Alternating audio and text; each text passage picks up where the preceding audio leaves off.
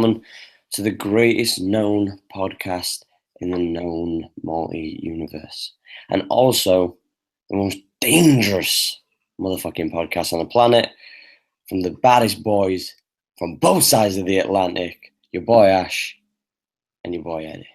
How you doing, Eddie? What's good, man? Chilling out, wondering how delayed I'm gonna be in this bitch. Fucking, I just want to start off with this. Shout out to TJ DeSantis for calling us out on the fight campaigning shit. A lot of Tower 7 talk going down today. I'm not stoned yet, so we have to wait on that one. But we'll probably get there at some point. We'll get there. Regardless, dude. EBI 12, man. The flyweight lady's gonna throw down tonight.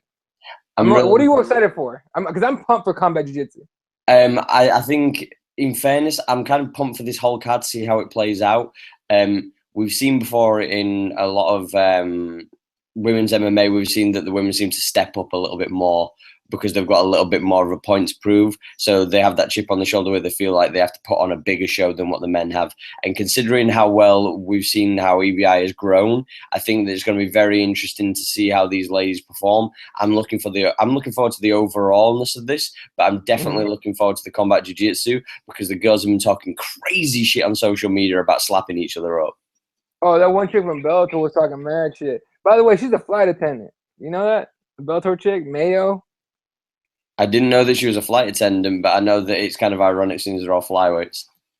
Yeah, have fun hitting on that, motherfucker. But let me see what her name is. I know she's on here somewhere. Hey, don't trip, man. I've got the world's most dangerous fucking wallpaper behind me, and I'm not scared to use it. He's still fucking all touchy about the fucking wallpaper, dog. I thought I'd hit in early. I thought I'd get in quick because I thought to myself, get it out of the way. I know your bitch ass is gonna say something about it. Yeah. So you just beat me to it, you motherfucker. What the hell? Preemptive strike, sir. Preemptive strike. Yeah. God damn it. All right, whatever, man. I'll get you something now. Don't be mad. Don't be mad, brother. Don't be mad. It's all good. Hey, man. Ain't nobody mad. Fucking A, man. Oh, they're actually showing. I'm still on the intro. So where are you at right now? Right now, I'm watching basically the highlights of past EBIs. So it's okay. Yeah. Right now, I'm on with him doing like he does his little compilations, and it's showing the combat jiu-jitsu from the last EBI. Oh, that's what I'm saying. Okay, so maybe we might be in this, like at least really close. All I know is he just took the back and is getting in the rear naked. So if we're in sync roundabout. Oh, okay. So I'm right behind you then. Yeah. By a little bit, because I'm on a guillotine right now. Yeah, it just said overtime on the front of mine. So for everybody who's watching this right now, this is going to be a play-by-ear thing. We will be kind of calling the action, but do not be surprised if we stray, considering there's so much to talk about, considering that last night's UFC was on last night, and me and Eddie haven't spoke about it yet. And it was insane. Dude, I did not see my boy DC getting knocked out like that, man. I thought for sure that go decision. He said you didn't. Fuck, you didn't. You did not. I said he was going to get finished in the first round. Bro, you didn't say third, so I don't hear that shit. It don't count. Oh, fuck. I knew your boy was going to get taken out, man. You really thought so? You know what? We saw a properly motivated John Jones. Yeah, we did. And that was always going to be a problem because he was at home. Dude, he was so smart in that fight though. Although DC was getting his shots in, dude. 100%. I thought DC might have knocked him out. Nah. DC, no. I say he might have, like if he had the fight gone longer. But how smart was that? Keep setting up the low kick, make DC forget about the high kick, and then switch kick his ass. That shit went low, and he just brought the leg back out and boom, knocked him fucking silly. I think one of the crazy things about the way that he was playing it was the only thing that I didn't like is whenever he tried to extend and he tried to use that reach thing where he kind of paused them away with both hands, he legitimately, like, every time you'd see DC time it so that he could get his hands away and then come in with that overhand. And every time he was just smashing into pieces with that overhand, that looping like punch. There were a few times where he caught Joe clean, and in that, I think it was in the second round where he rocked him. Well, I say he rocked him, he just caught him flush, and John Jones just clinched and then just got his bearings again. Yeah, he was smart. He was talking about after the fight. He was talking to the UFC Tonight people, saying like, "Yeah, man, my chin is numb. My chin is numb from that shot." I think the thing is though is the fact that he had a foot long advantage in the reach. It's so Yeah, difficult. No matter what anybody says, at the end of the day, when you're competing at that level, every advantage that you have matters so much. It doesn't matter how minuscule it might seem to some people, but for sure, a foot long advantage in the reach is gonna benefit you highly. yeah. Dude, goddamn, the fucking Danaher Death Squad owns EBI. Son of a bitch. Don't you think that's ironic that like it's Little you a know bit. like, Yeah. you thought that like 10th Planet would have this locked down because it's their guys, and it's like, Yeah, 10th Planet doesn't. I mean, I guess not until recently. They haven't really been super into leg locks. You know what I mean? They've been more rubber guard back off their back type of stuff. But yeah, Danaher Death Squad's been always been about leg locks. I mean, basically. they've got That's like the what up? niche. It was like the perfect niche Yeah. kind of game plan and like techniques to kind of use to kind of implement into this. It's one of those ones where it's like you can get the submission very very quickly, and you're going to tap real quickly as soon as it's locked in. So Yeah, no, basically. I don't fuck around with leg locks, dude. Like if someone grabs my heel or even straight ankles me, I'm like, I'm no, fuck that. I'm not playing. I gotta work tomorrow, bitch. I gotta be able to walk. you gotta go. You gotta love a good leg lock. You gotta go. I appreciate all leg locks. It's not on me. I think it's in a sense it's worse for you though because you got like little stubby fucking like dwarf legs. So Roughly. And I got massive tree trunk. Here's the problem: is that it's a lot of leg to fucking be able to grab that's what I'm onto. saying. You're like short stacked. So like when Yeah, someone yeah. grabs a hold of your legs, it's not like you're one of those people that's long and lanky, so you can kind of pull it out. Yeah, no, it's kind of tough. So usually, if someone gives me something like that, I almost shove my leg into it to Yeah. get my heel away from them, right? Like towards their back, and then I just power through and I try to sit on them basically. But it's kind of a Fuck bitch. that. I straight up triangle the knee. I just go above the knee and I just triangle that shit, and then I just go for the heel. What up, Rachel Cummins? She cute. Who's on your screen right now? Christina Balane. With the glasses? Nah. Oh shit. I'm way behind you then. Fiona Watson's who's on mine right now.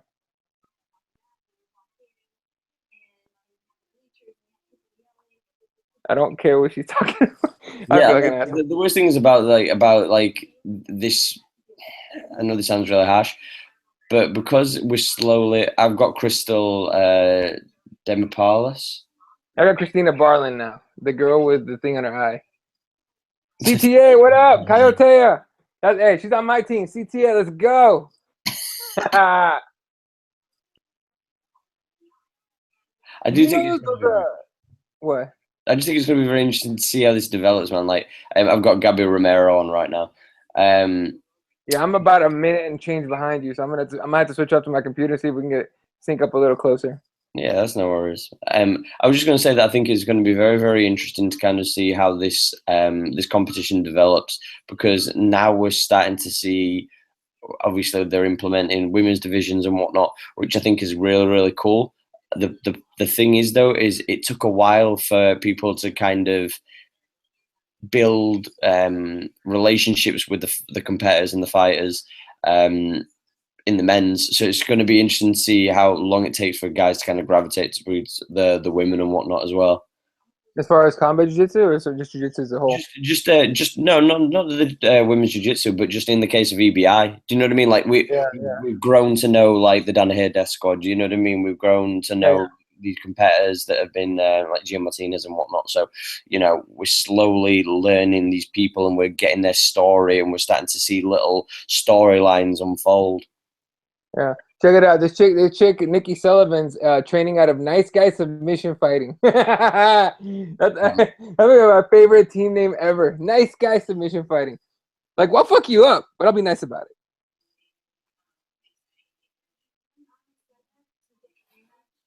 The only thing that I don't like about jiu-jitsu, and I know that it's one of the things that most people love about it, is everybody's super nice. I like that. What are we talking about? No, I'm talking about like everybody's super, super nice. Like when they're talking now, all these like all these chicks that are like, you know what, I'm really excited to compete in EBI. You know, it's completely different than, and every girl's saying the exact same thing. And when I was watching the EBI countdown, I was just watching it and they were all saying the same thing. And it was one of the hardest things to watch, period. Like, and it's the same with MMA. You know, I find it really difficult to kind of deal with people who say the same thing. I hear you. No, I hear you. But here's the thing about jiu-jitsu is you're playing kill each other. So you're not really being nice to each other until you tap. Then you let it go and you're nice about it. Yeah. Otherwise, it's like, bitch, that's my neck, bitch. Give me. Yeah, but it's before that though, when they're all talking, and it's not like there's. It doesn't feel like there's a lot of competitive people. Everybody's like super respectful, but it's like, can you just be like a certain way when you're promoting the fight? Like, you could be super respectful beforehand when you're talking to everybody, but like when you're about to, as boy TJ's on the screen, let's go.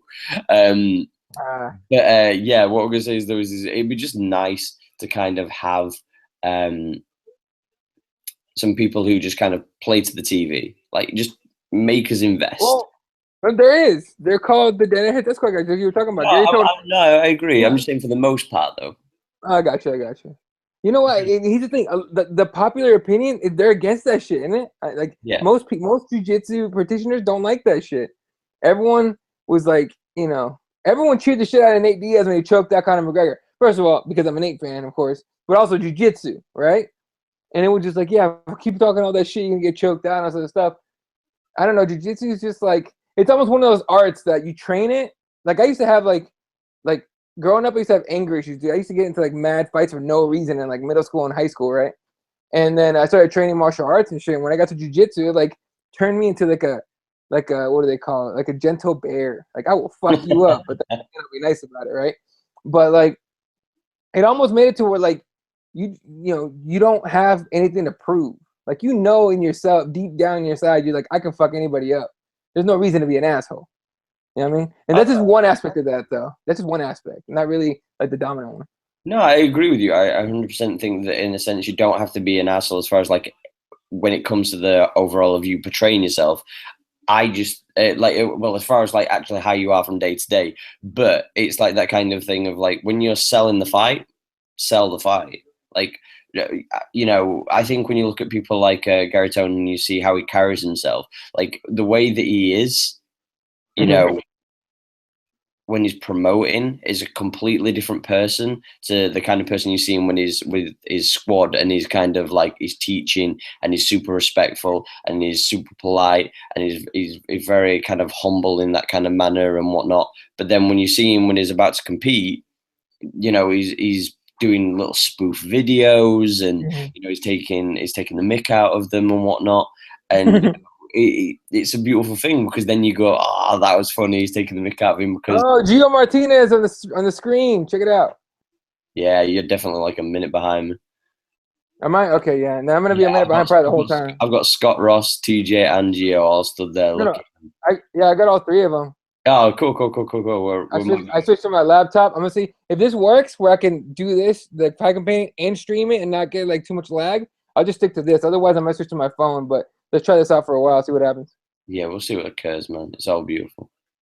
This is weird. This is the first like fight companion I've ever done. Like we've tried to do them for UFC cards, but it's like kind of a pain in the ass to like pay attention. You know what I mean? I think the thing is, we've got the first fight is Alankar and Davis. Yeah, it's CF24 Jiu-Jitsu. That's gonna be the first fight. Then the second one, Crystal Demopoulos against Rachel Cummins, the cute one at a Gracie Fighter Dojo. Look at you getting the cute on. Look at you trying to throw that role. I'm just saying, hey, look, Rachel, if you're single, I'm in Arizona. I'm pretty sure you're not too far. Just hit me up. I'm down to train. Very respectfully. Very, very respectfully. CTA, what up? Christina's fighting. But that's my team, CTA Kaiotea. Make sure you guys join up. All right. Join the team now. Don't join the team later, like Wyden says. Okay. By the way, how disappointed were you in that Damian Maia Tyron Woodley fight? Because I was bummed the fuck out. You know what? The worst thing about that entire fight was not for me the actual fight per se. It was the fact that Damian Maia got caught with like a forearm. People said it was like an uppercut, but for me, it looked like Tyron Woodley was just trying to get the underhooks. That's what it looked like. That's what it looked like. And as soon as he hit that eye, I think that ruined the fight. And I know that's, it's part and parcel of it and everything like that. But as soon as Damian Maia couldn't see out of that eye very well in that first round, I think that he was like, right, I need to be real careful because I can't see what's coming out of that one side, and I'm going to get smashed if I don't be careful. And that was the problem. That was the be all end all, and that was the factor that really made that fight as boring as it was, in my opinion. I can see what you're saying. Yeah, but here's the thing about it, like. With Maia shot 24 times, failed all of them. Here's the thing: a lot of people are booing Tyron Woodley, right? Dana White's pissed at Tyron Woodley. In fact, Dana White already said, "Hey, you know that ship that sailed with GSP and Bisping on it? That motherfucker turned around and came back." Oh, we called that back. Yeah, he called that back real quick. And I think someone asked him, "When did you decide that?" He's like, "In the 5th fucking round." Like, yeah, that was a boring ass fight, and you were just hoping, probably pretty much against hope, that Damian Maia would get that takedown. But all he really had was that left hand to set it up. Yeah. He didn't. Otherwise, there was no setup. It was awful. Like, I felt bad for Damian Maia, but I was just like, dude, it took you 7 years to get this title shot. What the fuck? You couldn't like come up with some other shit? I just think that when you've got one eye and you're getting somebody so explosive and dangerous like Woodley is, right? It's easy for us on the outside to say, dude, you should have done this and you should have done that. But it's like, we don't know how hard Woodley hits. Damian Maia does. Maia does. And it's like, if he can't see out of one eye and he knows how hard he hits, he ain't going to try and do anything stupid. Like, he's not trying to get out. I don't blame him. Tyron Woodley's a bad man. We saw him knock out Robbie Lawler, like, clean. Yeah, that was a very sad day for me. I was not happy seeing that. Speaking of Robbie Lawler, that motherfucker, dude, didn't we say that he had to come back a bat out of hell in the first round? Exactly. I thought he was going to finish him in that first round. I thought it was over. Fucking hell, I thought it was over. And then Cowboy came back like a boss in the second, but I think Lawler gassed a little bit, so he was like, I'm gonna chill out for a little bit and fucking get my legs under me. But fucking third round, he dominated. I mean, not dominated. Third round, look. Did you agree with the decision? Because I did. Yeah. I thought Lawler won. I thought he edged it. I thought that he did. I think he just. Sometimes it's a case of what you see, and if it goes to the judges, it's all about volume. So. No, definitely, but in the round, and I think that he edged out the volume. And you've got to take into account whenever he throws, he hits hard. So if he throws and he hits hard, then we know where he's at. Do you know what I'm saying? Yeah, no, I get you. So what do you think about the possible, real quick, I know we're rolling back a little bit, the GSP Bisping fight, like possibly actually being a thing? I hate it. I heard the contracts are written up, they're sent out, they're gonna be signed, and something's gonna be announced really soon. Like just off this fight with Woodley and Maia. I don't like that fight at all. But I absolutely despise the fight, and I stand by my point of Bisping smashes GSP to pieces. He probably will. Or here's the thing. Here's what I didn't want to see, and this is what I'm happy about. I did not want to see GSP against Woodley because Woodley has a point. He is like GSP. Yeah, 100%. Right? Ain't nobody want to see that Bruce Buffer, powerful Bruce Buffer on the Datsusara logo there on the mats about to call the first fight. By the way, thank you, Eddie Bravo, for getting Bruce Buffer. Oh, yeah, that was like one of the most pivotal things. I think that you start to now you look at Bruce Buffer and he's synonymous with anything to do with combat sports. Yeah. The other guy, look, bless his heart, but he was awful. The other guy. Oh, he was dog shit. Like, yeah. Shout out to you for leaving. Oh, by the way, shout out to Dave Madden as well, who is in the chat, and shout out to Liam Hughes as well. So, Liam Dave and Liam, what up? What'd you say? Yeah. Liam just turned around and said, being on during Game of Thrones is hitting your ratings, lads. So, what can we say, man? Look, you know what's funny? I haven't watched any Game of Thrones at all. I was talking to Fred Kirby, my boy on the show, on the Keyboard Warriors. He was like, look, if you got time, it's a good show to watch. And I'm like, I don't have time. That's the problem. I'm like, I was like, I asked him, like, you need to tell me, is it worth getting into? Have you watched it? I'm totally up to date up until obviously right now, which Is it worth it? I think it's a good show to watch, but I will say this: I think it's overrated. Yeah. People make out that it's the greatest TV show ever. I'm telling you right now, per season, it probably has like 3 great, amazing episodes. The rest, fillers. Yeah. Yeah, That's I'm so sincere, man. For me, the greatest TV show ever. It's not my favorite, but my greatest TV show ever has got to be Breaking Bad. Breaking Bad. Dude, Breaking Bad. Yeah. I was so, you know what's funny? People were like, because that show made you root for Walter White and it made you despise Walter White. Exactly. Here's the thing, and everybody was saying that. I agree. Here's the problem. Not problem. Here's the thing. I rooted for him the entire time. When he was a bad guy, I'm like, yes, get some motherfucker. Fuck everybody else. Get your shit. I don't know, because I felt so bad for Jesse though, because like at first I was like, fuck Jesse, man, he's a little punk. And then by the end of it, I'm like, oh god, Jesse, man, like he's not actually a bad kid, man, he's just misunderstood. Yeah, I feel a little bad. Fine. Okay, so Talita Alencar against Fionn Davies up first. Alliance Los Angeles against CF24 Jiu-Jitsu flyweight first round. They're about to get in on this shit. I think he's announcing their names right now. I got this thing muted, so. Yeah, I've got it with a little bit of audio just in case like they try to tell us anything that happens. So yeah, I'm gonna do that. I'm gonna have them real low. Hear my audio. Can you hear my audio at all? Or no, I can't. I mean, I heard it. I heard Bruce Buffer, but he was yelling. Yeah. That's fine then. Because I'm just trying to make sure, because I don't want us getting booted off. We shouldn't get booted off for audio. I think we would get booted off for video, right? Yeah, I think it's video that would get booted off for, but we're not going to show any video anyway. Sorry, guys. So if you are tuning into this to see any video, then you're going to be slightly disappointed because you're going to have to put up with our 2 beautiful mugs. Okay. You ever roll with a chick that had a ponytail? No. There's not many chicks whenever I roll, to be honest with you. There's barely any ever. Yeah. Here's the thing, because I'm a big guy. Like, ooh, they're going at it. Ellen Carr on their back already, looking for. Ooh, she's. This is moving so fast I can't even say shit about it. Oh fuck! I was gonna say, triangle. I'm like a couple seconds behind you.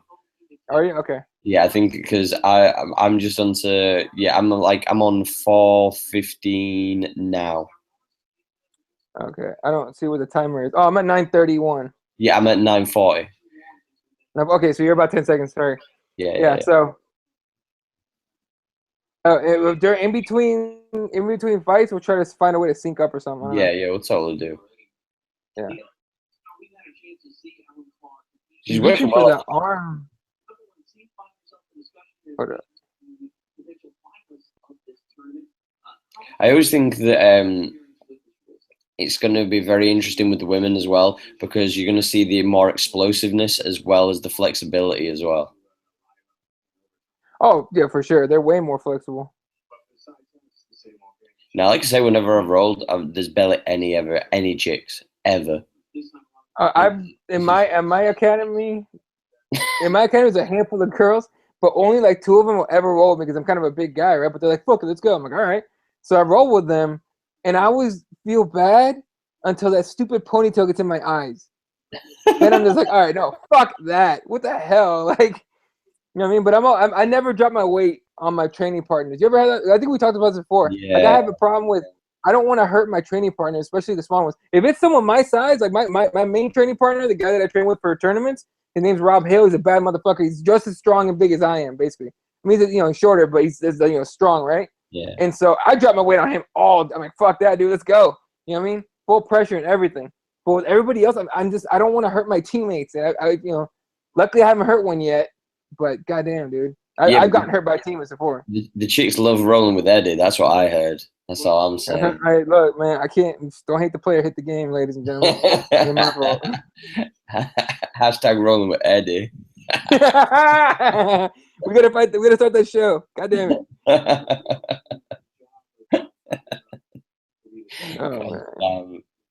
Eddie's sliding into them DMs and hitting them with more than a heel hook. Hey man, I'm saying, what's her name again? Rachel Cummins. Hit me up. I'm coming for you, Rachel. I'm coming. That can be taken so many different ways. Hey. Let's keep it. Keep it Oh, respectful, man. and the worst thing is Oh shit. we haven't had a drink, we haven't had a smoke. Oh This yeah, is not yet. all just a slow roller, but it's all good. Yeah. Mike Jarvis as well, he's up. So shout out to you, dude. What up, Mike? For all when you're coming through, make sure that you subscribe to the channel as well, so that you can catch us when we throw out the episodes as well, and when we do these live fight companions as well. He's got the back. Yeah, for now. Oh no, man. How do you feel about like it being an open mat as opposed to having like a surrounding area? I don't like it because you have to stop the action at some point. True, but don't you like kind of? How do you feel about it when it gets like enclosed against the cage or like a wall, and then you don't have anywhere to go? Well, that's the thing too, right? It's for example, in tournaments, you have it open, but the ref stops the action. And if there's a wall or a cage, the action doesn't have to stop if it's in the rules, right? As long as it's in the rules, like, hey, if your shit hits the wall, keep fighting. We're not stopping shit. You know what I mean? Kind of. I think Submission Underground does that, right? They're like, hey, Yeah, you better just that's the thing though. I don't know how I feel about that though. Well, I mean, I don't know. What's your take on it? For me personally, I just look at the wall. I think of like if you was to have a cage wall, whatever you want to reference as the kind of the prevention of the perimeter.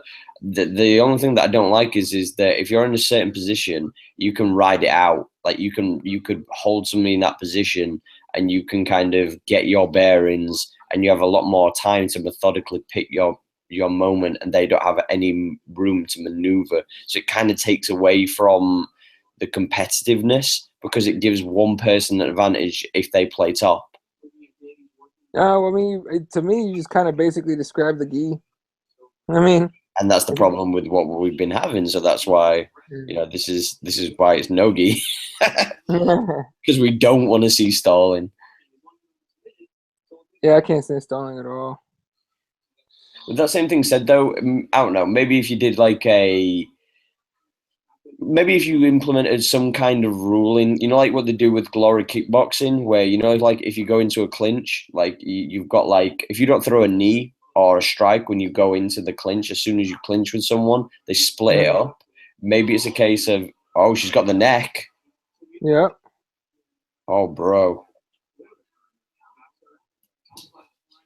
I think it's just across the chin from what I can see. Yeah, no, she's okay right now. For now. But yeah, for me, it might be a case of, if they're up against the cage, if they don't try to improve the position or go for a submission within, say, I don't know, 10 seconds, then you split them up and you start them off in the middle again. I don't know. Yeah, I mean, that'd be fine. Oh, wow. I think she's under the neck now over here. Yeah, I was going to say, the way that it's looking like she's getting under, she looks like she's changing the grip. Ooh. Oh, neck crank. Fuck that. Those underhooks are nasty, man. Yeah. Hey, what's the time? What time do you have right now? Oh, I'm on 3:55. You're at 3:55 now? Oh, okay. Yeah. I'm at 3:41. So I'm going to pause mine and you're going to tell me, give me a second. Tell me as soon as you get to 3:36. In 5, 4, 3, 2, 1, go. All right, gotcha. Cool. All right, so this is what it's like to have a fight companion. Got it. Yeah, we don't have a young Jamie hitting us up though.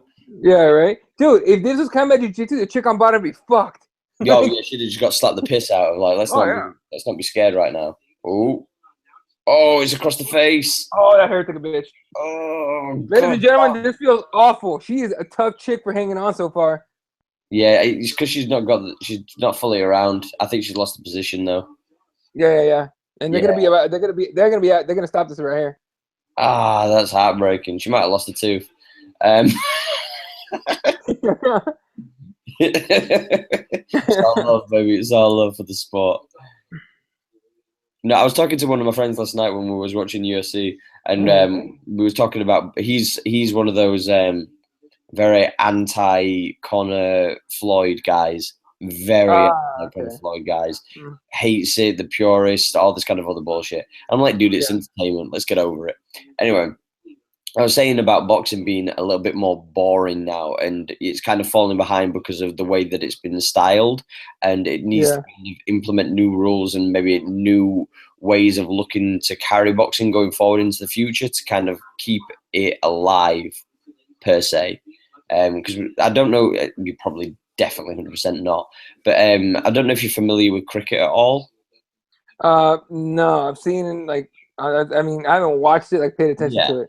Well, it's a case of like I don't know if you have a similar thing with baseball, but there's a thing called 2020 cricket, and basically it's like a quicker version of cricket. So instead of cricket lasting for like 5 hours, 6 hours, whatever, 8 hours, like what they do is you have 20 balls. So like you throw 20 and then that's it. So it doesn't go on and on and on and on. So it speeds it up. So I was saying like maybe it'd be better instead of like 12 rounds, they do 8 rounds, but they make the rounds longer in boxing. Yeah, I mean, instead of 3 minutes to go 5 minutes. Yeah, 5 minutes or 4 minutes, and then just do 8 minute rounds. Do 8 rounds, and additional to that, like the clinching, like I was saying with the glory, do something similar. If you clinch once and don't strike when you first get into the clinch, then that's one penalty, and then that's one warning. If you do it a second time in a round, you get a point deducted, or do it 2 times, and then the third time you get a point deducted. So you can only clinch 3 times per round, so it prevents you from using the clinch overlay to prevent the action from. It's basically to prevent you from stalling. Right. The thing about stalling too, and I mean, in MMA, it's called running. And Resetting, motherfucker, resetting. No, fuck that shit. Okay, I called it running. I don't give a shit how many Connor friends get mad. All right. I'm not even talking. Oh, she got the choke. She got the win. Nah. Oh, she came back. She was in trouble. God damn. I think she That was tapped quick. quicker then. From what I saw, it didn't look like it was indeed, but I might have been tripping out. She looked so sad, considering she fucking had the neck like 2 minutes before. Yeah, she's like, I had the win, man. What the fuck happened?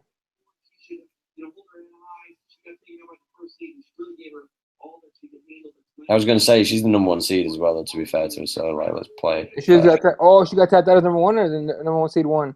Number 1 seed 1. Seed 1. Yeah. Alan Carr came through, man. Yeah. Fucked up a logo, though.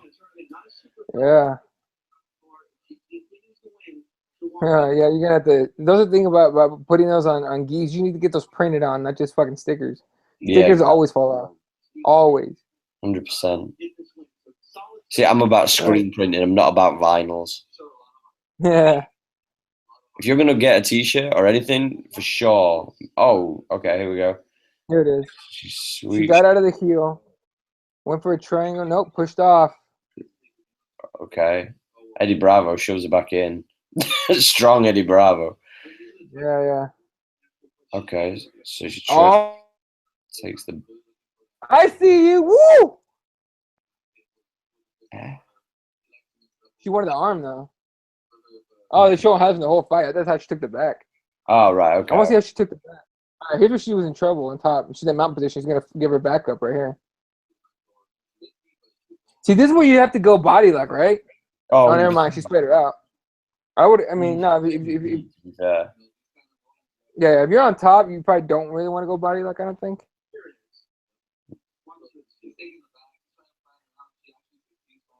When did they? Oh, she was high up on the field. Look at. God damn. Oh, that's nasty. That was mean, dude. When I saw it just then from flicking my head back and forth, I actually thought that she was really high and she just tapped straight away. I thought that she could have tried to buck her off over the top. Yeah, no, I mean, if you're too high up, you could do that, right? Liam Hughes is high as shit right now. Don't worry, there might be a possibility that we may be joining you. Yeah. Rachel Cummins against Crystal Demopoulos. Yeah. Gracie Fighter Dojo against GF Team, whatever that means. Gracie Fighter Team, is that what that means? I didn't see. I was just looking in the comments right now. Oh, okay, it's all good. I'm trying to pull up the card here.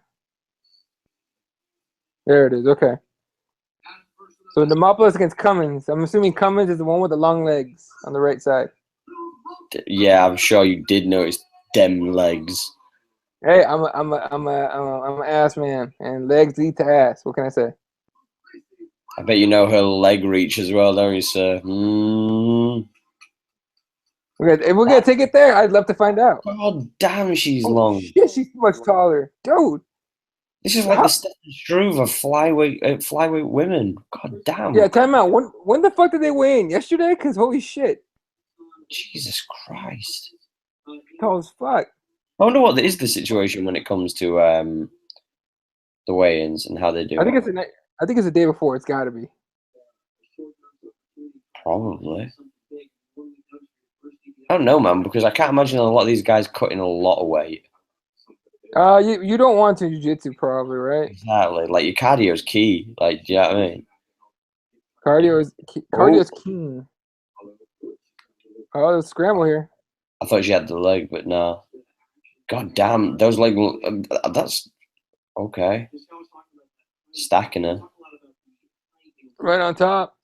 Rachel gets rolled though. She's trying to go for a straight angle. Oh, she's gonna pull that leg out. Nah, she ain't getting it. No.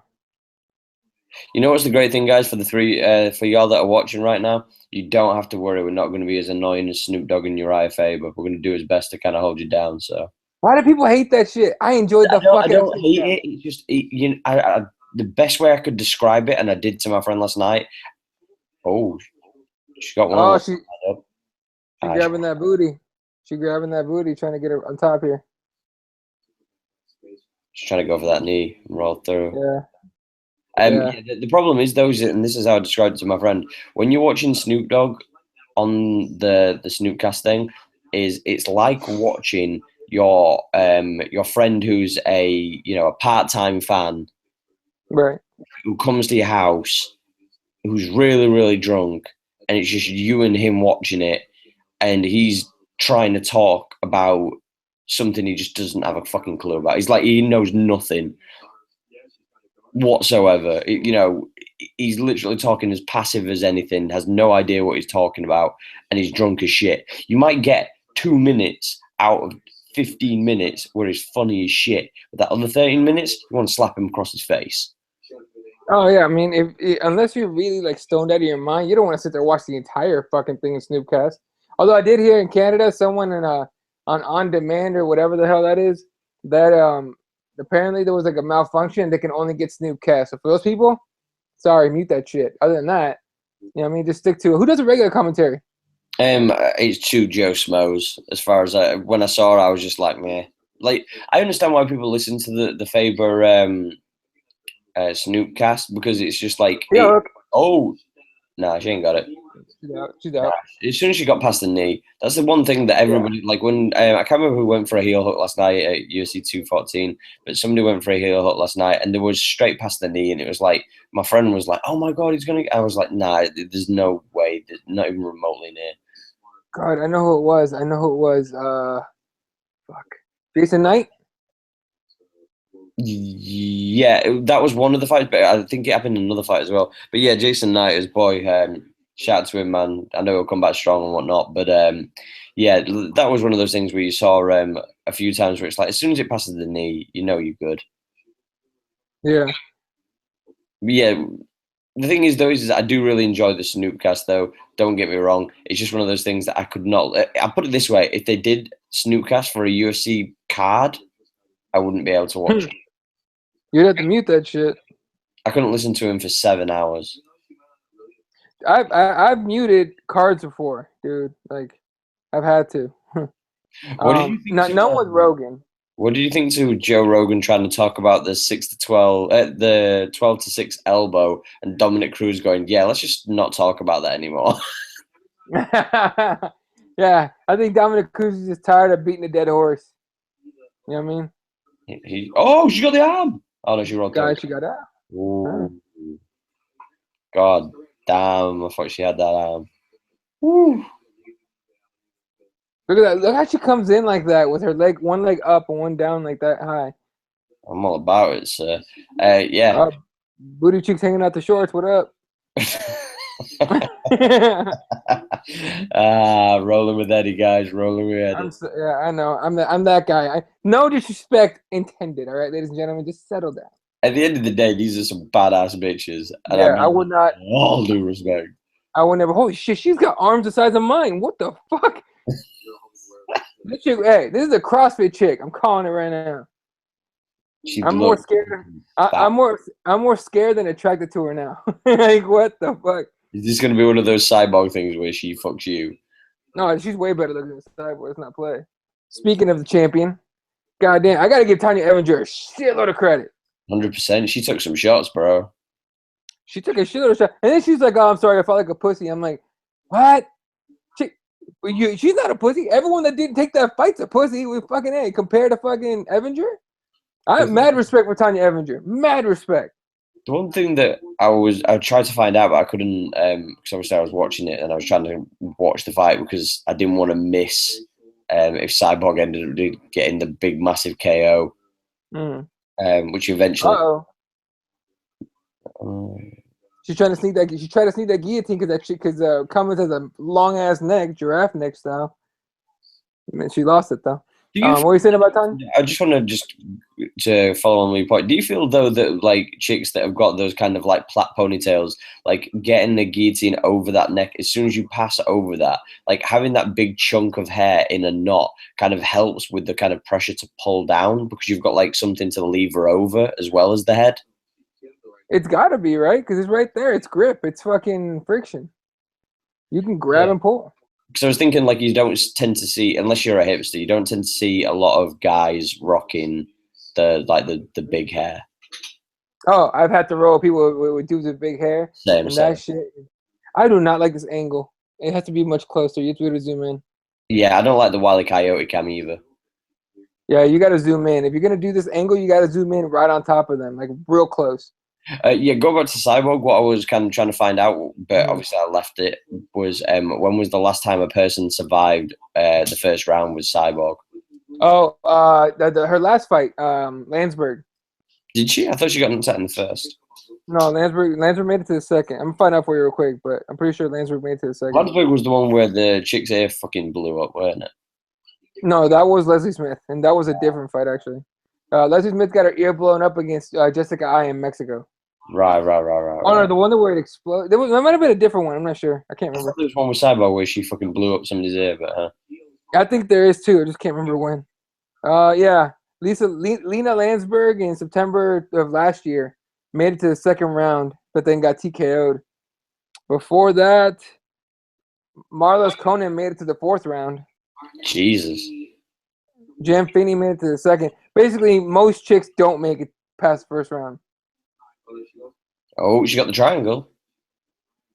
In the corner. If she brings that leg down, that shit's gonna be tight. Nah, that shit's tight. Oh, she's got her. That shit's tight. Oh, she tapped. Done. Beautiful. Dem legs, bro. God damn. Hashtag them legs. Hashtag probably does CrossFit. Hashtag I don't want to arm wrestle her.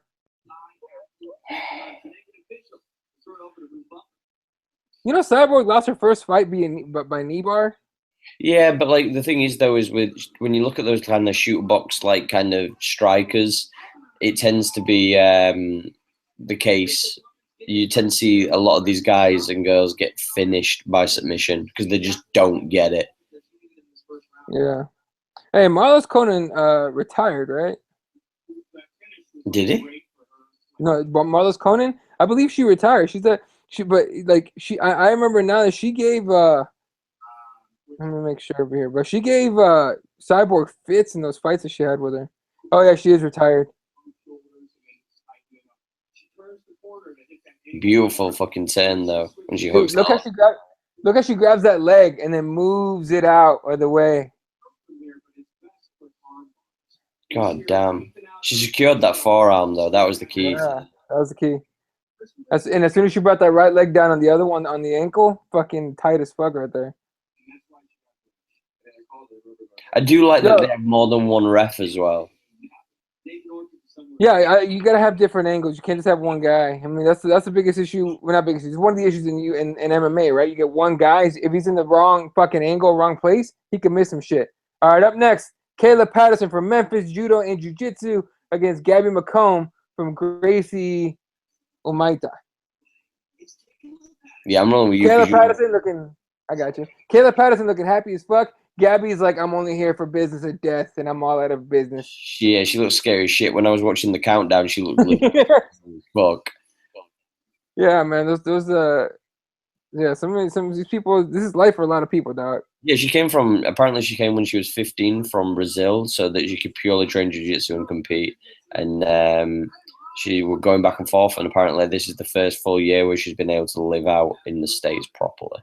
So like she's fully dedicated to jiu-jitsu, like fully fledged.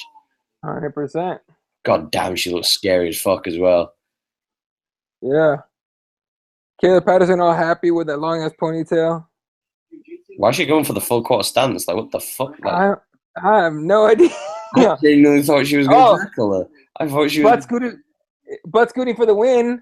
That's almost as bad as pulling guard. Butt scooting is worse than pulling guard. I agree. Butt scooting is worse than pulling guard. You just see them scooting. Yeah. I don't know. Butt scooting makes me want to just strike them, even though we're not supposed to. If I was doing combat jiu-jitsu, I'd straight up take a hand swipe. For sure. I'm not gonna lie. I'd take a running slap on a bitch. Like, I'm not gonna lie. And then run away. Fuck that shit. No, I'm not talking about on a chick. I'm talking about if I was just competing in general combat jiu-jitsu. But if somebody butt scoots up to me and we're doing combat jiu-jitsu, I'm gonna slap one, y'all. Butt scoot. Oh man, the second you butt hit the head in your gut. And that was the very first EBI combat jiu-jitsu fight. Someone's butt hit the mat, and the other dude just comes down with an open fucking palm strike, like boom, bitch. And it was like there was laughter and like fucking hooping in the fucking crowd. It was hilarious. Oh, she's going for the neck here. She's going for a dash? No, I thought she was trying to work for a dash then. Yeah, for a second. With that same thing said, though, I think when we see the combat jiu-jitsu with the women later, I think that it's going to be taken a lot more seriously than the first time we saw it in EBI. Probably, because the first time it was kind of like it was it was like a novel thing. You're just like, oh wow, this is kind of new. Yeah, but with that same thing said, I think these women will legit throw down. Whereas I think with the guys, it was kind of like, do we slap though? Because, like it's not very macho, whereas chicks don't give a shit. They'll punch you, they'll fucking slap you, they don't give a fuck. Oh, dude, chicks are vicious, man. Women are more scarier than men. I'll tell you that right now. Because they don't give a fuck. Speaking of scary women, did you see that Gabby Garcia's fight got like no contest again? And she got mad about it. Did she poke some chick's eye out and shit? She poked the shit out of some chick's eye. And then she wants to W off of that? Fuck that. Don't be poking bitches' ladies' eyes. You can't be kicking downed opponents and John Jones in chicks with fucking double finger pokes. Like, come on. By the way, credit to John Jones. Took you 2 whole rounds to eye poke DC. That wasn't even the worst one though. What was the fight with the really, really bad fucking finger poke though? The 2 finger. It was literally like 2 fingers. Was it Evanger? Did that shit? No. The Cyborg. There was one where it was really bad. Like, yeah, it was really bad. It was like 2 fingers straight to the eye. I'm gonna check and try and pull this card up. Let's see. She's got the right arm under the neck. She's like cradling her hair. What is she looking for? Oh, she's looking for an ankle. Oh, she rolled. Oh, she's going wrong with it. She's trying to kick out. It's not working. She's going full. She's out. Very nice. She went full court angle under there, son.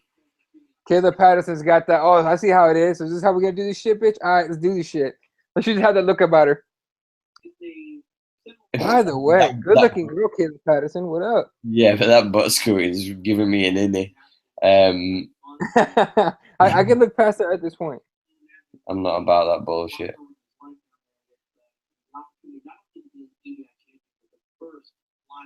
Oh, I love the grip fighting. That's always fun. Who's grabbing who first? It just looked like she was gonna snatch that ponytail. Yeah, I thought she was. I thought she had a handful of hair for a second. Oh, but there we go. Dropping. She really wants an ankle lock here. It's the easiest way to kind of go down and under because you can't get scooped under then. Right.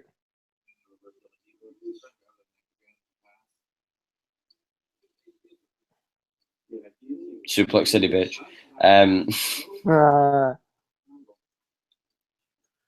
If you expect, by the way, for people who are watching this, if you expect me to be genuinely serious when it comes to predominantly most of this, you're bugging. I'm gonna pro wrestling the shit out of this. Shit, man. Speaking of pro wrestling, didn't some chick call a Cyborg last night from WWE? I don't know, but I know that we were on about Becky Lynch before potentially. I think it was her. Was it? I think it was her. There's like a video going on Twitter of her like talking. I didn't hear it. I just saw it, and it was like, oh, Becky Lynch calls out whatever the fuck. Yeah, it's all giggles in it. But in fairness, though, it'd be actually interesting to see how big Becky Lynch is in comparison to Cyborg, because Becky Lynch is a big girl. Like, she's a thick girl. Like, she isn't one of these chicks that's, you know, like all dainty and shit. And she's Irish. She'll fucking slap a motherfucker. And she'll drink you, motherfucker. Side control. Trying to, man. She's trying to grab the arm? Nah. Got the leg up to avoid mount. Do you feel, I know that there's certain submission that you can go for, but do you feel that when it comes to submission only, that the full mount is a position that you don't really want to work for per se? Only if you're heavy. If you're able to drop that pressure on somebody, it works great for me. Gi and no gi, it works great for me. If I'm in mount position, I drop my full weight. I'm very good at making myself heavier than I already am, right? When I compete, I'm 203, right, with no gi, and I can make myself seem heavier than that on somebody that had to make 203 just like I did. So it helps me, and I start attacking arms. I start going for Americanas and everything like that. But yeah, in most cases, I could see why. Like, my professor doesn't really like mount. Ooh, here we go, arm. She's got the arm on this one. She's trapped the arm. Oh, she's got it. Nope. She got it. Ow! Wow. God. I am. Damn. Somebody give me Kelly Patterson's phone number. Someone give me Kelly Patterson's phone number. I gotta ask her out tonight. Yeah, you gotta ask how she got out of that arm bar. Yeah. I got the ice for you, baby. I got you. I got the Receptra. I got the Receptra to help you pain. Shout out Receptra. For y'all that don't know, Receptra is one of our sponsors. They do CBD oils, do topicals. So make sure you check them out. That's RECEPTRA. Naturals.com if you're in the States. Use the code word HealHub for 10% off all your CBD oils and products. If you're in the United Kingdom and Europe, you want to go to receptraglobal.com and use the code word HealHub for 10% off. Beautiful segue, sir. Beautiful segue. Well, I do what I can. Let's go. By the way, what did you think to Aljamain Sterling as well yesterday? I thought that was the best he's fought in the UFC. I thought it was his best fight, honestly.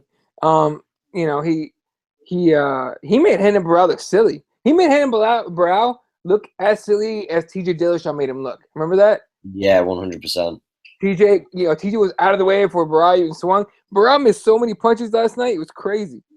I think that what was really impressive as well, though, is how well he managed to control Barão as well. Even when there were certain positions where it looked like he was going to lose the back, he was able to slowly work and make sure that he secured the position and keep the back. I think Matt Serra had a lot to do with that. Oh, these chicks are getting touchy. They're yanking on hair and shit, dude. They're yanking ponytails. Oh, my God. Patterson on the ground. Other chicks in half or in side control. Right arm under the head. Kayla Patterson, both arms on the ground. I guess she's trying to make sure she doesn't get Americana or anything. But she's also trying to grab that bottom leg. She fucked that up. North-south position. Oh, easy, Tiger. Yeah, hey. I'm going to keep my comments to myself. Oh, yeah, she's trying to grab that arm again. Now, from here, what would you like to see her do with that arm trap? Kayla? Oh, with the arm track. Yeah. Just keep going with it. Keep trying to just wait it out. Okay, look, Kayla on bottom is spending energy trying to keep her arm in. Do Right. you pivot though, or do you just kind of wait for the moment to try and take it I behind? wait. I wait. I wait for the back one because here we go. She's going for if she can get her legs around her head like that, I she think she's might gonna get that lose. shit. Yeah, no, she's gonna lose it. She's at the back. Going Ah, for a guillotine grip. trying to go for No, the. she's going for the guillotine. We've got She's going 30 for it seconds to now. go, ladies and gentlemen. Now the head's out. Kayla's got to go for a triangle. She's at 20 seconds left. If you want that money, girls, get that fucking submission. Let's go. Kayla's got to go full triangles here, man. The arm is right there. Full triangles. Oh, armbar. Nope. Ooh, that leg flicked over there, and that was dead. Yep. Kimura's right here. Nope, no, not even close. All right, it's gonna go to overtime. So that's pretty cool. First overtime of the night in the second match. You see that Hinato, what's his last name? You know who I'm talking about? No. Hinato, that little logo right there with the dude with the chain Oh, shit right above it. Right. I was totally lost then. I'm not gonna lie. I was sorry. I was looking at the card from last night as we were looking into when I was looking. I was trying to figure out what we were looking at. Yeah. No, here quick. Back to Aljo on this one. It's about goddamn time. Aljo's he's always fought. He never lives up to his potential, right? Like he follows a game plan and then he'll bail on it. That's when he fucks up. Matt Serra and Longo were telling him like stick to the game plan. He did. He did really good, man. She's taking Spider or she's taking the back. Taking the back to start with. She's I feel like she should have gone with Spiderweb. Just because she's been working that arm. Yeah, I mean she's thicker, stronger. She could probably hold that arm a little better. Oh no, she's not. Wow. No, she's alright. Yeah, she's hanging on to it. She got out the body triangle so she could get out. And she's tapping. Damn, slick with first overtime. First overtime. Kayla Patterson's got to get her shot now. If Kayla Patterson, basically all that she gets to do is escape Kayla Patterson, it's over. And she only needs to do it in about what? Anything more than 20 seconds? No, because Kayla already tapped. She just got to get out. Yeah. She's just got to get out, hasn't she? Yeah, Kayla's got to get the tap. And just like I said, going spiderweb. She's long. She's got long legs. It'll work. I'd rather she took the back, but when Do you try and hook one of the legs to make sure that she doesn't get out of this? There you go. Oh, she's about to. Look, she's already got the right arm under. Oh, no, she's going for it. I would have grabbed one of the legs, but she's fighting the hands. She got thick arms, though. It's going to be hard to kind of separate that. Yeah. Oh, she's going with the gable grip. No. Yep. Switches it up. I don't think she's going to get this. I don't. I think that she's already got the head out. Oh, she tapped.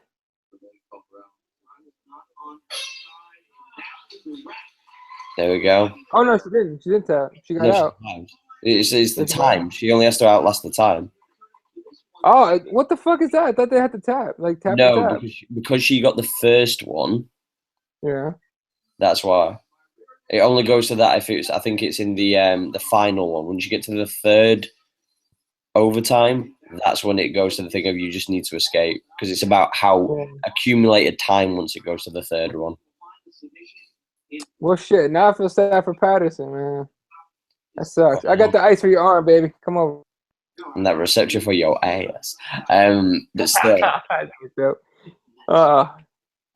No, I think that when we were talking about Aljo earlier as well, the main thing for me is I think he's been on the wrong end in some decisions as well. And like you say, it's brilliant that he's finally got to the position where he's got the win over a big name.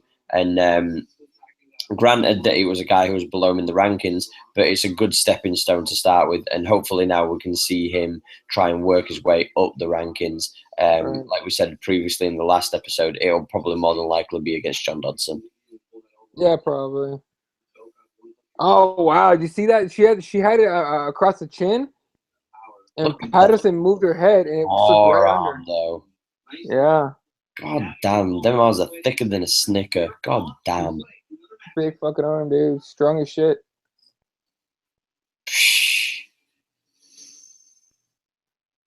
All right, up next, Christina Barlin from CTA Coyote Association. Let's go against Gabby Romero from Club Hollywood. What up? Why does Gabby look like she's wearing a wig? I believe she might be. And is it Barlane? I want to say it's Barlane, but I'm not 100% sure. Barlane looks like Tiger Woods' daughter. A little bit, right? 100%. Those eyes and that smile. Oh, someone's got to take a paternity test. Where you at, Tiger? Tiger, where you at? Where you at, motherfucker?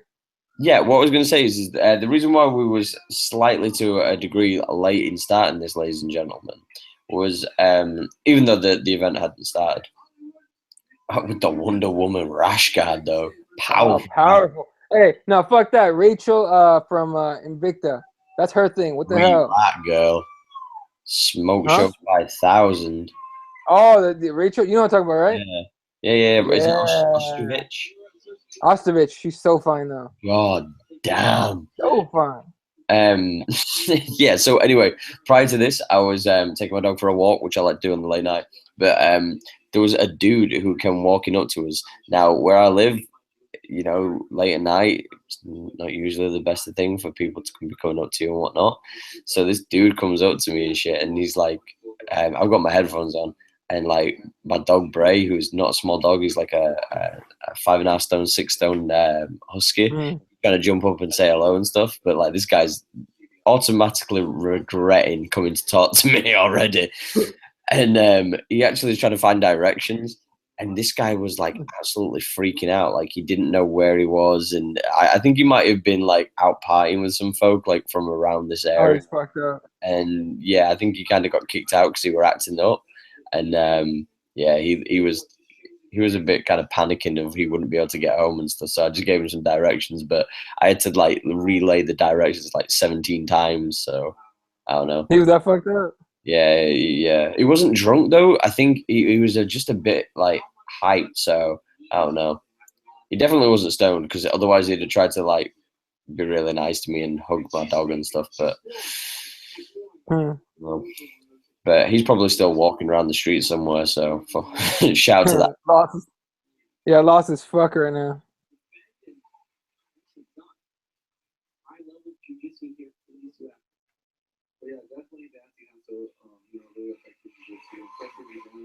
There we go. Do you kind of I don't know there are specific rulings in the States, but how do you feel about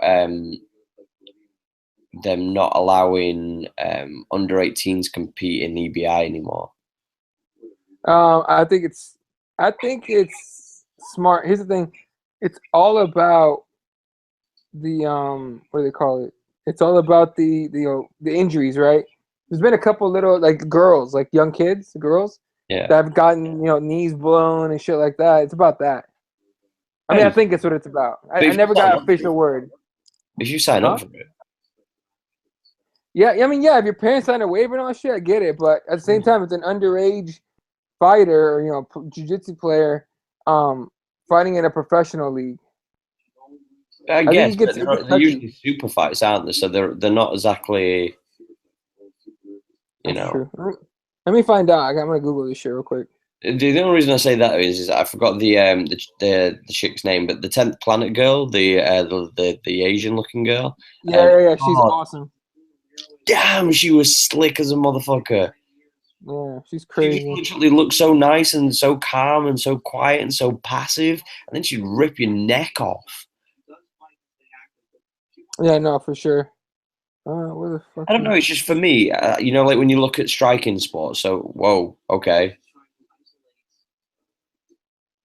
that was weird. She had like she had the head and the knee locked up.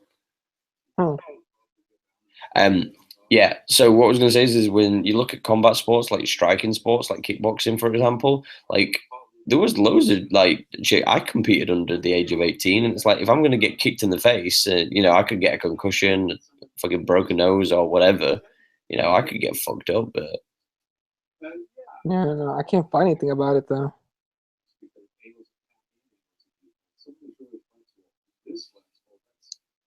I never had Eddie. Real quick, if you type in Eddie Bravo on Google, one of the first thing, you know how it gives you that list? First thing that pops up is no. Eddie Bravo, Flat Earth. Oh wow. Oh, I think she's got the arm trapped. Oh, I don't see it. I don't think she does. I can't. Oh no, she Head and has. arm. She's going for the head and arm. She's going for the head and Oh, arm. she's got the knee. She's That's got it. She's oh, got it. got it. Oh, she's fighting it. She's using that grit to fight it. Oh, it looks Nah, good though. she's She's using done. that left foot to push on it.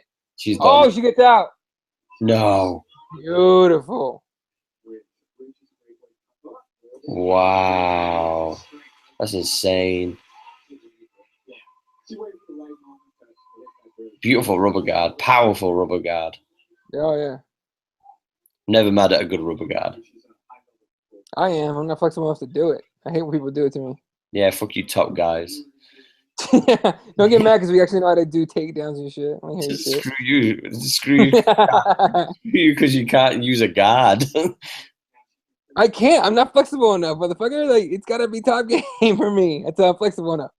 That's the thing though, right? Because for me, it's totally fine because like even if I'm competing against somebody who wants me to play top, in a sense, I can.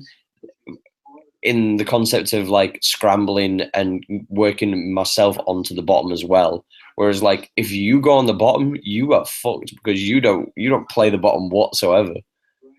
Not whatsoever, but I'm very limited. You know from what the I'm bottom. saying? You know what I I'm have saying? to. I have to get on bottom. I'm dangerous if I get you in full guard because my legs are strong and keep you there, and I can go for Kimuras. And if I get your arm, that shit's game, right? But other than that, if I'm on bottom, I'm trying to find a way to sweep your ass or get out and get back up.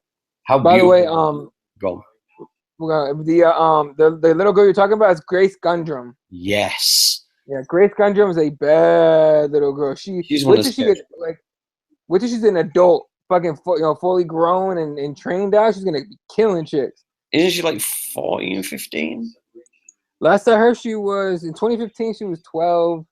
She's about 14, probably by now. Damn. Teach She her never smiled either. She didn't. What? Teach her how to No, strike she's over always. the next 3 or 4 years, and she's going to be the most savage MMA fight you've ever seen. Yeah, for sure. All right, we're still in the first round, of course, of EBI. Let me pull up these girls' names. I had them right here. This is Christina Barlane against Gabby Romero. We're at the 3:20 mark now. So we have 3 minutes and about 15 seconds left for one of them needs to get a submission here in order to keep that possibility of winning $20,000 at the end of it, should they, of course, tap everybody. Otherwise, we're going to go to overtime and they're going to lose some of that money. Come on, girls, get your money. Yeah, right. She's in full guard. So, yeah. So Christina's on bottom here in full guard, trying to grab that or stop that pressure from the top. Gabby Romero with some solid fucking pressure right here, man. Using her head and weight. She stays on her feet. Very heavy. She looks heavy, yeah. She looks big for this weight category. I'm assuming they're waiting yesterday, so she's a little bigger today. Yeah. Or there's very little muscle. I'm just saying.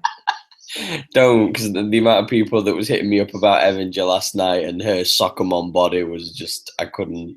Did you really get shit for that? Yeah, so there was so many people like hitting me up. I was just like, all right, and it was so bad. Let's see. You got that? Oh, she got heel hook attempt. Heel hook attempt. She got the knee. She's okay. She's okay right here. It's gonna hurt. It hurts, but it's not like she's not gonna tap to this yet. She's got to get that. She's got to get that arm out. The thing is though, she's not got the legs across that knee either. Yeah, you're right. The weird thing is when you're playing these kind of like 50-50 positions and whatnot, you really do leave yourself open just as much as you are on the attack. Yeah, for sure. But she just stood on her ankle. Like, that's gangster. You know what I found gangster was Evanger stepping on that chick's face in the armbar in Invicta. Oh, she just stepped over and jumped. Woo! Come on, let's go. She got the arm. Yeah, she got that shit. By the way, when we was talking about full guards when we were on about before, how beautiful was Brian Ortega's fucking submission? Dude, he was getting his ass whooped in that fight, and then boom, jiu-jitsu happened. Fuck yeah, he was getting his ass whooped. He Nah. was slow. Yes, he was. He was swinging and missing the entire fight. Moicano was whooping his ass, dude. I If that thought shit went to decision, Moicano wins.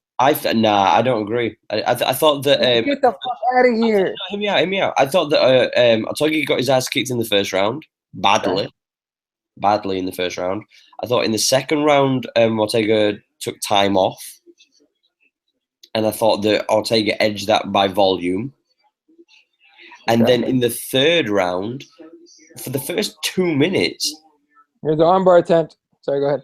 It was nothing but Ortega, like because it looked like it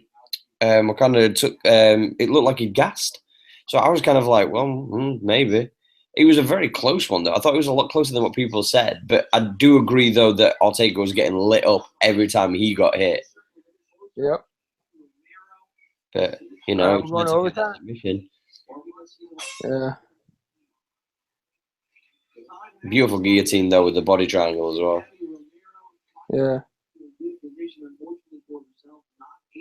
Don't be mad, bro, just because I picked Ortega. It's fine. I understand. No, I liked Ortega, man. I just don't think I just think he was getting his ass whipped. Same.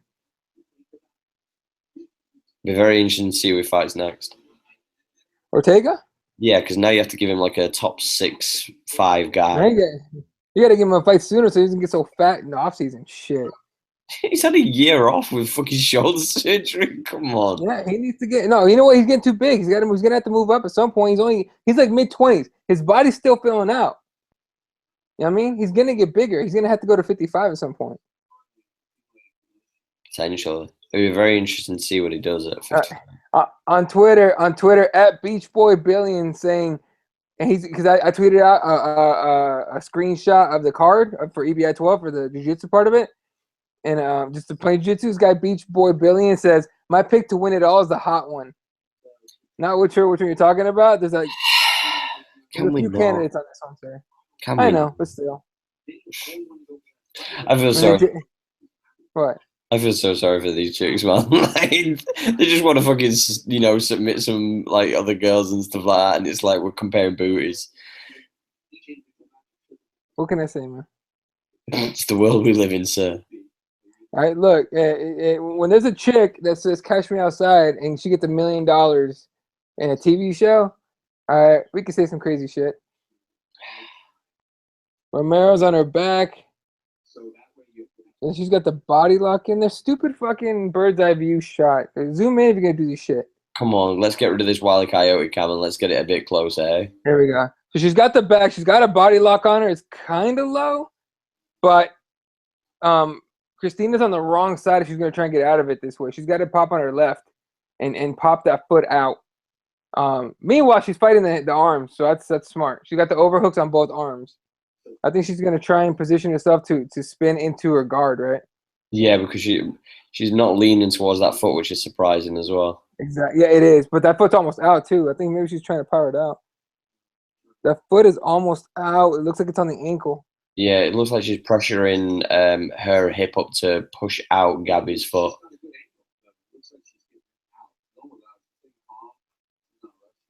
Do you think, though, Gabby could be just trying to rack up the time? Gabby, yeah. I mean, she's winning his right here either way. Christina needs to get out ASAP. And the next one, she's going to have to get a submission probably. I don't think she can ride, because they call this ride time, right? You got to ride it out. Ride your opponent. This is ride time. It's just helping her out. I just worry that Romero will not be able to explode out of the submissions when it comes to her turn. Yeah. JT on Twitter talking about Ortega versus Moicano, saying that was a close fight, not Lawler versus Cowboy, close but close, saying that was a great scrap. Agree. That definitely was fight of the night.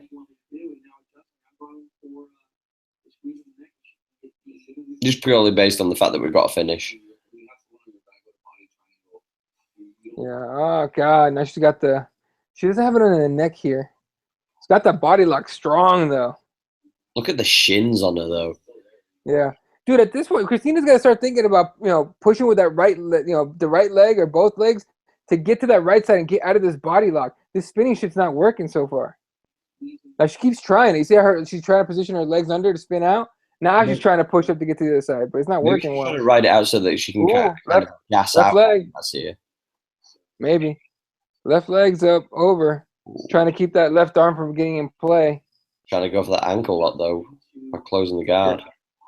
Yeah. I've very rarely seen anybody actually tap out from trapping the ankles between the legs when they've got them in the hooks in. Right. I've never seen anybody do it in person either. I've never had it done to me either.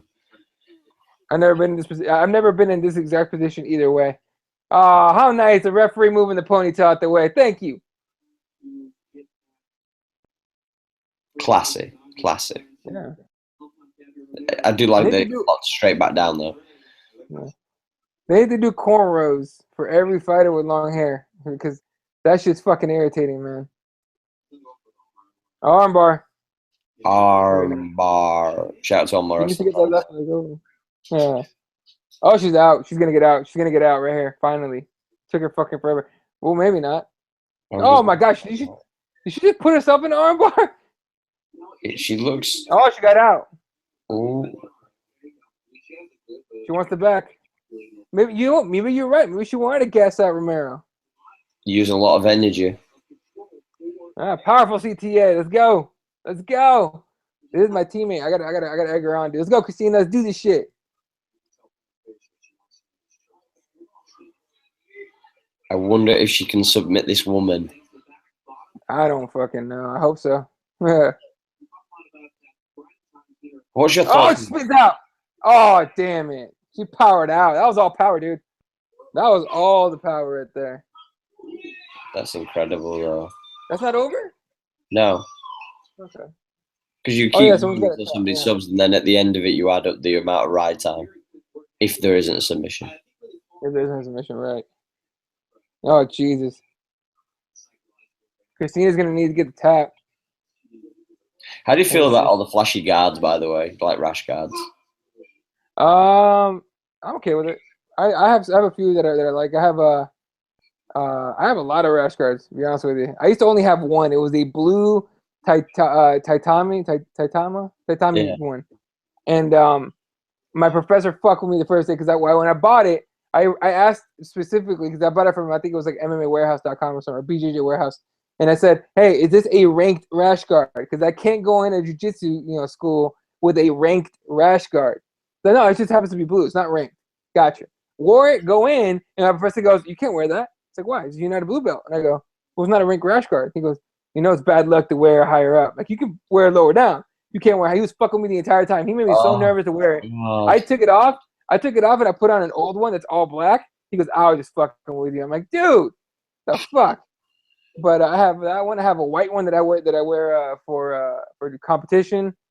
I have a few black ones. I have one of those submission is the mission. That's a badass one. We got lightning bolt and shit. I love that one. I got a couple that are one has an Aztec and an Aztec scheme with the Mexican flag colors on it, and then the other one actually has the Mexican flag on the chest. It's fucking badass. I wear that with my gi because it's long sleeve.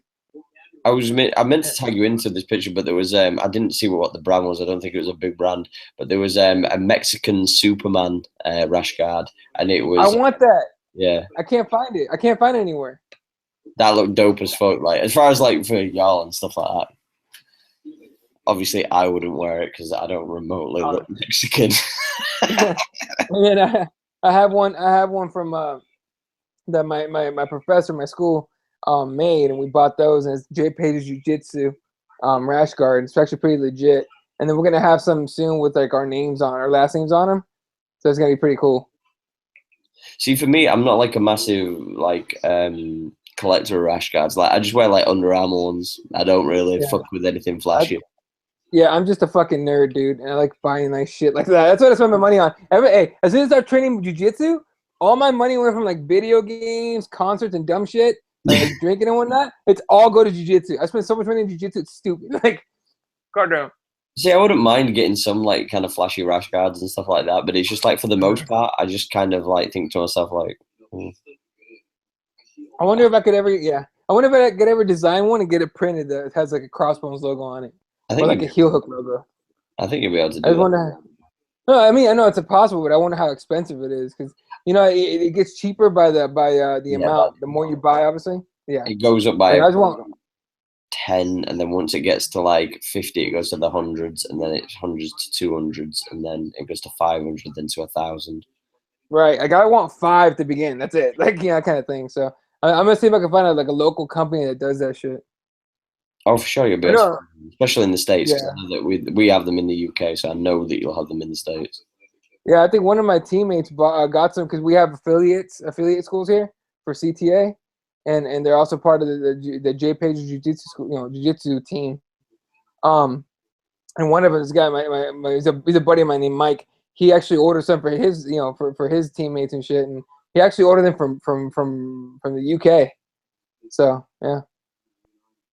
I was going to say Bain. They're based in Canada, I believe, but they originally started in the United Kingdom, so they ship all around the world. All right, Bane. I might email you guys, hit you up for some custom shit, some custom work if you can do it cheaper. Shout out to Bain though, BAIN store.com. They do rash guards, they do spats, they do jiu-jitsu inspired artwork as well as t-shirts and whatnot and hoodies. So make sure you check them out at bainstore.com. That's BAIN store.com. Use the code word HeelHook for 10% off your entire motherfucking order, you little bitches. But yeah, Get yourself some shit, bitches. biatches. Romero going powerful with the body lot though. All right, look, she's winning the time right now. I mean, it's pretty fucking clear. Oh, evidently. This is the top of the third as well. So unless Romero gets subbed, this is not looking good whatsoever.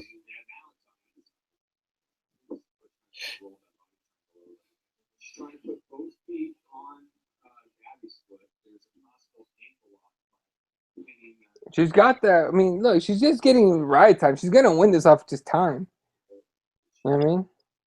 I can't remember what the name of the gentleman was in the last EBI that had Gary Tonin in it. When I think it was the light heavyweight one, which was that EBI 9 or I can't EBI? remember. No, it was EBI 9. Was it? Okay. Yeah, because EBI 10 was Gio Martinez, wasn't it? That's right. So yeah, so when Gary Tonin stepped in for Gordon Ryan, there was a gentleman on there that was said that he doesn't care about winning any money whatsoever. He just wanted to win the title, so he was just going to stall and win in overtime in every single bout. Shit. That's some bullshit, right? I would say so. Shit. Especially like that's the thing though. The one thing that this is about submissions, and this guy's like, I don't care about submissions.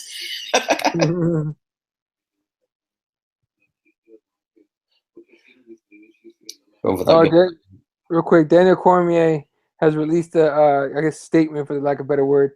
Daniel Cormier message to UFC fans. This is from DC on Instagram, I believe. I just wanted to thank everyone for the love and support. I appreciate the concerns about my health, but I'm fine. As I have mentioned before, I'm going to take a little bit of time, but I'll be back. Do you think he goes to heavyweight? No. Well, I take it back. Yes. I think he has to, but I think he does. I think that, the weight cut and all that shit is just a lot of shit, pressure and a lot of unnecessary stress on him, you know what I mean? You know what's going to be the worst thing, though? He's going to go up to heavyweight. He's going to do really well. Then John Jones is going to decide to go for a 2-weight championship, and he's going to go up to heavyweight. Well, he's definitely going. He wants Brock Lesnar. So. Yeah. Well, the worst thing is about that fight is it means that they're not going to be. Oh, that's tight. Yeah, she might tap on this. This hurts a little bit. Face crank. Yeah, there's a tap. That's that. Very nice.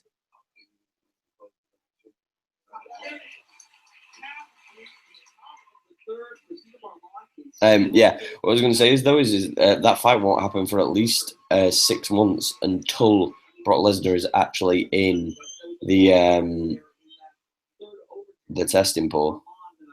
He's in it? No, he isn't in it yet, but as soon as he is in it, his suspension will activate, which means he has to wait 6 months after that.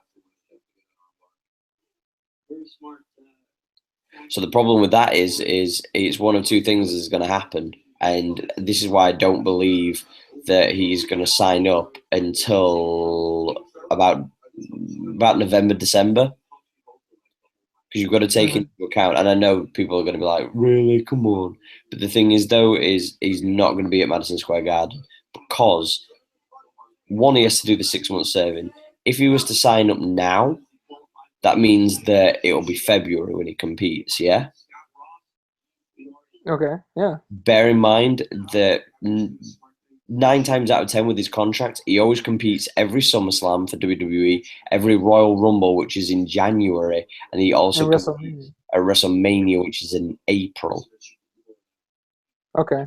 He's not missing those paydays. There is no chance of that. Real quick, how many big fucking matches can they give him in WWE at WrestleMania? I mean, fucking. No, it's not necessarily about like giving him big matches. It's kind of the occasions because he's the money fight. He's the big draw. You know what I mean? So whenever he turns up, the ratings go up. So. Okay. Real quick, he's another part of DC because DC it was a long statement actually. He says this. He goes, "This is from DC at DC_MMA on Instagram. First off, thank you all for the kind words. I have felt the support." Sorry, real quick. Gabby Romero takes this one in three overtimes. So she moves on to the next round. So the fight that's up next is going to be Patty Fontes against Catherine Shin. Catherine Shin with the powerful glasses. What are you gonna do? I'll read DC's statement in a second here. I want to see the next just who's up next matchup. She's definitely thicker than the Snicker is Romero, though. Just saying. I ain't mad at that. Do you think, girl? All right, real quick. I'll read DC's statement. DC's statement says, "First off, thank you all for the kind words. I have felt the support. Congratulations to John Jones and his team. They did a phenomenal job and got the victory. Also, to Big John McCarthy, I would like to apologize for acting up with you. I am thankful for the time you gave me to try and defend myself and stay in the fight. You are the best in the business for a reason. I also want to thank my team and my coaches. I love you all from the bottom of my heart. Your time and energy is greatly appreciated. You guys did a wonderful job. I was ready. It's a fist fight and things happen. Dana White and the UFC, thank you for being the premier organization in all of MMA. Again, congrats to Team Jones and Jackson Wink. Love you all. I'll see you soon, DC." Very classy statement from the former champion. Very classy considering how much of a cunt he was being when he'd lost. Okay. Hold that thought because I want to talk about that shit. That's getting fucking stupid in my opinion. All right, up next. Patty Fontes had a checkmate taking on Catherine Shin from 10th Planet Freaks. 10th Planet Freaks, of course, you guys know, as Richie and Gio Martinez. Powerful glasses. Powerful glasses. Right? Right? Now I wonder how she. I mean, you don't need them. You don't have to wear glasses in jiu-jitsu. Obviously, you don't really need them, but it helps to be able to see. Anyway, okay. What is that bullshit about DC was being an asshole and a cocky this and that and that? Wasn't John Jones being the same way? No. I'm talking about after he lost the fight. Oh, he was fucked up, dude. He got knocked the fuck out. I agree, but it was the fact that he kept on trying to leave the cage, and then he kept on trying to walk to John Jones and start with John Jones, and it was just like, dude, just sit down. Like, you've just been fucking, like, knocked out. Like, just chill, man. Well, that's the thing. I mean, you got to take all the factors into consideration. All the work he put in, the emotions, and then he got the shit kicked out of him, out of his head, right? So he didn't even know where he was. Like, there's a videos out there right now that has a lot of pretty long footage from the top. You seen that? Scale one? Yeah. That I didn't know how bad it was. I knew it was bad. I didn't know how bad it was until I saw that. It took him. They had to lift him up from under his armpits, and then he stumbled left and right. I don't think he knew where he was, and the emotions just took over. I mean, he was crying at the end of it. So I get what you're saying, but like, can we get his coaches in there? Can we get his trainers in there? Can we They wouldn't let him in there. That's the fucked up part. They wouldn't let them in. Yeah, exactly. That's the fucked up part. They were trying to get in there. Javier Mendez and the rest of the team were trying to get in there, and they wouldn't let them in there. And it has, I don't know what it's about. I don't know why. Oh, she's got the neck. Oh no, she has lost it. Back into full guard. Yeah, she's in full guard. Got the body lock from full guard. Sort of. Yeah, she's got it. Oh, yeah, okay. But yeah, that was the thing for me. I was just kind of like, can we get somebody to actually chill him out? Because as soon as Dana White started talking to him, he seemed to relax. Exactly. Dana relaxed him. I think if you get Javier Mendez in there and to talk to him, DC, sees a friendly face and he goes, "Okay, I can chill out." You know what I mean? But man, it broke my heart to see him crying afterwards, man. What pisses me off is all these motherfuckers on Twitter going off on him about it. Oh, he's fucking crying now. Like fucking Bleacher Report. These Hold. motherfuckers. You I've see got, I've that got, shit? yeah, but I've got my own little thing. Right. I appreciate that we should not exploit fighters for, their emotional state after a fight. I agree with Right. it. Right. But I'm throwing this out there because I truly do believe this. If that had have been John Jones crying and blubbering and being an emotional wreck, all valid, by the way, all totally understandable. I do not take away from it whatsoever because at the end of this day,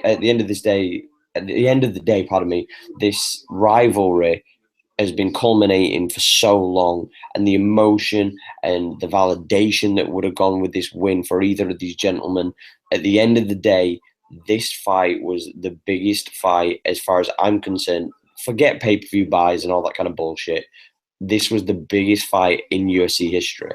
And I understand the emotions that followed. But with that same thing said, are you telling me we already saw when John Jones cried when he got pulled from UFC 200 that everybody was, rinsing him and taking the piss out of him. Imagine if John Jones had have done that if he'd have been finished by DC. Are you telling me there wouldn't be 1,000 memes of John Jones crying? I'm not saying it's right. I'm not saying that it's right that John Jones. I'm saying it's wrong either way. I You know what I'm saying? agree. What I'm saying is, though, is But do you there would think no, more people would have there would be a defended John lot. Jones? No, I would have defended John Jones too, 100%. But I'm saying, would as many people? Oh, that's the question, right? I think a lot of people defend. I think they would. I really do. I don't. Not. Well, I take it back. I take it back. You're right. You're right. Not as many would. There'd be a lot, but not as many as they are right now for DC. You know what I mean? Like, but there wouldn't have been a Bleacher Report tweet that says, "Is this replacing Michael Jordan crying face?" There wouldn't have been any of that shit. You know what I mean? That kind of stuff was just like, come on, that's fucking. That's what do they call it? That's bullshit. But it's just like. It's come on, man. You can't if you're Bleacher Report, you can't do that shit. Oh, they deleted it once they got called out. Please believe people started calling them out. Oh, they pitched out and deleted it. Here's the problem, Bleacher Report. The internet doesn't forget. People screen cap like a motherfucker. I got a picture of that fucking tweet on my phone. In case they ever forget, I'm gonna send it to them. Oh, yes, you just forgot? Here you go. I got you, motherfuckers. Here you go. That's horse shit, dude. I agree with you. I think it's disgusting, and I completely agree with you. But I'll say this: in this modern era of social media and everything else, all these social media fucking princesses and snowflakes going, it's disgusting. Yeah, you'd have probably tweeted it out though if it was John Jones. Let's never forget that. Let's never forget you would have all tweeted it out if it was John Jones. And that's the thing. Hypocrisy is human nature. Oh, I agree. So beautiful scrambles, by the way, in this fight. Yeah, it's going. It's been pretty wild so far. What is she trying to hang on to the? Oh, she's trying to get the leg here, the ankle. Oh, she's the arm. She's hanging on to the wrist. Now she's back on her back. Yeah. Right leg in between I gotta get these girls' names again. Shit. One thing I don't like is they don't put the names in the bottom corner on EBI. I wish they would. It'd be easier. Yeah, like for sure, TJ sort it out.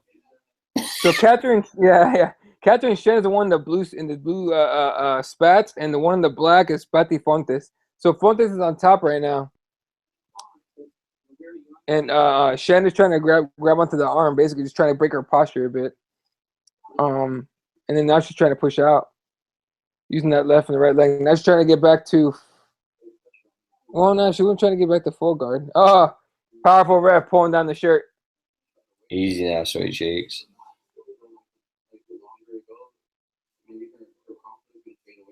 That's a scramble. That's a nice one. Oh, she slammed her head on the ground. That's kind of shitty. Like, not on purpose, mind you, but still. Yeah, but it is what it is. Yeah. She's squeezing. So, in the position they're in right now, Fontes is squeezing the shit out of Shen's leg. She doesn't want that leg to get out. Otherwise, that back's getting taken, son.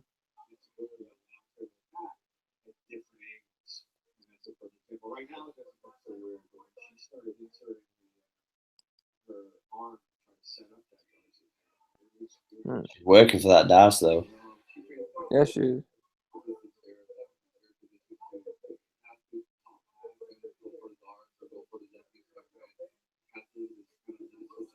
Oof. Oh, not south.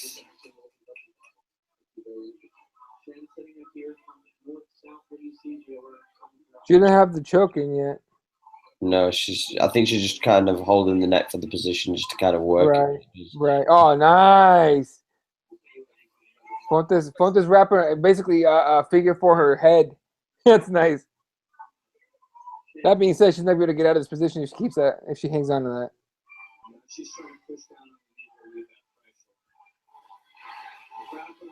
Man, the crowd's getting high for this fight, bro. Yeah. Well, this is the awkward moment when you're watching jiu-jitsu. Yeah. And two people are figure fouring like the next. It's kind of like, well, come on. Don't know what to tell you right now. Also, as well, to do with the DC John Jones situation and whatnot. What was your take on the Joe Rogan interview? Very unfortunate, sir. I thought for sure I was like, oh, DC got knocked out. They're not going to give him. They're not going to interview him. But I think Joe Rogan, and Rogan said it at the end of the broadcast. He said he went. He's like, man, I kind of feel bad about it. I went against what I was saying, right? I went against my own, I guess, personal ethics or policy, whatever, that I wouldn't interview a knocked out a fighter just got knocked out. But I think he said he felt that DC deserved the chance to speak. You know what I mean? But the truck didn't tell him to fucking talk to him. Dana White didn't tell him to talk to him. I believe that Dana White didn't ask him, didn't tell him go talk to DC. I believe that. Because I think they want to avoid that shit with Alistair Overeem where they embarrassed someone that just lost a title fight. You know what I mean? I don't know. I just don't think Dana White told him. I think Joe Rogan said that shit though himself. Yeah, Joe Rogan's came out and said that it was his idea. But yeah, my theory is this, and I'm going to put my tinfoil Chicago Bulls hat on for this. Eddie Bravo. And we'll go full Eddie Bravo. It's easier for the MMA community to forgive Joe Rogan than it is for them to forgive the UFC and Dana White. It's easier? Yeah. It's easier for Joe Rogan to get away with something if he says he did it rather than if it turned out that Dana White asked him to. Yeah, no, you're right. It's easier to forgive Joe Rogan. Because you go, oh, Joe, you silly sausage, and you let him get away with it. Whereas, if it's Dana White going in his ear, come on, Joe, you need to interview him. People are going to go, wow, UFC, you're a piece of shit. They're going to put a black eye on the company. Yeah, I mean, on the other side of that, Dana White's not a guy that gives a fuck people think, and everyone knows that. True, but WME might start to. Yeah. All right. So here's this. Yeah. No, I'm reading all the statements. First of all, real quick, 15 seconds left in this first round. They've been in the same position multiple times, so there's not really much new to report here. 5 seconds left in the round. 5, 4, 3, 2, 1. She wanted that Doris. Look at her. She went all out for that Doris. I don't even think she had it, but she was trying. I thought she tapped at the end of it as well. Yeah, maybe, right? All right, real quick. This is Joe Rogan this morning. I saw it this morning, too. But this morning. Joe Rogan says on Instagram, my apologies to DC and to everyone else upset at me for interviewing him after the fight. In all honesty, I was kind of in shock, and I don't think I realized what I was doing until I had a mic in my hand and I was talking to him. I've said that I don't want to interview fighters after they've been KO'd, and then I did it to someone that I care a great deal about. It was 100% my fuck up, and no one pressured me to do it. I posted a series of tweets about it on Twitter, but I know some of you folks only use Instagram or Facebook. So I thought the right thing to do is post it here as well. I was beating myself up about it all night, and whenever something like that happens, it's always my sincere intention to apologize and express my honest feelings. It'll never happen again. So that's at Joe Rogan on Instagram. That's why I don't believe it. I just don't. No. That's fair. I mean, it's fair. Yeah, I just it just when I hear that, the why would you, right? I'll put it this way: why would Joe, in the heat of the moment, think it would be a good idea? Well, he just said that he's kind of in shock and he didn't Yeah, know what but he was like, doing. So why he's would you fine. be in shock? You've seen 7 million fights where people get knocked out. You weren't shocked by No, by I'm the not. way I'm it not. happened? Yeah, but what I'm saying is though is Joe Rogan has seen everything happen. Like, Absolutely. he's seen everything, and he's been cage side for everything. And Yeah. it's like him saying that, and like he had to, when Brendan Schaub got knocked out, he had to speak to like him and stuff like that. Like he's been in these situations before, Yeah. and especially I after don't know. the last time with Overeem, I just go, does that make sense? Or my flip side, I have the conspiracy of I'm going with they did the same thing to DC as what they did to Jose Aldo when they leaked the footage of him crying in the back. Oh yeah, that's kind of shitty too. But that wasn't Joe Rogan. That was UFC. Yeah, but that's what I'm saying though. UFC tends to like to show, you Oh know, yeah. these heartbreaking moments because it adds to the story. Yeah, they got that pro wrestling style storyline going, right? Exactly. Like how much more would you feel sorry for DC after you see him blubbering on TV with a microphone in front of him? You're That going was to pretty feel more bad. sorry for him. It provokes emotion and it provokes reaction, and we're talking about it now. That's exactly what the UFC wants. They want conversations to be said. Yeah, but I mean, look, what I don't know. I just don't think the UFC would be like, "Hey, go talk to him," but don't tell him that we told you to do it. No, That it'll doesn't probably make be sense. afterwards that they said, "Look, But either way, it was fucked up. I didn't like it either. You know what I mean? oh, the arm. She got the arm." Yep. So that's overtime. So now we're gonna what? Taking the back. Yeah. Fuentes taking the back. Look at the smile on her face. Yeah, she's got the seatbelt already. Let's go. Gable grip on the seatbelt.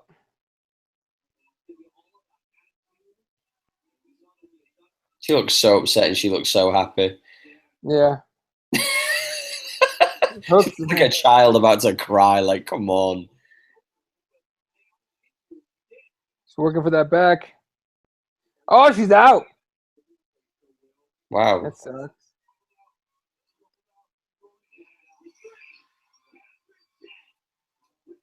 Do you feel that, like, if you're in a position,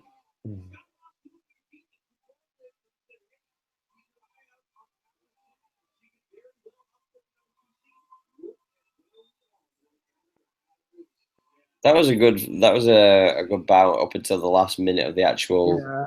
The um, overtime. original time, like the Overtime. normal time. Ah, they both got the same sponsor.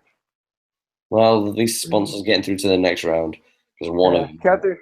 Yeah, Catherine Shen moving on. Runs over to get her glasses. No, no, she doesn't. Never mind.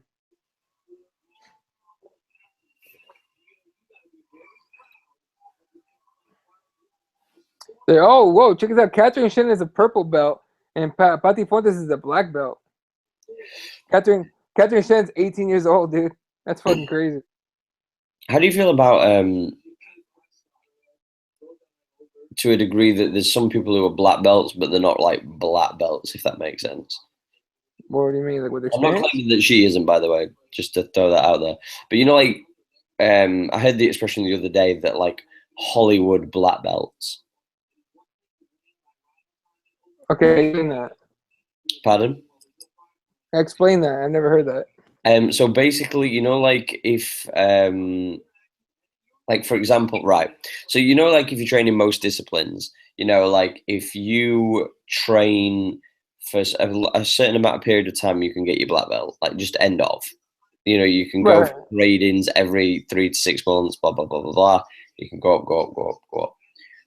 Whereas like, if you're paying for private lessons, or if you're involved in like a certain training facility, you can kind of get bumped and fast tracked to get higher up belts because you're training more with a top guy. Do you know what I mean? Well, I mean, those okay, the Hollywood belts you're talking about, they're gonna get exposed anyway now. Yeah, exactly. That's what I'm saying. Like anybody Yeah. with a Hollywood black belt is going to get fucked up when they compete against somebody. But I'm saying like there's Uh, some. It's uh, like there's some purple belts, blue belts, white belts that are more legit than some brown belt and some black belts. oh, for sure. But here's the thing: those Hollywood black belts, they're not competing, dog.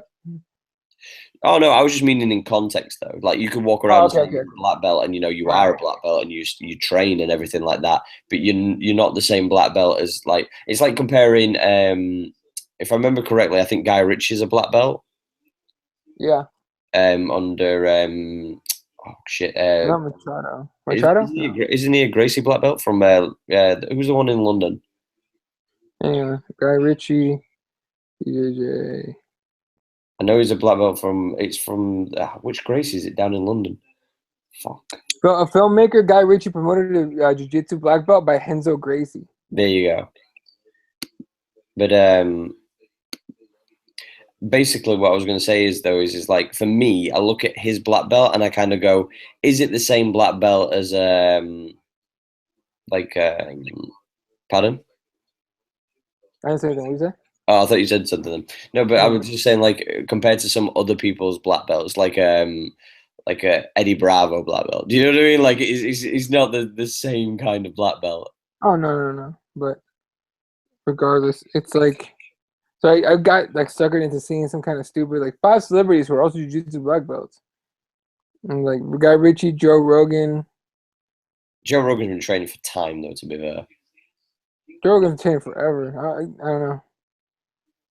He's also a black belt under is it Eddie Bravo or Yeah. Machado? I think Eddie No, it's Bravo, right? Eddie Bravo because he's been training under Eddie for I think like is it 15 or 20 years or something stupid? Something like that. I think Chuck Norris a black belt? No. In BJJ? Trying to find out. Let me find out. Chuck Norris. Not in BJJ.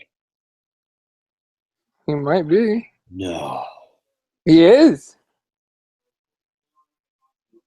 I have the most skeptical eyes right now. He's a jiu-jitsu. He's a 3rd-degree black belt. With who? I'm finding out right now. I didn't know that shit. By the way, we're at 7 minutes 50 seconds of this current bout. I'll give you the names in a second. Between oh my Jesus, this of course is the hardest ones to say. Livia Glukowska against Aaron Blanchfield. Yeah, Blanchfield. Aaron Blanchfield. Okay. We're at the 7:33 mark of this one. Of course, like we said before, we're not necessarily going to stick to like just the fucking fights right now. It's going to be a lot of talking about anything, but at this point, I mean, that's 1 point anyway. Trust me, when it gets to like the semi-finals or finals, y'all know, and when the combat jiu-jitsu. Yeah. Oh, here it is. Today was a very special day for. Okay, so this is Professor under John Machado. So that's legit as fuck. Yeah, I know, but I'm just thinking, is that a Hollywood one? I don't know. I don't know how long it took. I've got. Dude, fucking see, what's his name? That tall dreads motherfucker that thinks he can rap is or one of them thinks he can. Is it Wiz Khalifa? That motherfucker is like training jiu-jitsu. Yeah, and he's also training MMA. Is it Katzengano? Machado. Oh no, jiu-jitsu is with Machado. I see a picture here anyway. But I think it's with Machado.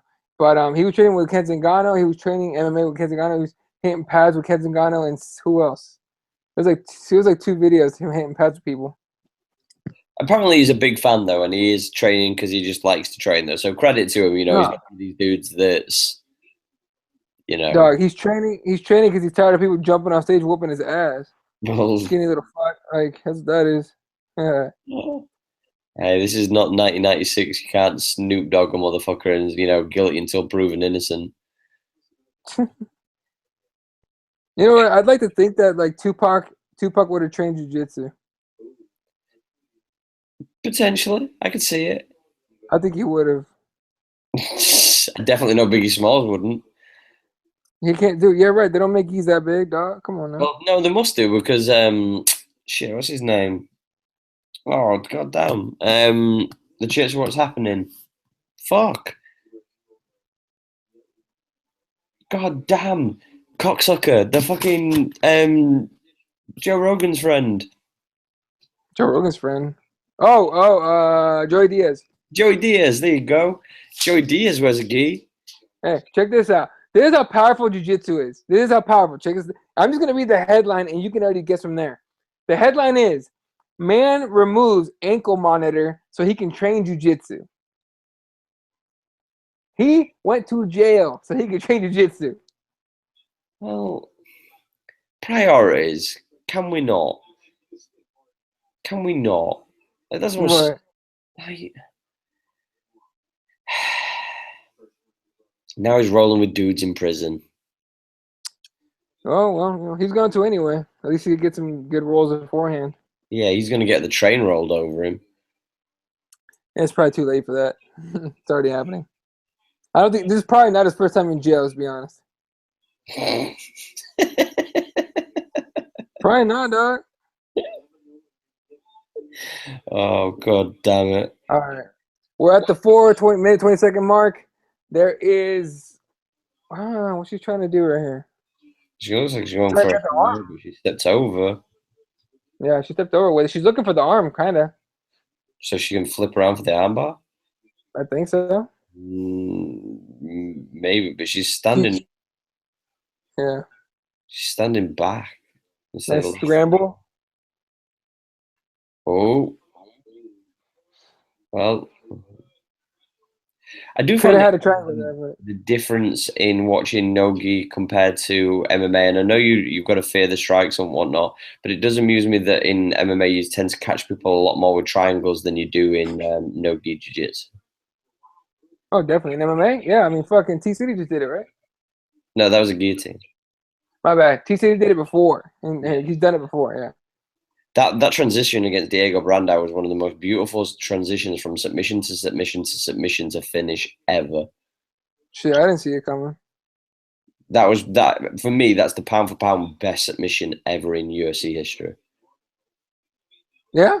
Yeah, because you've got to take into account that he switched from like three different types of submissions, and he chained them together and then got the sub. Oh yeah. It's not like he I gotta just rewatch caught a that. triangle or caught an omoplata or caught a guillotine, or you know what I mean. Like he legit switched from three different styles of submission, like three different holds, and That's right. I gotta rewatch that. it was fluid. It wasn't like he just hit some kind of bullshit. It was fluid. T City's he's one of those guys. His transition, his scrambles are very controlled. I think he's one of the most legit guys. Like I just think he's one of the most legit guys as far as um, especially with his BJJ as well in the UFC. Mhm. Okay.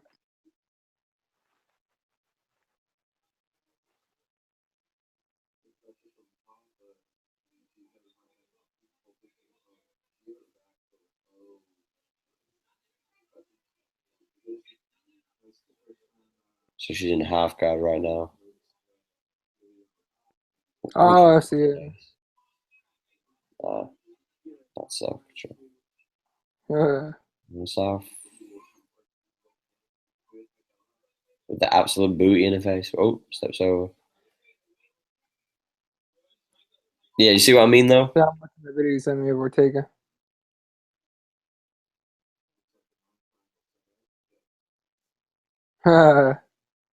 He tapped it, and Brandon was tapping. That was smooth the way he did it too.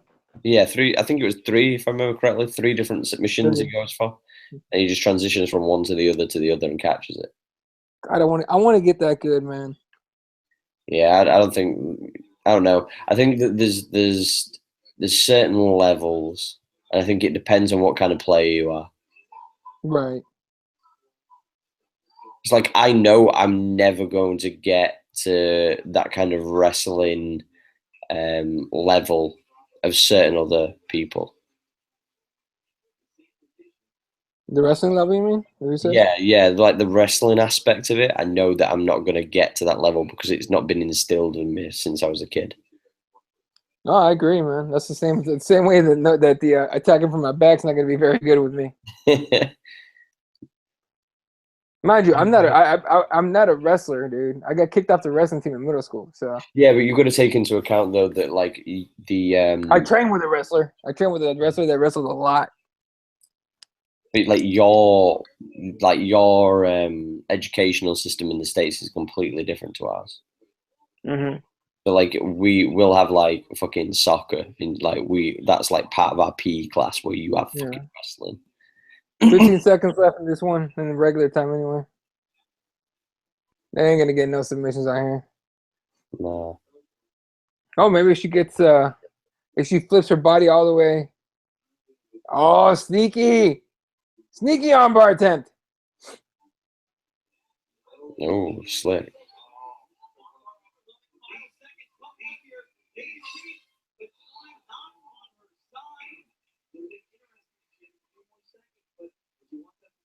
What did you think to Dylan Dennis and his tweets during the Damian Maia bout? What do you say?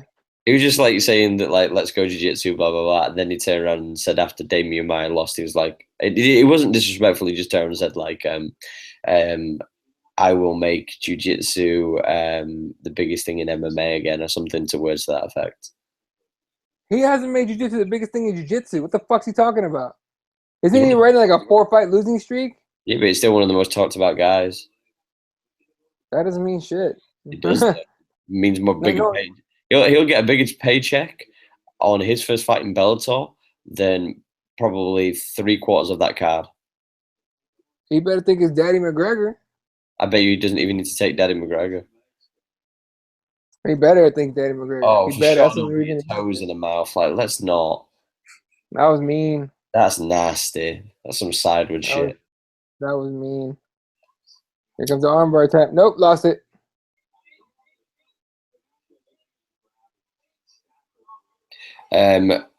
Luis Fernando put a comment in the live chat. I have no idea what the blue hell that says. All right, let me check it out. Yeah, you're gonna for sure have to break that down for me, sir. All I see is gringo, and I don't know. I'm sure that don't mean good. First of all, that's in Portuguese, but it says "show the fights, white boy." Oh, chit. Well, fuck you. Sorry, dog. Hey, we can't do that because we'll get kicked off like fucking YouTube. So can't help you. However, UFCFightPass.com will get you that shit. Cheap ass motherfucker and pay some $10 to watch this shit, man. The first 7 days free, so come on, man. Yeah, for 7 days, you watch this whenever you want. That's what always amuses me. It's like if you want to watch something, just sign up, bro. It's first 7 days free. People bugging out because we're not showing the fucking fights. Like, yeah, because I want to get kicked off. You know, you want to hear some shit that pissed me off? Not pissed me off. It didn't piss me off. It was very puzzling why this person celebrated this shit. There's a guy out there who's he's kind of in some controversy right now, and I think I'll have to send you the name so you know exactly what I'm talking about. But I'm not gonna I don't want to put his name out there because this is bullshit. I'm not about that. About embarrassing anyone out here. But they did that sneaky ass shit where they'll put on, for example, like if let's say you want to watch UFC like on 205 day, right? For UFC 205, if you don't want to pay for it, you want to stream it, right? Let's go. You go on YouTube, you put UFC 205 live stream, right? Excuse me. You always get like 80 videos that show nothing. Yeah. Right? They just say, "Oh, we can't put it on here. Click on the description, fucking to see UFC 205 for free." Well, those get like thousands of views because nobody wants to pay for that. Yeah. So everyone's looking on there trying to find it for free, right? This dude did that to do a fight companion by himself. He did that, and he got like 200,000 views on that video. And he was just like amazed that it happened. He was like, "Holy shit, I can't believe it happened." And I'm sitting here going like, "Well, how could you not believe it happened? Do you see the title you put on there? That's not honest." Oh, she got the tap. That's pretty dishonest. You got the tap? That's good shit. Yeah. That's some dishonest shit, though, in my opinion. You know I what I mean? agree. It's clickbait. Yeah, I mean, I think it's yeah. I don't know.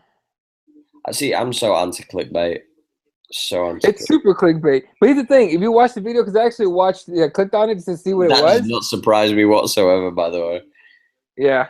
What? Oh, you got the name? Yeah, yeah. He's got the name. Yeah. Yeah. Fuck Yeah. you, Exactly. Yeah. motherfucker. You know, Yeah. I'm talking to you, Yeah. motherfucker. He's getting a lot of shit right now, dude. Yeah, From a lot there's of a people. whole fucking crew of them. Like, fuck all them guys. Like, I'm just gonna throw this out there because I don't give a fuck.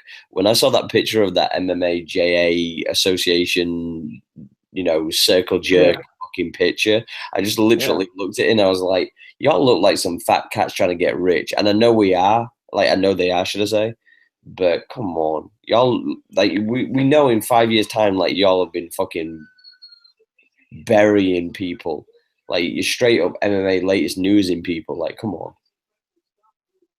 Yeah. Your winner tonight, and this one we didn't fucking talk about this one at all. Aaron Blythefield from Silver Fox BJJ. Anyway, but I think he got some dishonest shit there. Here's the thing about the MMAJA bullshit. It's a fucking it's like a Whole boys club. It's all boys club. They're picking and choosing who they want. They're basically saying if you're not part of our crew, you're not legit, and we're gonna pick and choose who they want. There's this one dude on Twitter, and he was so pissed and salty about not getting in. He would put the screen cap of the email and basically says like, you take pictures with the fighters, you're not being, you're not that's against our rules and whatnot. And he was so mad about it. But Jim Edwards is on there. Jim Edwards is on there. Ariel Helwani needs to get paid by UFC. Do I have to keep going? I mean, what are we talking about? I mean, fucking, and it's not as publicized, but a lot. And I have up front, I have not seen any examples of it. But there's been a lot of people that say MMA Junkie has taken shit from other writers and hasn't given any fucking credit. All right, that's not me saying it. There's a lot of people fucking talking about that in the last few years. You know what I mean? So it's just like, how are you fuckers gonna make an association say you have all these morals and ethics, and then you have all those assholes on there, especially one asshole on the fucking on the board as vice president in Hawaii who used to get checks labeled Zufa when he covered UFC when they owned it. That's dishonest as fuck. That's against all the journalism ethics. That's totally against it. You know what I mean? Let's not forget as well also that how can I put this? When you look at how the media presents itself as well, they also, what's the word? They don't even cover any other MMA. Like, I don't understand how. I follow MMA Junkie, but I follow a lot of others. So I know when something breaks first from somewhere else, and I know who was the source who actually broke it first. Right. But it always amuses me that when you're seeing these guys who claim to be like MMA journalists, but they purely cover nothing but UFC, and like I never see MMA Junkie cover anything else other than the UFC and occasionally Bellator. And I look and I kind of go, right, if we're going to consider these, these media outlets as legit. Oh God, dropping the guillotine quick! That was savage. Nah, oh shit. Woo! That was insane. That was savage. Who That's is what that? happens when you go for a flying triangle. That's Leela Smadja submitting Olympia Watts by guillotine, power guillotine from top, like a motherfucker. God damn, that was quick time. Beast mode. This chick's scary as fuck. I'm not gonna lie, the one with the pink top looks hot as shit. Yeah. Just throwing that out there. But yeah, that's one of the things that bugs me out is about these guys, that they claim to be journalists, but they only cover one event. Yeah, and there's a lot of that going on, obviously. And I get it. The UFC is the biggest game around. Oh, 100%. Right? But how are you going to be considered the biggest journalist if you don't know any of the underground names coming through? Yeah, it's iffy as fuck.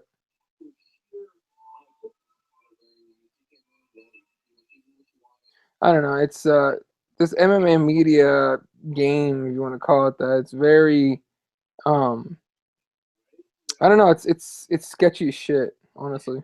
Do you feel that flying guillotine was garbage, by the way? That flying Triangle's garbage, but still. That wasn't set up well at all. Additional to what? that, the one thing that annoys me about the whole media thing is it seems like I got here first. I'm going to be the top people. Like we're going to be the top guys. And additional to that, one thing that majorly annoys me is people who have no MMA background whatsoever. In concept of they've come from some other sport, like something completely non-combat related, and they've come in and they just cover MMA when there's people who are more qualified to do the job. Oh, you're talking about Shannon Sharp. 100%. Yeah. Real quick, this fight, yeah. Last fight in the first round, Fiona Watson taking on Nikki Sullivan. Fiona Watson out of, I think, Fight Club Jiu-Jitsu, and Nikki Sullivan had a nice guy submission grappling. So, oh, look at that with the what's her name? What's that got character's name on her shirt? On her rash guard. Oh, Harley Quinn. Harley Quinn, think of the Harley Quinn. That's I like that. You know, and I like shit like that. Like when girls wear rash guards like that. It's pretty cool.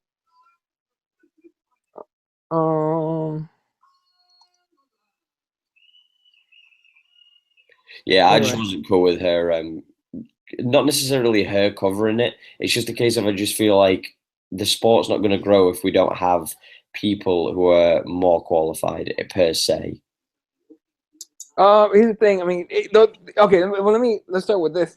Fox Sports let go of a shitload of their digital content people, right? I'm talking about like stories, articles, writers. You know what I mean, journalists.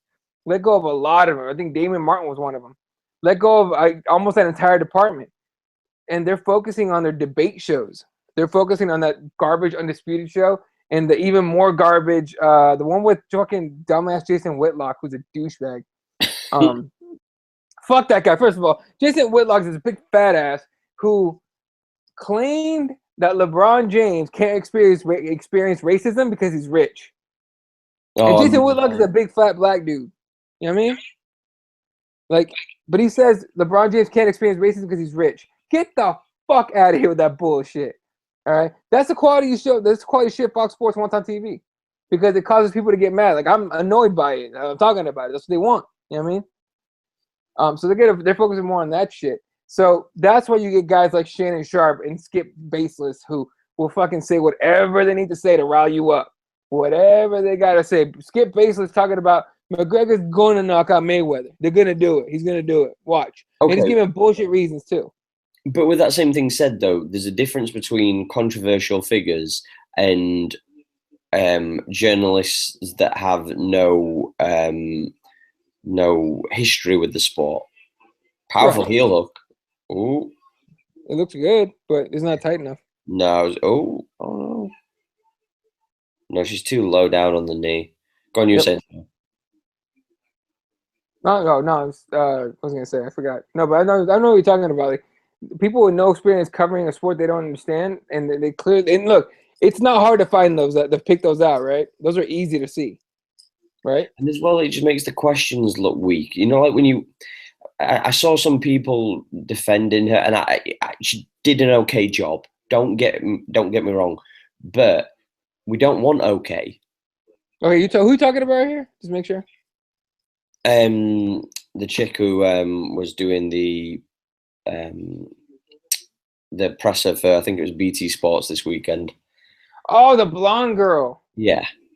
I know who I don't know her name. I think you're talking about Shannon Sharp on Fox Sports 1. No. Shannon Sharp is a dude to play football for the Denver Broncos and the Ravens. No, okay, I know who you're talking about. Yeah, she was weird. I thought she seemed out of place and very odd. Yeah, like she did a good job as far as like presenting, if you know what I mean. Yeah. But as far as like when she was talking about it, it just felt awkward. Yeah. She seemed like she's focusing on trying to get it right, but she just couldn't. Exactly, because she doesn't know what she's talking about. It's like she's reading off a teleprompter, so it's like you can't. I don't know. Somebody made the point of, you know, there's a big difference between knowing the sport and being able to present and do the sport. And it's like, well, yeah, I agree. There's some people that can't work television, but there is a lot of people who can and people that can learn. Like, let's be completely honest. If somebody would have said to me 10 years ago that Dan Hardy was going to be one of the premier kind of guys that was going to be doing breakdowns and, interviews and all this, that, and the other, I'd have gone, really? Dan Hardy? The guy who talks bad shit? No, because at the time he was talking like crazy shit, didn't he? He used to like trash talk people and stuff like that. I wouldn't have believed that you was going to get somebody who could articulate his point and he could break down fights as well as he does. I agree. No, I thought Dan Hardy. I didn't think Dan Hardy could. Oh, wow, she got a tap. Wow. Was that the arm or from the leg? What? Right, I'm going to sound really stupid here, but was that from the legs around the neck and she trapped the arm, or was it from the arm? I know. I'm going to have to watch the replay here. Powerful Harley Quinn rash guard set, though. That's pretty good.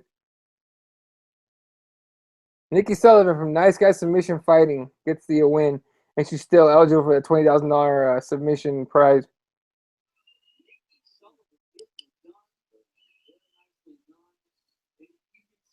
I think I'm next we get some combat jiu-jitsu. I think that's Brooke Mayo on the right side in the pink. Yeah. Let's see. Okay, so this is not the finish. I think this is just highlights. I think. Oh. That's arm. Oh, wow. That might just be the legs. That's what I'm saying. Look, there. Wow. That's tight. Yeah. Wow, ladies, do your squats and legs and fucking leg extensions and all that shit. Work your legs out, ladies. You can choke people out with your legs. I wonder if anybody's ever been caught in that in MMA. Nah, maybe. All right, up next, first round combat jiu-jitsu. Elima Leigh McFarlane from 10th Planet Freaks against Team Alpha Male's Brooke Mayo. Brooke Mayo actually fights out of Bellator. And she's the flight attendant I was talking about. McFarlane looks fine, just by the way. Yeah, she does. She got the Hawaiian look to her. Yes, sir.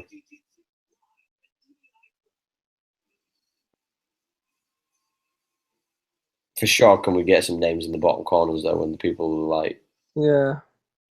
EBI, someone hit a TJ. Let's hit a TJ in the DMs real quick. Tell him, hey, man, nah, the next one... Somebody turns around and he starts talking mad shit about us on there. Dude, how hilarious is it? Dude, hey, see if you can DM him and see if he says anything on the broadcast. It'd be hilarious. Oh, powerful Mike Beltran with the coming straight out of UFC 214 to come wrestle combat jiu-jitsu. The strongest beard gamer known in MMA. No kidding. That he probably has to tie it behind his head when he rides his Harley, if he has one. I'm assuming he does. Brooke Mayo. Looking like a gangster. Yeah. Man, she looked thugged out. Yeah. All right, here's what it is. So again, it's if someone's butt has to touch the ground before strikes start coming out. They're not just gonna come out fighting. You know what I mean? So here we go. Oh, come on, slap a bitch. Come on. It's not gonna be much of commentary here, ladies and gentlemen. I'm just gonna be like, oh my god, the whole time. Oh, 100%. Right. Oh, shoot on her. Shoot on her. I do find it weird, though, that you have to literally wait till they're grounded before you can start slapping them. I'm okay with that. Honestly, I am. I'm just meaning, I just find it strange. You know, like your basic instinct is, if they're in front of you, I'm going to slap them. Yeah. Do you know what I mean? Oh, it's the trip. Powerful thighs by Mayo, by the way. Yeah, no. Okay.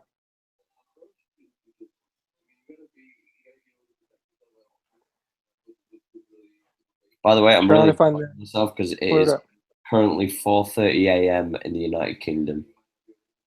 I can tell you've seen you yawning a couple times. If you gotta go get coffee, just let me know. I'll run this shit for a couple minutes while you get your shit together. Right now, I need some coffee right now. I've got my drink.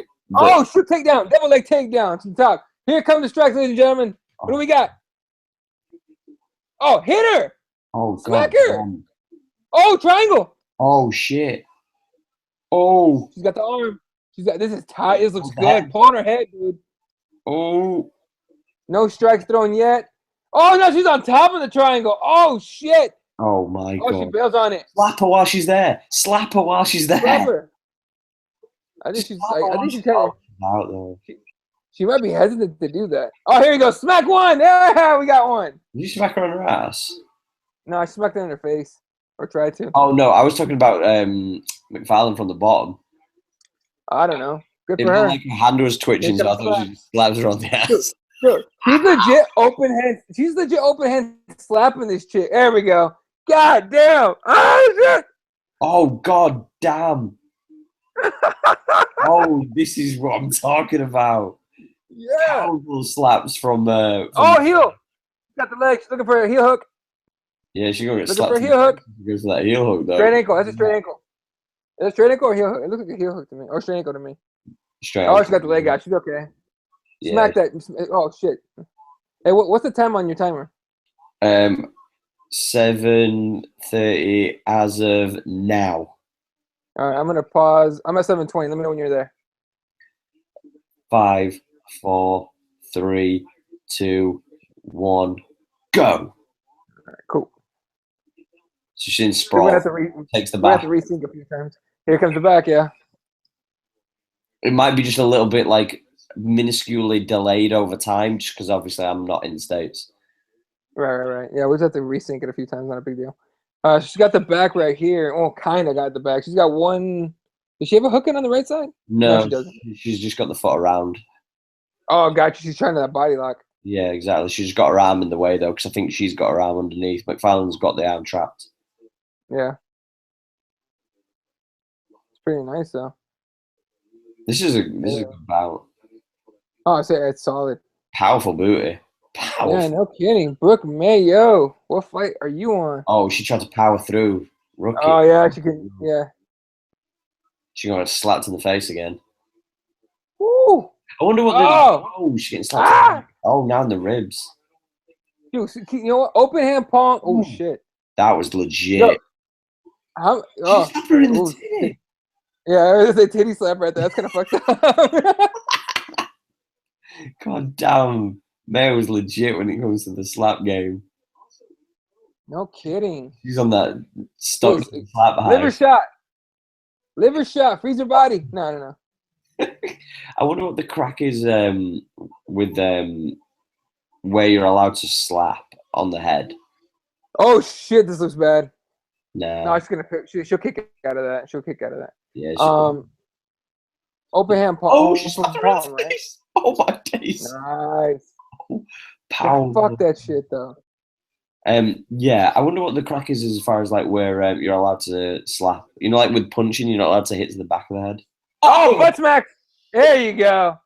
Smack that ass, girl. Hey, Smack that ass. She's smiling. Hey, she's smiling while she did it too. Damn right she did. I'd be smiling too. That chick got handprints on her booty.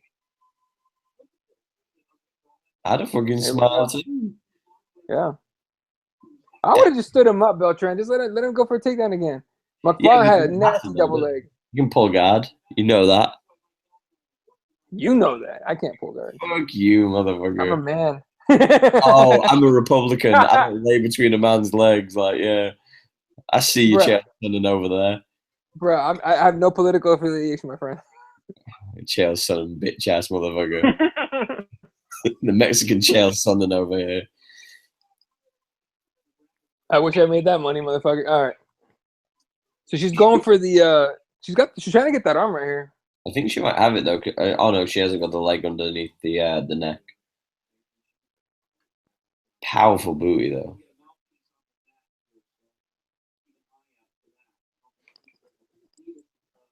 Looks like she's got the grip right. She just needs to spin, but she's got the leg trapped as McFarlane at the top.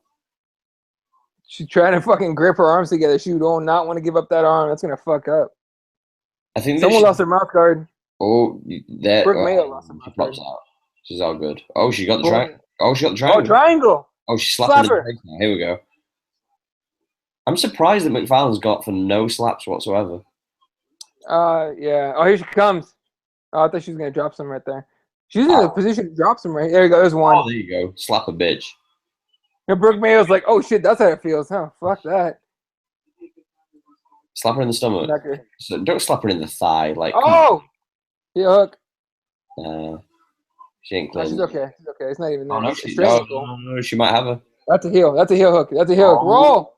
Roll. Trap the knee. Trap the knee. That's good. It's not tight. No, tight. it's just too low on the knee. Yeah. If she'd have triangled the knee when she first went for it, she'd have been fine, but she didn't. Oh, toes in the mouth. Ew. Don't lick them.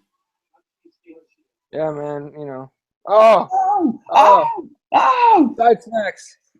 Yo, Brooke Mayo's not fucking around. She wants to cause some damage with them hands. Kick her butt.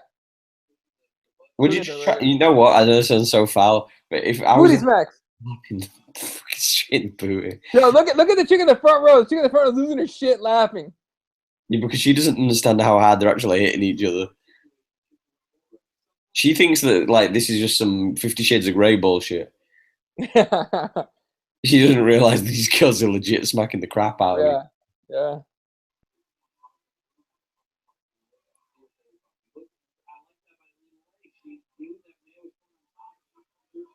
She let it go. She had to. Probably burn herself out. Beltram with the fucking whose rash guard is this? Whose mouth guard is this? Pardon me. Ew, dude. Let her lay down. Let her lay down. Oh! Woo! Oh! Oh my god! How does he deem what's a TKO as well? Oh my god, that might be it.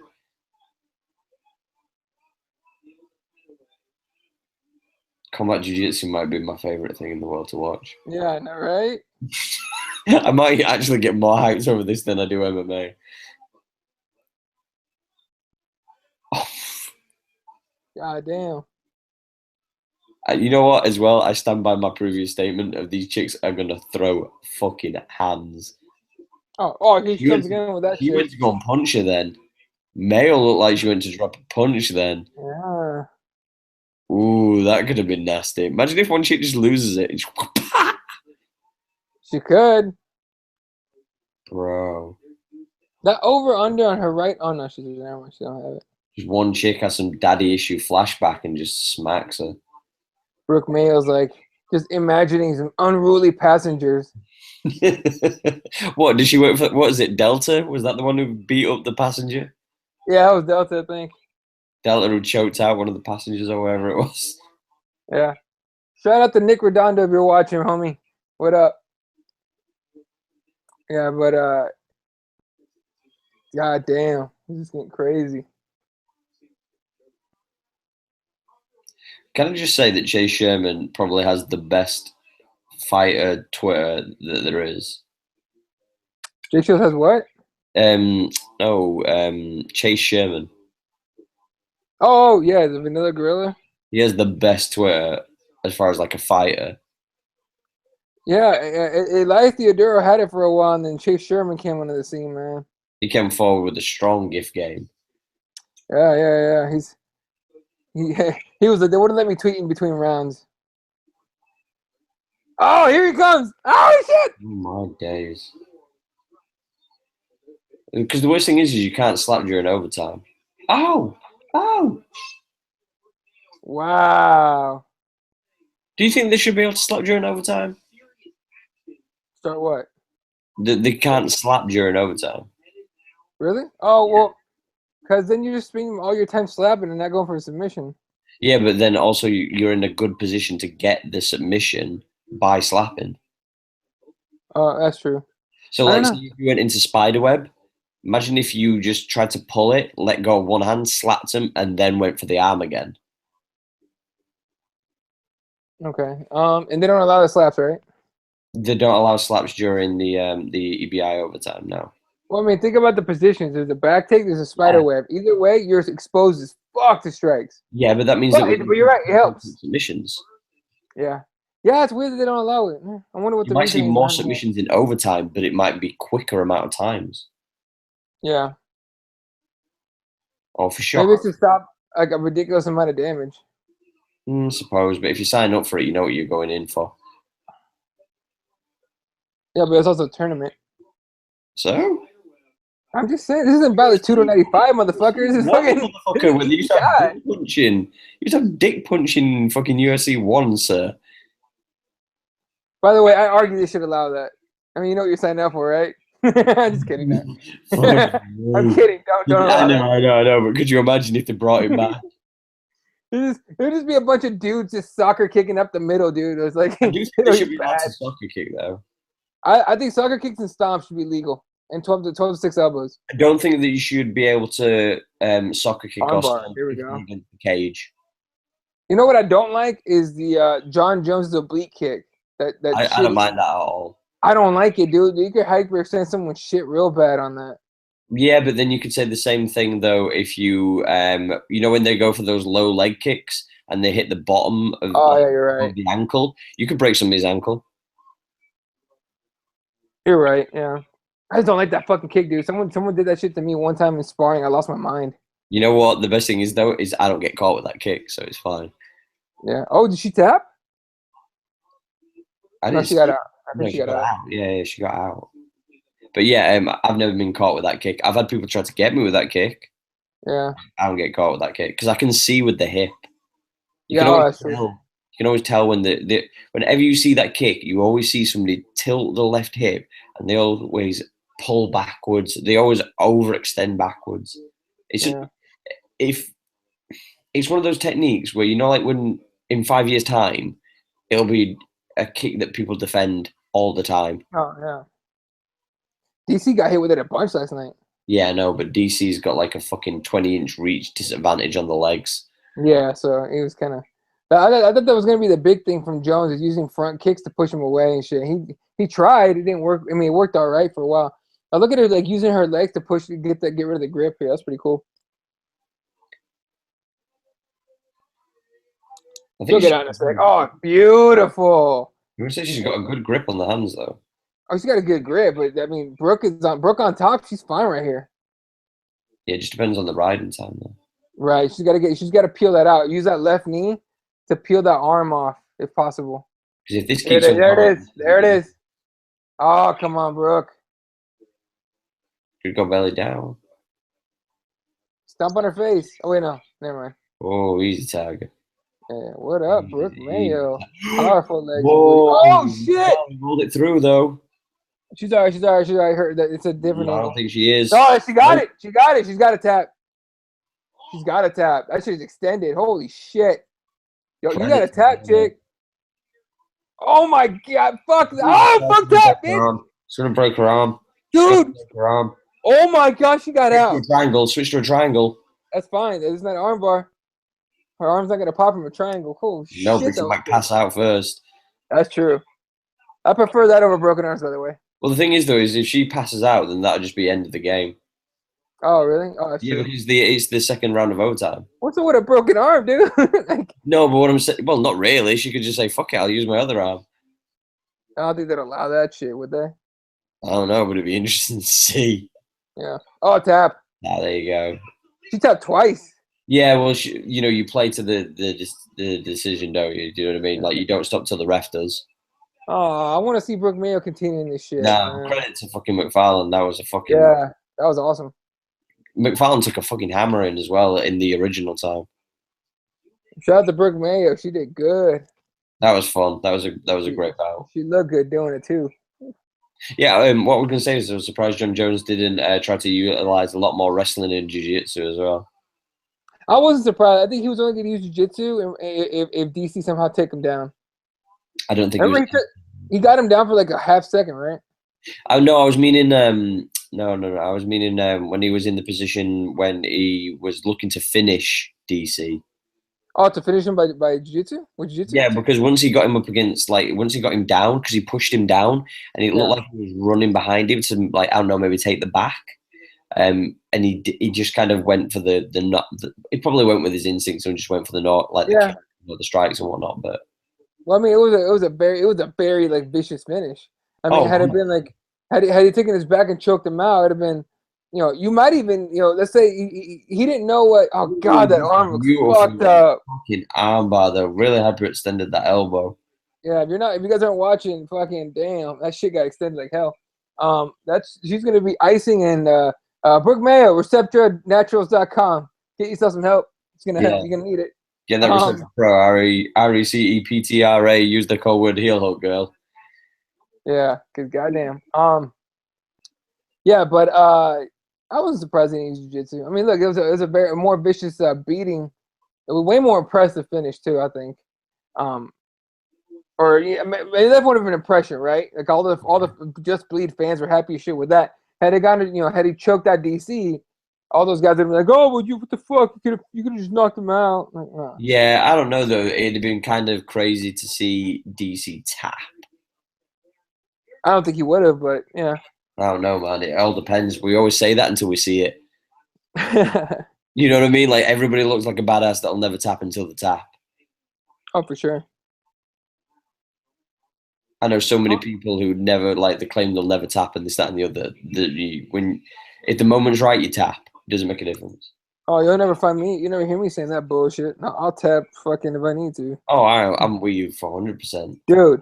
I know there's some that won't. 3, 2, 1. We're at 2 hours, doc. Shit. Yeah, 2 hours and 30 minutes. I wonder how long YouTube allows us to be on. I'm sure we'll be able to do the whole thing. I'm not scared.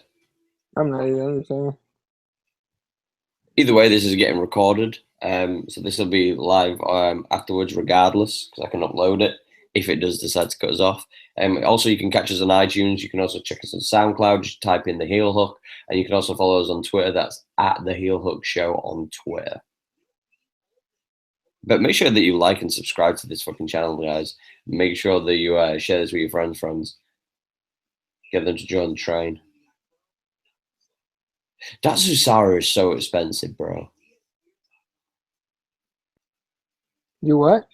Datsusara hemp gear is really expensive. Well, it's hemp gear. Yeah, I get that, but god damn. Oh, because I originally thought that this voice on the advert was GSP. No, it's who's the guy that goes on Rogan's show all the time. What's his name? I forgot, but he's on Rogan's show all the time. I don't know, man. At first, when I first ever watched EBI and I heard this voice, I didn't actually see who was talking. I thought it was GSP just chilling in the back.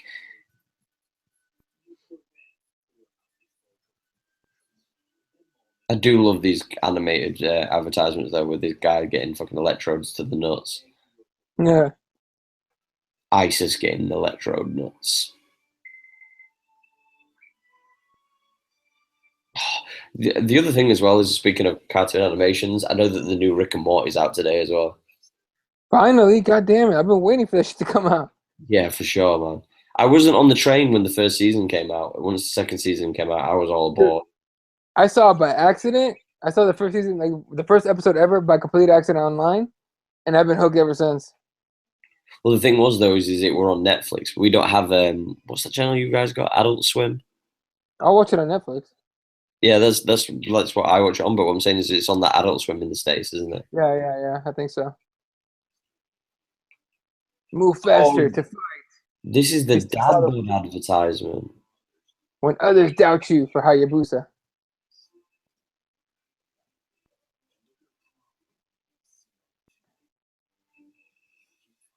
They're referring to Bisbee as a problem, I just like to add.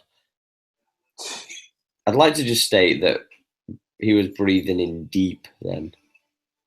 Yeah. Absolute extracts. All right, give me a quick second. I gotta go grab something real quick. All right, be back in like a minute. Oh, we're talking right. Absolute extracts is, I'm presuming, some form of CBD. For sure, this advert sucks. Oh wow. Yeah, that was corny as shit. But if you do want to get your CBD oil on, for sure check out ReceptraNaturals.com. RECEPTRA naturals.com. Make sure that you use code word heel hook. You get 10% off if you're in the States. If you're in the United Kingdom or Europe, please use receptraglobal.com. RECEPTRA global.com. Use code WorldHealHook as well. You get 10% off. Check out bainstore.com as well. BAIN store.com. They do jiu-jitsu apparel, whether it be hoodies, rash guards, t-shirts, and you can get all that good stuff. All of it's beautiful artwork as well, like legit beautiful artwork. But make sure that you check them out at bainstore.com. And when you do, use the code WorldHealHook, get 10% off.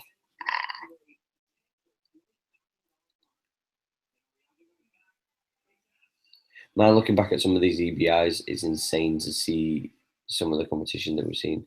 Ooh. Oh, so is the lightweight division next?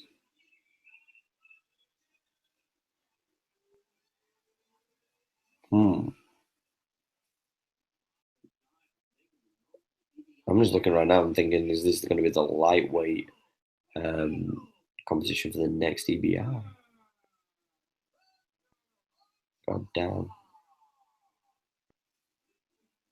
Wow, so lightweight's October 22nd. And some combat jiu-jitsu as well. Ooh. Oh man, I can't wait now for October. October seems so far away though.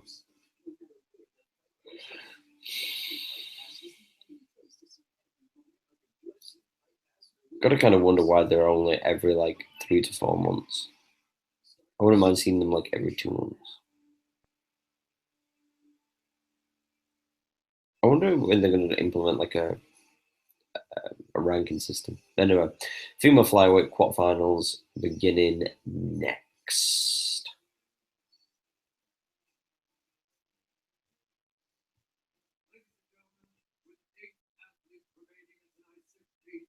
Bruce Buffer with the powerful introductions.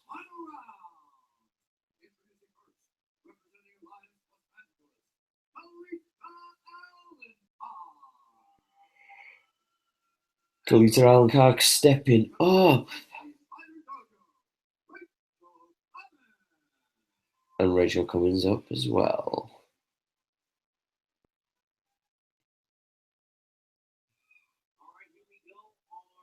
Alan Carr from Alliance MMA. Who's the #1 seed.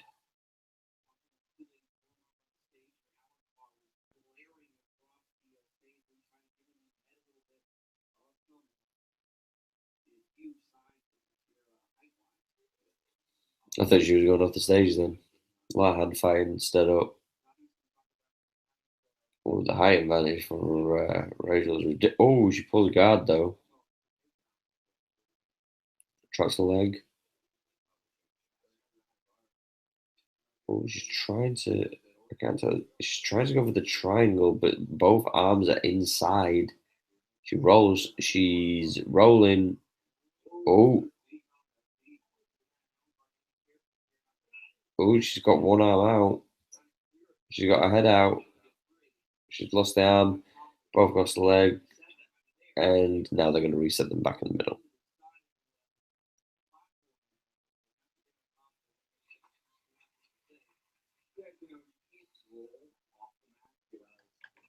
So I caught some of that right there. Oh, you're back. What up, Joe? Sure. I thought that she caught her in that triangle, though. Yeah, she had both arms in though. Yeah, but when she rolled through into the corner of the mat, it looked like one of those arms had popped out. Oh shit! All right. As long as she got her head out though, I think she did at the end too, right? Yeah, she got out. Like she 100% got out, but I don't understand what they're trying to play at now. Like, just start and boast it up. Yeah. Powerful height difference, man. Oh, legit. It's like I always find it funny when they just stand up and walk away. It was on some Verdum Overeem shit. Yeah, and coming to my God. I hate that when they do that in MMA too. What, like come down and play? Yeah, like Maya did that thing a little bit. Yeah, but the one thing that I didn't like is they were just automatically standing Maya up. And it's like, well... Oh, this chick likes to invert a lot. That's weird. Like she starts to like doing the Granby, and then she inverts, and it's like she's trying to like get her legs under for like a slick back take. The problem is this chick is tall as fuck.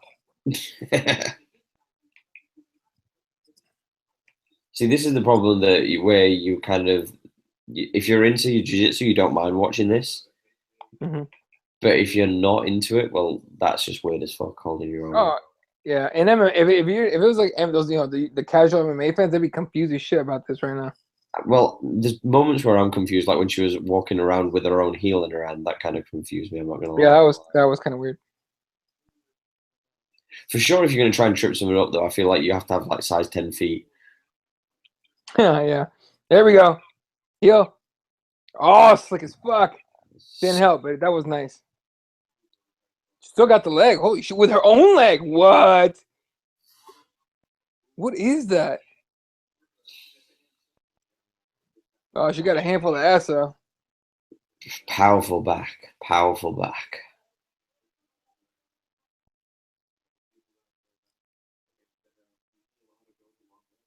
Pin the arm down with that knee. Oh, no, couldn't do it.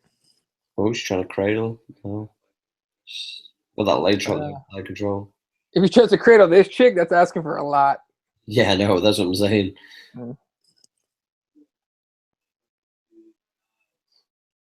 God damn, Rachel's got some big ass toes.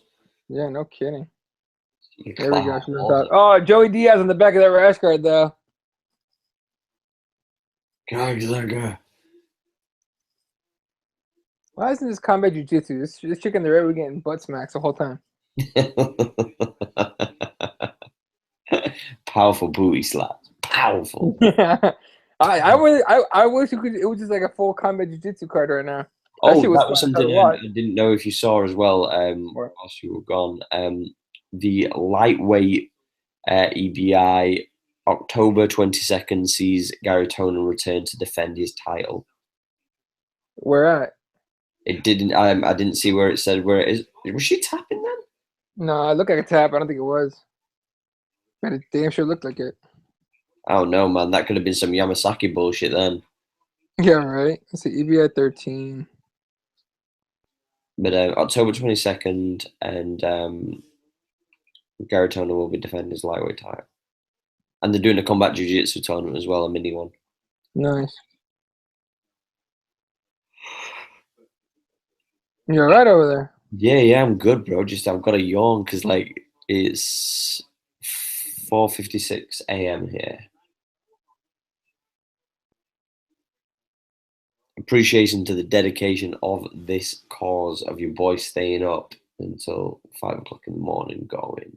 Oh, it's gonna be a lot more than that, dog. We got another few fights. I'm powerfully pushing through. The problem, I gotta work in what, 6 hours? No, 7 hours. So I need, as long as this thing ends by midnight, I'm set. So that means you've got 3 more? I work at 5 a.m. So, and you're 8 hours behind me, so you've got so it's 9 p.m. right now. So I got 3 hours. 3 more hours. There's no way it's less than 3 more hours. No, there's no way. It's gonna be another hour and a half, maybe. All depends on if we get these finishes. That's what I want to see, more finishes, man. But the longer it goes, the more tired people get. Yeah, but more sloppy they get.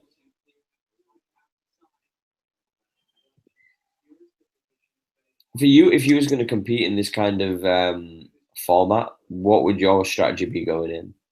If I was going to compete in submission only? Like an EBI tournament. Shoot a takedown, get top position. Fuck you, motherfucker. No, but I'm serious. My here's the thing. This is my game plan for most of my fights, and it's because I don't like the point system, but this type of strategy helps with points if need be, right? So shoot, I like to shoot, and I like to get to side control as soon as possible. Side control, I'll go knee on belly, and oh shit, nice. God damn. The ultimate pulling of guard. That was, hey, dude. She went upside down to pull guard, dog. God damn. I gotta appreciate that a little bit. It's a Luthez presser, bitch. Come on. powerful right knee to keep some space in between you two. But dude, you shoot. I like to shoot, get the side control, and then work my way to mount, get myself heavy, and start working on those arms. But that's just always been my strategy with everything. That being said, keep in mind I'm a freaking 3-stripe white belt, a 2-stripe white belt. I don't have a shitload of experience with making game plans that much. I'm still learning that shit as I go. But that's my favorite thing to do is get top position, get to mount. I want to get better at arm bars, obviously, and the back take especially. I can once I get someone's back, I can stay there pretty well. But getting there, getting there and keeping my hooks in, it gets tough. I got thick ass legs, and even though they're strong, it's hard to keep fucking hooks in there. You know what I mean? With other big dudes, it's hard to maintain as well, though, because obviously you need that oxygen and the lactate build up that you in those thighs. So yes, sir. So we got a full mount situation here with the legs crossed under the other two, like almost like ankle to ankle. She's just keeping the gable grip on the one arm, just trying to buy herself some time, I guess, to rest maybe. There's 2 minutes and 10 seconds left in this match. This is a quarterfinal fight. Switching over the arm. She wants to isolate that arm, it looks like. Or she did for a second. She shifted. Oh, I was going to say, it looked like she was shifting. You know what? This is kind of what I do right here. I start working on isolating that one of the arms, and that's kind of what she's doing. She's starting trying to put that left arm over the head, and now she's trying to get to Oh, I think she lost full. Oh, it's knee on belly. Oh, she's trying to go. Painful. Oh, no. Back to mount. I think she's going for that arm triangle. Yeah, back to mount. Yeah, she got a hair in her mouth. I hope it was one of her own. Here's the shitty part, dude. When I roll, like my main training partner's got a massive beard, way bigger than mine. You know what I mean? So whenever like I start spinning out hairs, I'm hoping to God it's mine. I'm like, God damn it. See, that's why I had to go for Garatonin and just shave my beard off and just have the tash. Yeah, right, dude. I'm not doing that shit. I like my beard. Yeah, you're not British. You can't get away with it. It's fine. The porn stash? Pass. Yeah, 100. Look at her. She's trying to get that arm up. Maybe she's going to go for a head and arm choke. Now she's got the gable grip back. She keeps switching between the knee on belly and full mount because this other chick keeps getting her legs in. Oh, pushing her in the face. The size of those dropping. God damn. I feel like Brian Callen right now. Yeah.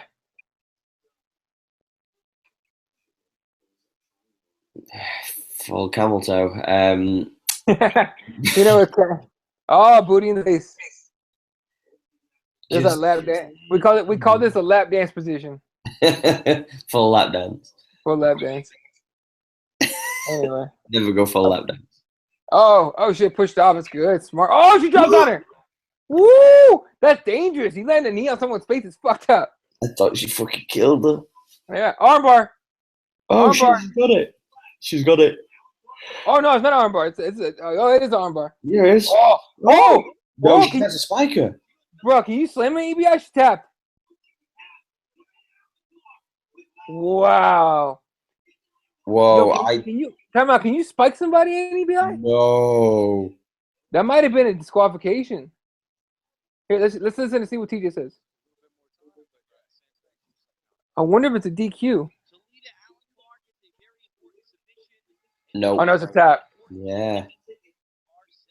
I want to hear if that was legal or not. I think she's kicking off about it. Yeah, she looks kind of pissed. Yeah, look at her neck. Yeah.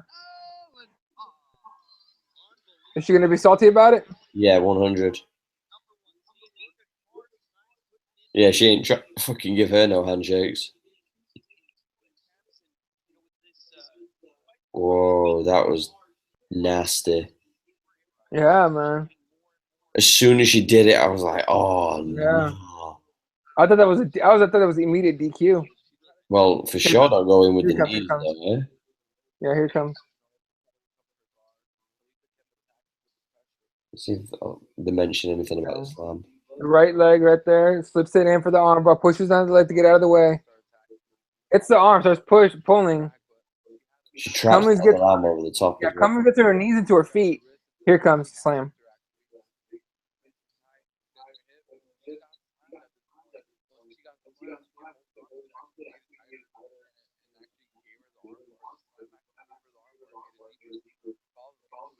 No word on number. Like I'll Or get no that word. on a little longer. Mhm.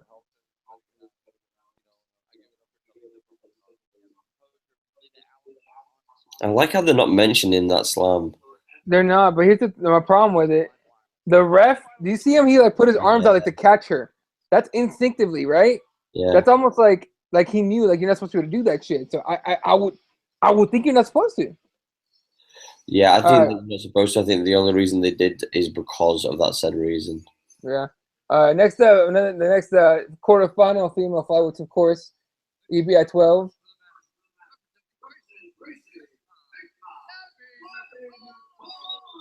Gabby McComb against Gabby Romero.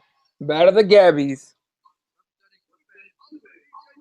Ain't no Gabby in you unless you guys seen it. Yeah.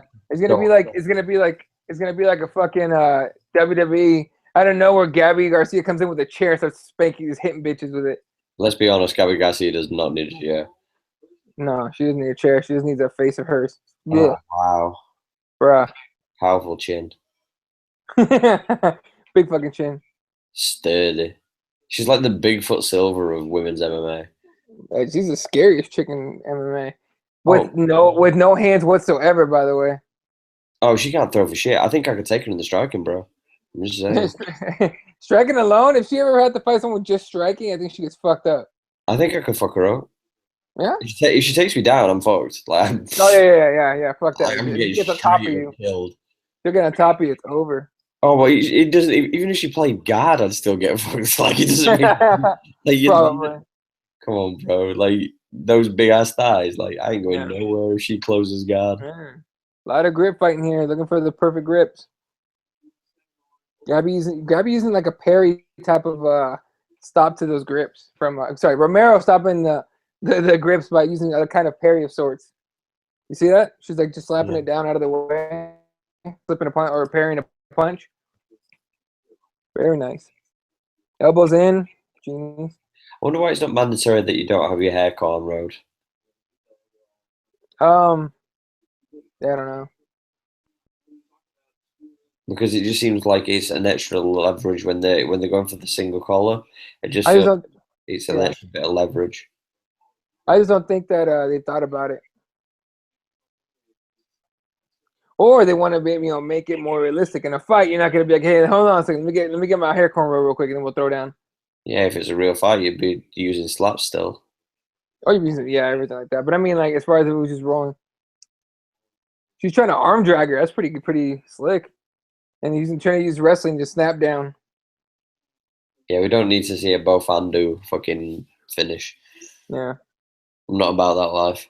Fuck it, go for a rock bottom. You're a nuggy suplex. This is Brock Lesnar her ass. Hmm? Brock Lesnar her ass. Just No, German I was just suplex. meaning the rock bottom hit her with a uranagi. It's a judo throw, isn't it? 7 minutes 40 seconds left in this one. Yeah. Yeah. Still, That that's a is hand good. fighting. There's an arm drag going for the leg of there. You ever seen someone use an ankle pick? What in jiu-jitsu? Yeah. No, but I saw Yoel Romero use one back in the day, and he legit used one hand and he threw a guy on his head. Yeah, it's one of my favorite fucking things to see. I've tried it in training and I've gotten it like once, but it was sloppy as fuck. Yeah, it's not something I'll ever go for. Yeah, and it's kind of honestly, it can be kind of dangerous for your partner and for you really too. But like I like the one time that I grabbed the ankle, I stood up real slow though, and I picked it as high as I could, and I took him down. But I jumped on their bag, which probably wasn't smart. Ooh, picking up the leg. She's looking for a trip. She's looking for a trip. See, if She anything, might get I'll it. go for a trip. I don't go for takedowns. I go for trips. Dude, all she has to well, no, she knows she has to sit back. All she has to do is sit back and trip her back. Yeah, but it's Oh, the she might do how some. she's going to fall into it that Yeah, matters. she needs to put that leg in between hers. Oh, nice drag Now, down. yeah, there you go. She has to make sure that she didn't get that arm caught. Yeah. See, this is the major difference when you're talking about MMA because at least with MMA, you have the opportunity to strike if you need to. Right. Oh, beautiful. Damn, look at all these moves. Back. Yeah. Seatbelt. Transitions are slick. Just passing here, passing there. She turtled up, though. She kind of got to. No, no, I'm just saying though, like she's not got. There's no kind of there's no space to kind of get hooks in or from this position. What would you suggest to do from when she's on top? Would you just keep on working the hands underneath, or The girl on top. yeah, Yeah, hell yeah, just stay right here. Stay right here. You could also. Here's what I like to do. I like to go like she has that right arm under. yeah, I go with the left arm under and I stand them up and I ooh hooks. patience. Oh, she's got it. Oh, that hurts. Oh, it's on her face. Oh, that sucks. She's You tapping. could get a It's tap. fine. You can gonna get. You're probably gonna get a tap out of this right here. She's That's tight as squeezing that fuck. shit out. Oh, Oh, she lost it. Wow, let powerful it Gabby go. Romero. Dude, she let it go. I don't think she had a choice. I think when she rolled on her face, like when she rolled on her stomach, maybe like she's gonna use the mat to break it. She's like grimacing in there. You see that? Yeah, because she's probably broken her face. Like, let's go. That chin's fucked up. All right, so right here, like I like to stand him up a little bit by like getting like that right arm under, but I'm strong enough to do that. Like in gi, I grab the back of the gi and the collar with both arms and just power him up just to get enough room. Yeah, just to get enough room to get my hooks in, dude. I legit do that shit. It's caveman jujitsu, but still. I feel Let's say, well, confident in jiu-jitsu compared when I hear what you do compared to what I do. I'm like, God damn. My game has a lot of power in it. I'm literally trying to work out of that. I'm trying to use no power. You know what I mean? I want to get to that point where I'm using only technique. But right now, since I'm still pretty new, instinctively I go for a lot of power moves, which does not help when you gas out. I just use anything that's awkward. I like to make it as awkward as I possibly can. Yeah. I like to I just use like the sweeps. yeah. I don't like to try and force anything. Yeah. I like the power and the pressure game because it makes my opponent uncomfortable as fuck. Yeah. So that's what I like I'm doing. more of a frustration player. I bet, dude. Oh, What here do you we go. mean, you bet, motherfucker? Well, you pull guard. I've been frustrated as fucking someone. No, yeah, but the way that I play guard, I don't Oh yeah. I don't use a closed guard. I never use a closed guard. Are you good at like regaining guard though? Yeah, because I've got a good Because you're flexibility. flexible. Yeah, Yeah. This is one kid. This kid Oscar out of my dreams, a blue belt. Every time I roll with him, I get past his guard. He'll just let me get past his guard. And he just regains it. He don't give a fuck. I think he regains it in a heartbeat. I'm like, you fucking. He's Gumby, man. He's flexible as fuck. Well, like I say, because when I used to when you used to fight with your brothers and like play wrestling and all that kind of bullshit. Yeah. Like my stepbrother is fucking huge. Like he was like 15, 16 stone and I was like 9 stone at best. So like getting back into a closed guard, even in that context when I was a kid not doing jiu-jitsu and stuff, like it was just natural to try and make sure that I was safe, and being in full guard is the safest position. Right. But yeah, but the thing is though is I use like a lot of butterflies.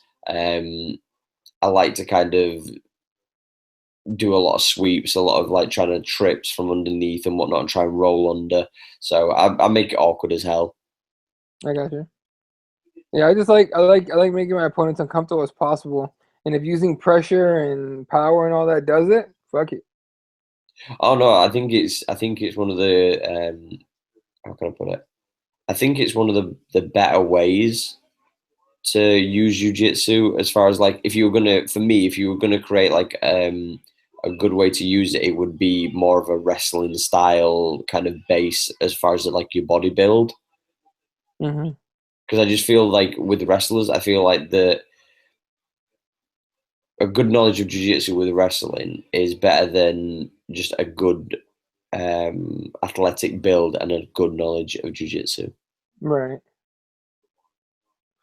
Because when it comes down to it, if you have good knowledge, the only differential is you have strength, and strength is always going to be a benefit in jiu-jitsu. Oh, for sure. But I like. You ever hear that whole cardio is king? Oh no, I agree. That you've got to be Yeah. smart with it. You've got to be smart with it, 100%. But it's that thing of like, for me, if both had equal knowledge and both had equal amount of talent, and you were going to say to me which was the body type which I'd prefer as far as like the one to win, I'd always pick the physically more stronger person. because they can Yeah, the technique. yeah. You know when they say like, oh, size doesn't matter in jiu-jitsu? Yes, it does. 100%. Goddamn sure it does, motherfucker. What are you talking If about? you're all equal in knowledge, then you always look to the physical aspect after the knowledge.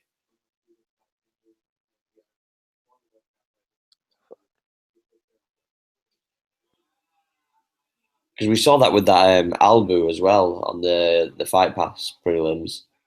What'd you think of that fight? Because I thought Curran won that shit. Yeah, I thought Curran won that shit as well. I thought Curran won that shit, but don't leave it in the hands of the judges. We have, That's the shit part. we Although have. Curran's never been like a monster finisher either. Oh no, but girls that size are not going to be monster finishers. Yo, Kaylin Curran's fine as fuck too, by the way. I'm mad. Yeah, for real. I'm That's a mad. girl. That's a girl you take home to mom as long as she's wearing a dress that covers the tattoo, because moms will freak out about that. God damn. All right, here we go. Is this overtime? No, it's not. No. It'd be so weird if somebody actually picked in overtime, if you could, just to pick going into full guard. No, okay, now they're in overtime. That was at the very end. Yo, respect Gabby Romero. Yeah, she got a broken face right now, but Yeah. if I'm that other chick, I straight up go for the fucking taking the back. Yo, what is those banners made of? Because they've been rolling on those and they haven't come off at all, and they're just taped down. I don't know. I think the tape's for the mats, though. I don't think the tape's for the actual the vinyls. Okay. I don't think. I could be completely wrong. It would make sense. All right, Gabby McComb is on choosing to take the back. For sure, Eddie Bravo put some shoes on. Yeah, right. Like we don't need staff. That's one thing that I always worry about, like getting some dirty ass infection. Like I'm paranoid as fuck, like OCD, washing 10 times whenever I've rolled. Dude, I drive faster going home than I do going to jiu-jitsu. I'm trying to get my ass to the shower ASAP. 100% with you. I'm speeding on the way home. I don't care how tired I am. Have you, like, this is going to sound so foul. Have you ever rolled with somebody who just, for some reason, just sweats more than the normal human being should? Yeah, every heavyweight ever. Oh. Fucking. Hold on. Shit. Is it under She's the chin? Ripping her face off. No, it's on the face, but it's fucking. Oh, it's on her nose. Oh, she got out. Dude, mad heart from Gabby Romero. Mad heart. Do you think, though, the other girl has burnt out her arms at this point, and that's why she can't keep it locked? I'm starting to think so. Because she tried it like 2 or 3 times during the regular time. Yeah, what you're saying about heavyweights? Yeah, every heavyweight you'll ever roll with sweats way more. And I know there's like other people that are like smaller weights and everything that sweat weird. But I know like I said, my main training partner sweats like a fucking pig, dude. No joke. Like it's the worst. If he ever gets top position, if I start feeling drips, I don't panic anymore. When we first started rolling, I started to panic. I'm like, that's so gross. Get the fuck off me. You know what I mean? But then I started getting revenge, so it worked out. Oh, she's rolling straight out of this. Yeah, she's gonna get out right here real quick. But what the fuck? Talk about a nice back escape. Should have gone with the spider web. Unbelievable. Yeah, there's nothing. Gabby Romero's tired. I'm not surprised she's not had a face smashed in 4 times. Here we go, one more time. There is nothing worse whatsoever than being sweated on. It's just gross. You ever get someone like drool on you? Nope. I've seen like a fucking string of drool start falling, and I move my head out of the way just in time. I'm like, no, fuck that. I've had it where there was a moment where I was close, but I was obviously in full guard. Oh shit, he's getting out. She's getting out. She tapped? She tapped. I think she was just done. But yeah, I was in full guard, obviously, and it looked like there was like some spit going to come out of the dude's mouth. So I literally leant up and went for a guillotine just so it went on my shirt. Yeah. because I was just like, fuck this. I'd rather it be on my rash guard than be on my face. No, for sure. All right, Gabby Romero goes with the out for the spider web with one arm under. Ready, set, go. Switches over, grabs her own hand, trying to break up, pull that arm out. She's almost there. She's forcing that elbow. Oh, she's losing it. She's trying. Yeah, she's scooping up that leg, trying to keep position. She already lost it. It's out. She's getting out. She's definitely getting out. She's already scrambling for the arm. It's not gonna happen. Oh, too long. Yeah, that'll do it, right? You missed the horrible advert as well for the whatever extract, absolute extract, whatever it was called. Absolute extract. Yeah, it's some form of CBD by the looks of it. Never heard of it. Yeah, it looked absolutely garbage. Did the Oh, it's right. It's right behind McCombs right there. yeah. Gary McComb. Moving on. Absolute extracts. Yeah. Yeah, they did it looked like a cheap video when they did their little advertisement. It looked real bad. Well, I mean, when you start a company, even no matter what it is, you're gonna have to show us some money to get the advertisement in. So your advertisement might suck. Yeah, but if you're gonna do the advertising, let's do it right, yeah. I got you. If we're gonna if we're gonna go to like a thing of like we're gonna advertise with some jujitsu like heads, like let's for sure make sure his adverts look boss. Absolute extracts, Queens of Summer, kick off your summer versus ABX. Oh, this is they're vape pens. Yeah. Yeah, you can't fucking order this shit online. See, the thing with vape pens is I did used to use a vape pen, but I just found using the oil is so much easier. Yeah, but you use the vape pen for CBD? Yeah, for CBD, yeah. I did. Oh shit, I never done that. I wanted to try that because I saw Nate Diaz do it and I was like, really? That's a thing? Yeah, but he actually uses like fucking the most strongest fucking cannabinoids that you'll ever fucking imagine. I don't think he actually even uses cannabinoids. I think he actually uses like marijuana, like with THC in it. I don't think it's. No, for sure. I don't think it's a case of it's just cannabinoids. Here we go, Miss Moody. Is Kama Jiu-Jitsu again? No. No, it's not. It's not. No, we've got a little Miss Moody over here. So we got Shen against Blanchfield.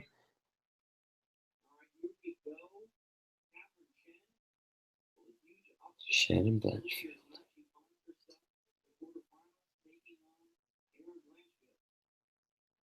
I feel like this should be like a random moment where like Eddie Bravo can just decide that one of the quarterfinals or semifinals can be combat.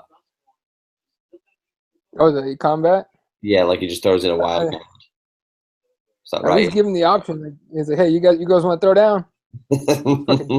Yeah, but the thing is though, you got a psychological edge if one of the girls says no.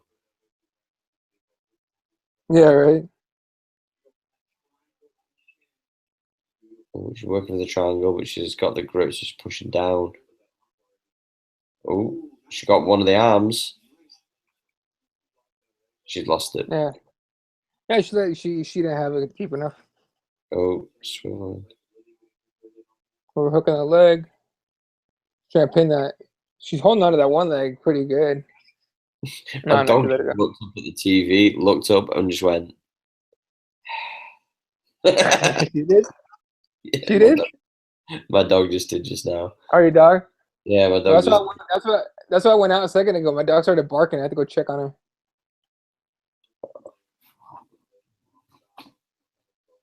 Right now, just for ladies and gentlemen, children of all ages, the boy feeling like a villain. Mine's on the couch in the living room watching, or just chilling. I thought you were going to say like watching some dog show or something. Then. Yeah, right. So no, if I leave for like, if I leave her for more than like a. Oh, okay. Huh? Oh, sorry, her knee looked like it was inside of her. You saying? It is. Look at that. It's in there. No. It's on the belly. The knee's on the belly right there. Powerful. Yeah. No, my dog. Like, if I leave her for more than a few hours at a time, I'll leave the TV on. Oh yeah, same. Yeah, just so she gets some noise and she don't feel alone. But my dog hates being alone, man. So What? side control, huh? She hates you? What? She hates being alone. Oh, I thought you said she hates me at the moment. I was like, why? What are you doing? Oh no, no. She hates being alone. Like she'll protest if I leave her alone for too long. She'll destroy something. Like she'll let me know. Like I'm pissed at you, motherfucker. You left me alone too long. For real. I come back and like she grabbed like the milk jug, the empty milk jug from the trash can, and she tore it to shreds in the middle of the living room until she just leaves it there. And like what? Like she's destroyed like 2 remote controls now for the TV. Jeez, So now I have to leave everything up high so she doesn't destroy it. It's fucking retarded. that's funny. Yeah. That's She's in funny. side control trying to isolate that arm. Going Pierre, north south. what did you think to the Vulcan Jimmy fight? By the way, I told you, Jimmy was fucking up taking that fight. Should have hey, waited. I agreed with you. I went with Vulcan. I don't know. Sorry, I was arguing with other people on Twitter. They were like, "No, he's fine. He's just gonna be. He's gonna get the knockout. He's gonna win. He's gonna get the title Oh. shot." And I kept saying, title shot or not. I mean, a win or not, he's not getting a title shot, dog. They're not giving Jimmy Manuwa a title shot. And they were like, "Oh yeah, right. Watch." And then as soon as Vulcan knocked him out, I was like, "It don't matter no more. He lost." Yeah, I understand. Like, I agreed with you. I thought that this was the Yeah, worst fight. That if I were Jimmy, I'd have waited and said, "I want." hell yeah. No, fuck yeah, he should have waited. He should have been in the front row. And I know this sounds really, really bad in WWE, all that kind of bullshit, but he should have waited in the middle of the crowd. As soon Yeah. as the John Jones fight had finished, he should have stormed into that thing, no matter what Dana White said, forced his way into the fucking octagon, and fucking had stood in front of John Jones, shoved him, had a big melee, and then the next thing you know, you've created the opportunity to face him next. No, for sure. And I think that, yeah, he would have been smart to wait. But I think he was counting on DC or John Jones not making it to the fight. Like he almost counted on it. Not to True. mention, here's the thing: when he was walking to the cage and in the cage, I did not like his demeanor. Like I was live tweeting for cage side press, and I tweeted out literally like as he walked into the octagon, I was like, he's very like I'm wasting my time here. He's Rockholdish. Remember Rockhold walking against Bisping? I'm like, he's doing that shit. They're like, oh god, I'm wasting my time. When Bruce Buffer was like announcing him, like Manuel was kind of like, come on, hurry it up, I want to get this over with, type of deal. Then the fights, and he was very like I'm wasting my time here. He's like kind of like looking past, basically looking ahead to the title fight. And then Vulcan was like, yeah, right, boom, He nice did exactly uppercut and what the I left thought hooks, he would man. do. High pressure and high Yeah, intensity, and yeah, obviously the power's there. yeah. But I think Jimmy Manuel totally overlooked this kid, way overlooked him, and now he's gonna pay for it, just like we said he would. But it sucks. It sucks, but it also means now we could potentially see Vulcan versus Gustafsson. I don't think we'll see that. I do. I think that's the big fight. I bet that happens in Poland. No, they're both Swedes. So it's the last card in Europe. Oh, is it really? Okay. Yeah, it's the last card of this year in Europe. So I What could about if you do Vulcan against? Nah, I don't want to see him against DC. no. DC's gonna be gone for a while anyway. DC's going to be gone for a while. So the only fight that makes sense is Vulcan Gustafsson. Gustafsson's had time to rest. Vulcan Yeah, didn't damage. took no It's in damage. October 22nd or October 20th, I believe. So it gives. His post fight was awesome. I don't know what's going on. He's got dynamite in his hands. Like, woo! I was like, that's a bit cheesy, but I don't know. Maybe I'm just a bit bitter. I enjoyed it. I enjoyed it. I was like, this motherfucker did. Okay, I got you. I see you, Vulcan. I see you. I'll say this though: people are making out that he'd be able to knock out John Jones, and a part of me just goes, "Really?"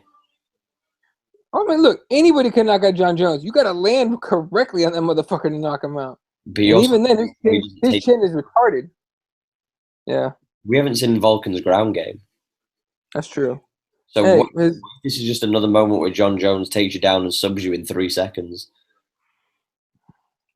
they haven't updated the rankings yet. They're gonna update them tomorrow. That's usually what they do is on a Monday. So DC's still champion and John Jones number one. DC's gonna drop to number one. Ooh, strong arm. Oh, that looks good. Oh, that looks really. Oh, that's fucking. Why That's doesn't she painful. throw the back leg around the shoulder? Because she's already got the leg over. To go for the arm? Yeah. I don't know. She could already go for the armbar here. She could go for spiderweb and go for the armbar. Yeah, I I don't don't know. know what she's working for.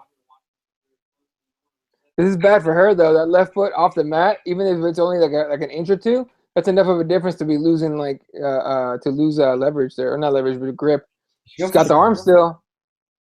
Ooh, what is she this, go like for a the back? arm by the looks. Yeah, this looks like a Kimura, dude. I think she's going for it. No, Yeah, yes, it. yeah, she's going for it. I don't know what the other chick's doing with rolling under like that, but Why is she going the opposite? Well, oh, she used it. oh, she was winding up. Right, okay. She was winding up. What about Vulcan against Glover Teixeira? No, because why do we need to see Glover get battered again? Because I think we see Gus Jones. No, I don't see. I don't think we see it because Jones is going to be out for like at least another 6 months waiting for Brock. Yeah, maybe. Why is she so dedicated to this Kimura? Because she's got the grip. Yeah, no, but she could turn it and she could go for the armbar. I Oh, don't know. Maybe she knows. She might know something about this chick where it's like, all right, if they go for the armbar, she's gonna get out. well, Like you study your opponents. oh yeah, for sure, for sure. But I always think that you go for what's in front of you rather than Oh, I overworking. agree. Absolutely agree. She tapped on it though. True, eventually. But then you think to Very yourself how much energy nice. she used exerting working for that Kimura when she could have waited. Well, she could have cut down the amount of time she's used by 20, 30, 40, 50 seconds by going for an armbar. Aaron Blanchfield moves on. Potential to win $15,000 still. The other chick at least gets to go fix her hair, man. That thing's wild. Oh, it's craziness. You ever have trouble like congratulating your opponent or Nah, whether you win or lose? You never had trouble nah, doing that? nah, I've because only had that. Yeah. Because what? doing striking sports beforehand, you know, I got you. if you get punched in the face by your opponent, you've got to respect him. Do you know what I mean? Like, it's that weird camaraderie, isn't it? Do you know what I mean? When you punch each other for fucking 2, 3, 4, 5, 10, 20 minutes, whatever it is, you've got to respect each other at the end of the day. Yeah, almost had trouble doing it once, but I kind of sucked it up. I was a bigger man, but yeah, dude. Sometimes it's like depending on what kind of bullshit they pull during a fight, it can be like, ugh. I saw there was one guy who didn't want to shake my hand, but I shook his hand, if that makes sense. Yeah, no, I get you. You reached it. You trumped him. You did the Trump grab and pull him in. Oh You yeah, see yeah. that shit? I haven't. I know what you're talking about, but I haven't Yeah. seen I forgot who it was. Someone wasn't fucking having that shit when Trump went to shake his hand. He's like, "Yeah, fuck you." He wasn't having that shit. All right, At next up. the end of the day, I make myself look better. Yeah, exactly. Oh yeah, it's this chick. This chick's not even tired. All right, I'm next. Lila Smadja against Nikki Sullivan. Beautiful last name with Smadger.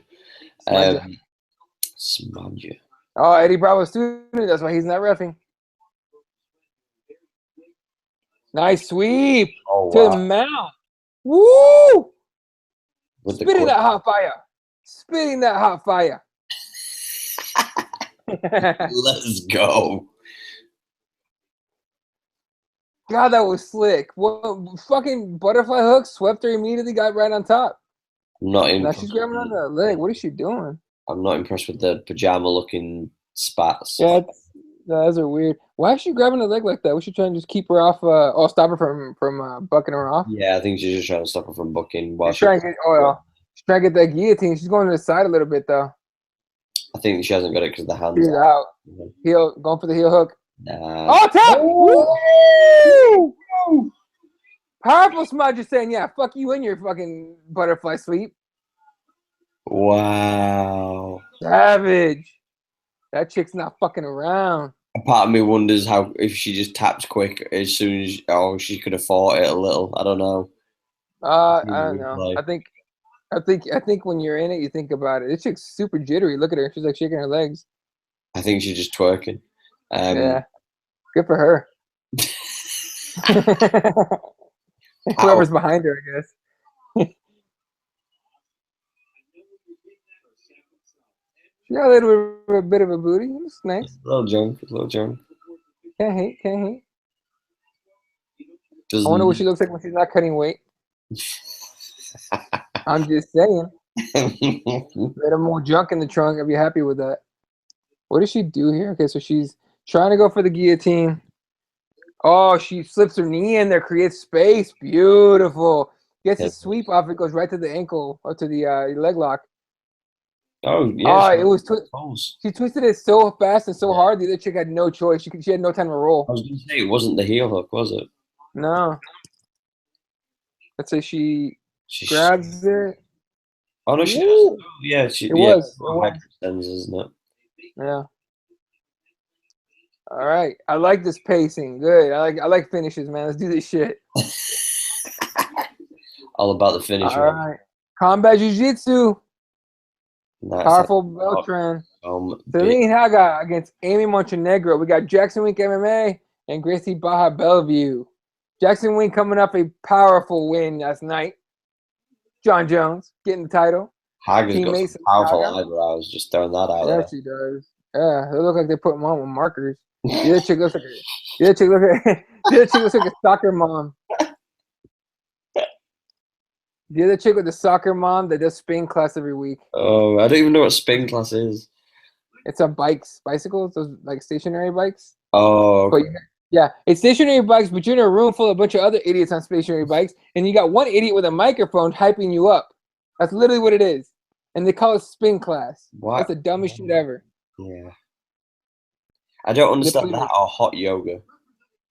Hot yoga I've never tried. I've tried regular yoga and I'm awful at it, obviously, because I'm not fucking obviously. Just throw the brand new in there. Obviously. Obviously. Yeah. For sure. I had no commitment to yoga whatsoever, but I wish I had. I might try it again, but not today. I'd pay to see you do yoga. I paid to do yoga and I sucked at it. I just had nothing. Celine against Amy. Celine in the weird color spats and rash guard, and of course the Gracie Baja for Amy Montenegro. Oh, dude. Haga's, they're both going with the snap down technique here, looking for it. Do you think she uses the John Jones oblique kick here? I wish they would allow it. I think she goes for the eye poke slap. Eye pokes, yeah. Oh, I wonder how they handle eye pokes here. I think it's like everything though, because at the end of the day, you're prone to kind of catching an eye poke just in general with doing jiu-jitsu. Yeah. Have you ever had like a really bad eye poke whilst you've been rolling? My first match ever. Really? In tournament, I got fucking finger in the eye, and but here's the thing: it was like, it was a 5-minute round, and it was 2.5 minutes in, and I had this dude tired, right? And he pops back to his feet, and we're going back for a takedown. He fucking puts his finger in my fucking eye, and the dude's like, "Oh, I'm sorry." Like fucking, it wasn't on purpose, but it just happened. And the ref was trying to stop it. I didn't want this guy to get arrested. So I was like, no, fuck that. I'm all right. So I beat him with one eye. I Michael Bisping his ass. It was pretty funny. Oh, dude, we should have legit got you like a little fucking patch. You could be Eddie the Pirate Law. The pirate, dude. No, yeah. The rest of the night, I was rolling with a red eye. That eye was fucked up for like a week, dude. That sounds like a cool nickname, by the way. What? Eddie the Pirate Law. Hey, that's not a bad nickname. Yeah. I like that. And you're all about the booty. You're all about the booty. I think we found a nickname. All about the booty. All about the booty. Meanwhile, the two girls are still standing in the clinch. No booty either way so far. I can't see anything. No, there's nothing twerkulating. No, not at all. But here's the thing: the color scheme on the spats makes it like deceiving. She looks like Haga's spats looks like she has a diaper on. No joke. Haga's look at it. Look. Looks like a shit American sweet. Pretty much, right? She looks like a shit candy. No takedowns or guard pulls so far whatsoever. There is an overhook here. Do you watch South Park? South Park? Yeah. Yeah. You know the Mintberry Crush? You know the superhero? Yeah. That's what she looks like. Oh, that's pretty fucking. Oh yeah, you're right. Yeah. Mhm. I didn't even think about that shit. I Oh, don't even check know this what a out. military push is, but still. Oh, that was like a throw, like a hip bump, a hip throw of sorts, using the headlock. Beltron's so aggressive. It's like, dude, there's two chicks fighting. Relax. All right, just in case he's got to get in there, dude. You never know. Someone might jump on his back. No, that's good. Bitch, please. They're gonna ride in with the fucking Tash, man. Yeah. Uh, Haga in full guard, Amy on her back, looking to control the arms and keep her posture down so she doesn't get slapped the fuck up. Is she I thought she was pulling on a ponytail then. There you go, little tiny smack right there, tiny one. Okay, right here. Would you reach with your left arm and underhook a leg and trip her down or something? Because that's my instinct every time I get in this position. Is underhook on one of the legs and try to bring them down on their side. See, for me, I always try to close. My first instinct whenever I'm on my back is Mm, first instinct is to first gain control, so I know where I'm at. So I mm. tend to kind of lean towards going for a rubber guard just to start with, and then with my other leg, I'll try and get the butterfly. So then I can kind of gauge where I'm going to go from there because I can kind of see how they're going to shift their body, or if I can switch to the other side, depending on which side. If I know they kind of like to lean towards, and then I can kind of work on my sweeps from there. But I like to gain control before I start working for anything. Gotcha. It depends. It depends on who you're going to get. If you're going to get somebody who's top heavy, and that somebody who really likes to pressure you, I always go for like the butterflies first off because I try to get them off balance. Because if you're trying to put heavy pressure on me, if I can get you off balance, your pressure, I'll just use it against you. Right, right.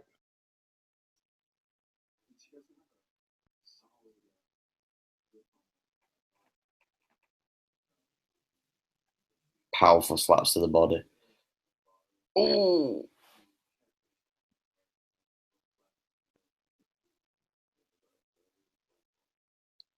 Oh, she's working the hand underneath. Ooh.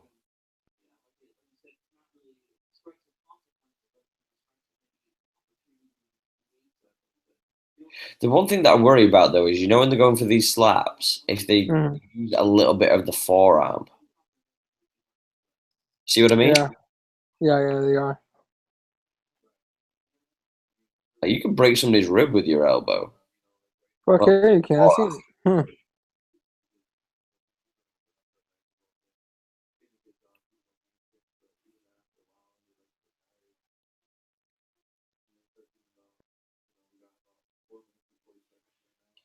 what have you sent me, sir? Oh, you'll see.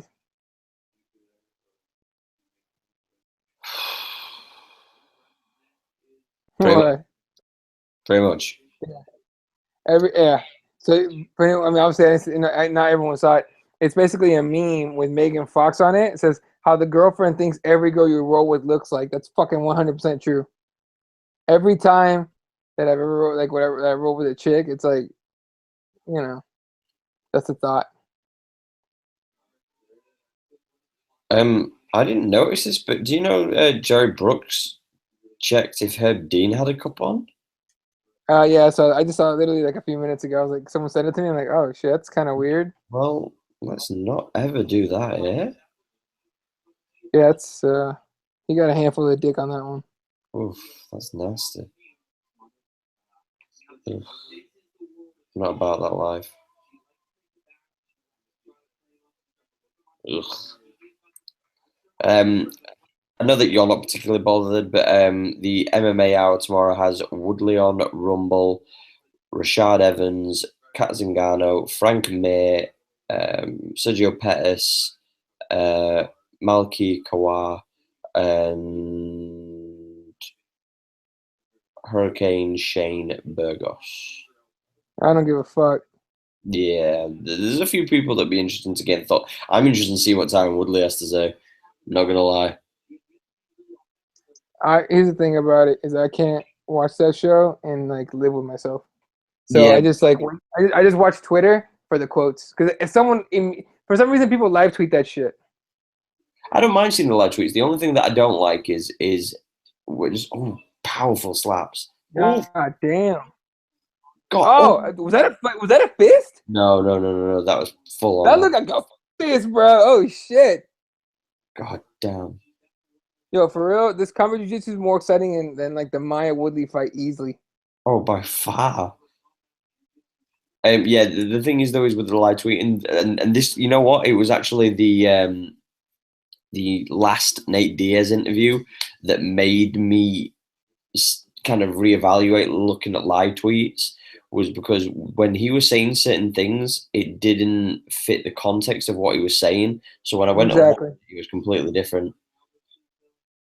That's the problem. But like I'll watch it, I watch the highlights on it, and then if and usually like I know people that'll give me like the rundown of what happened, so I'm all right with that. But I can't watch that show because first of all, it's supposed to be the MMA hour. It ends up being like 6 hours, and then second, inevitably this dipwad fucking starts talking shit at some point about stuff we don't give a fuck about.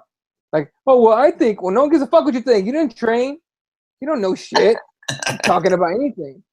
The most thing he's qualified to talk about is unethical journalistic practices and getting yelled at by Dana White. It's literally what he's qualified to talk about as far as that goes. Other than that, shut the fuck up and fucking interview some people. That's it. You know what I mean? Like, no, don't bullshit me with it. Well, I think this and this and this. I think this and this and this and this and this. And I don't give a fuck, dude. I mean, no, fuck off. You know. I just see. I want Woodley to go full heel. I just want Woodley to just talk mad shit. I don't think he has a choice. What do you mean, in the sense of like he can't talk shit, or? No. I don't think he has a choice but to be heel. I don't think people are giving him a choice. Everyone booed the shit out of him. I was talking to somebody on Twitter yesterday, well, this morning, last night, whatever you want to fucking call it. And I was saying that, if I was him, I'd just go full Floyd Mayweather and just win. What do you have to lose?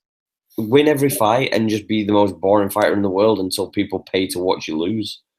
No. That's exactly it, right? What do you have to lose? Nothing. Fucking piss everybody off and make them pay to watch someone try and beat you. Because he could be like the anti-Christ of George St. Pierre. He could be like the polar opposite of what GSP was. A boring fighter, but makes money and is disliked. Like a motherfucker. I don't care what anybody says. If GSP was in this era, he would get booed. Fuck yeah, he'd get booed. I booed him before. Fuck that. People used to get mad at me for saying that I couldn't stand watching GSP fight. I used to say that shit all the time. I'm like, I can't stand watching GSP fight. And it would be like, they get all pissy, like, oh, he's one of the greatest of all time. What do you mean you can't see him fight? You can't watch him fight? Yeah, dude, he bores the piss out of me. After he got knocked out by Sarah, he became boring, 100%. Oh, yeah, he's getting safe. I'll turn on the light in this motherfucker. Hang on. Oh, much better. There we go. It's a little better. The only time anyone could see me in the camera a second ago was if I smiled. God damn. For the people who are watching, make sure that you subscribe to the channel. We do MMA podcasts at least 2 times a week. We do breakdowns, and also make sure that you check out Crossbones MMA, where you can find Eddie, where he also does a live post-fight among other breakdowns as well. And also you can check out his latest video where he does top 5 potential opponents for John Jones next. Appreciate that, sir. No, it's all love, baby. It's all love. We're all about the love over here in the heel hook. We don't believe in that, not showing love and helping everybody out. We don't believe in haters. Haters. Exactly. Hi, haters. Hi, haters. I see you guys. You know what I love? Yeah. You know what I love? People that think they have haters. Like, I know. If you have haters, what's the last thing you do is talk about them, right? I mean, maybe it's me. I know there's people out there that fucking talk shit and get all pissy at me. I don't give a fuck. I don't talk about it. The people that don't have haters can't stop talking about their haters, even though they have none. Like, no one gives a shit about you. Cut the shit. I think the one thing that I do like about people that not necessarily haters of me per se, but maybe people who strongly disagree with the way that I envision and how I perceive things, I kind of like it, because then it gives me it gives me a dialogue to run off of. So like if I Right. see people who talk about like a certain theme or like a certain, aspect of something, then it gives me a conversational piece to kind of use. So when people are talking about that they don't approve of something or they do approve of something, for the most part, I just look at it and go, well, that's cool, but have you looked at it from this angle? And that's how I treat it. I never get salty because there's too many people who are fucking, they get period pains when, you break down their opinion and give your opinion. There's also people that are just blind. They blind themselves to everything. They only see things their way. You explain to them why they're wrong, or not why they're wrong, but why you do it a different way, and it's like they didn't hear anything. Went in one ear out the other. It's fucking stupid. Yeah, that's the thing, though. I think for the most part, I just kind of look at it as I don't know. I think it's cool. I think it gives you more creativity when you have people who disagree with you. No, I like that. It's people that disagree with you, but they can handle it. Like immature motherfuckers that can't handle that shit. No, no room for that. No, because I like the immature ones because then they will talk about me and then they will be my haters because they'll be giving me free Yeah. advertisement. That's the thing I don't mind. Oh, she got out of that room. That fucking. She got the arm from under her neck. Oh, it's Ooh. in there now. Oh, Wow, that's she's it. No, she pushing got. it out. No, Oh, she's she's. gonna tap here. She's gonna tap here. There it is. There you go. Powerful. I thought Is she that just it? slapped for the freaking fun of it. Then, yeah. Solid win for Haga out of Jackson Wing. She moves on to take on not Brooke Mayo. She lost. Who's the other fighter? And she facing some. Who's she facing? Smarga, wasn't it? Who? Was she fighting Smarga? No. Smudge? No. This is combat. Oh, shit. Fuck, I forgot her name. Not Brooke. Whoever fought Brooke Mayo. Hold on 1 second. Oh, the Hawaiian. McFarlane? Smolka? No, Smolka. What the fuck am I talking about? I'm thinking of fuck. I'm losing my mind right now, dude. It's like McLaren, Mc something. See, this is what happens when it's 6 a.m. in the UK. I bet. I'm not about that life, motherfuckers. She got that out from under her chin like 3 or 4 times too. It's pretty solid.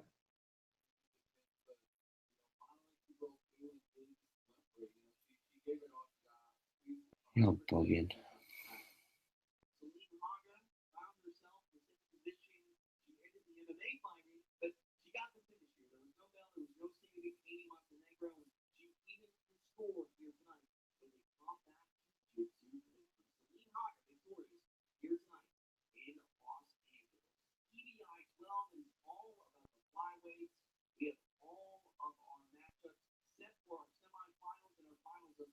Oh, McFarlane. McFarlane, that's right. All right, semifinal here. Oh, here we go. Let's go.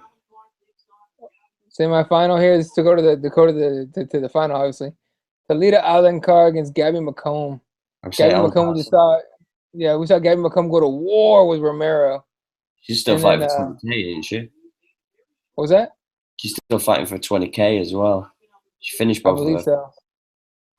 And then Aaron Blanchfield against Lila Smadja. Smadja just got done, tapping somebody real fucking quick. So she's gonna be rested. Yeah.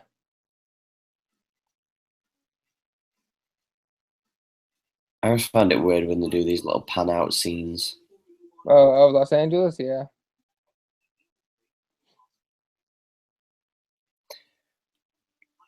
EBI brought to you by a motorcycle company. What's that?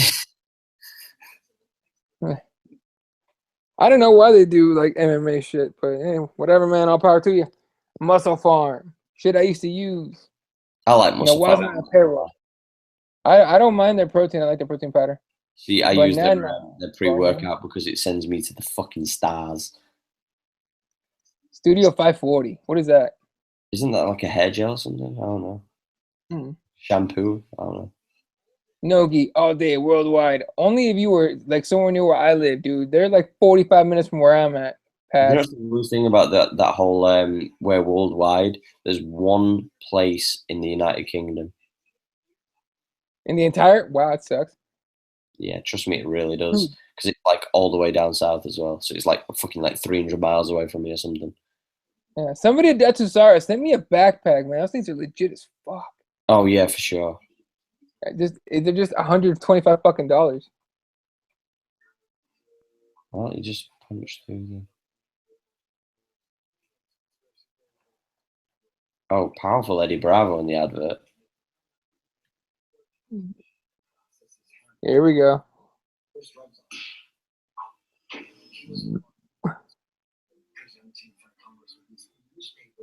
Look into it. Bro, just go on YouTube. Whoa.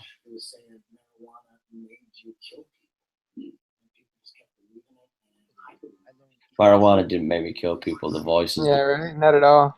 The voices did.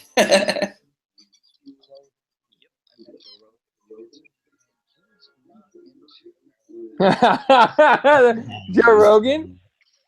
Oh, Jesus.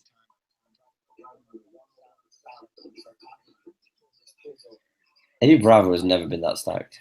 Hold up.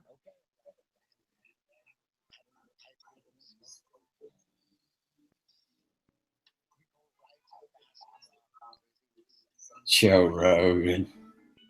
This is awesome.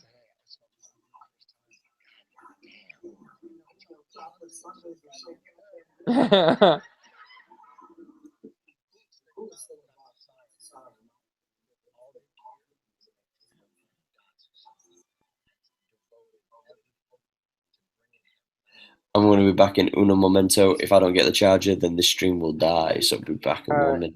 Go for it. I got this shit. All right, I'm watching this shit. There's a Dust Star commercial. It's actually pretty good. They've gotten really fucking like they've gotten really creative. Let me mute this shit real quick. They got really creative with the way they do their stuff. They had Daniele Bolelli. That's the other one. They said the guy that's on Rogan. Daniele Bolelli was on the other one. But look, I'm a fan of Dutch Star gear, so if y'all want to hook me up, I won't be mad at all. They got a lot of sick ass shit, like the Battle Pack core bag, which is actually, if I ever, if I could ever stop spending money on like rash guards and shit, I'll definitely be all about that. Get me some more of that shit. Anyway, is this Gio on a commercial? Looks a lot like Gio Martinez.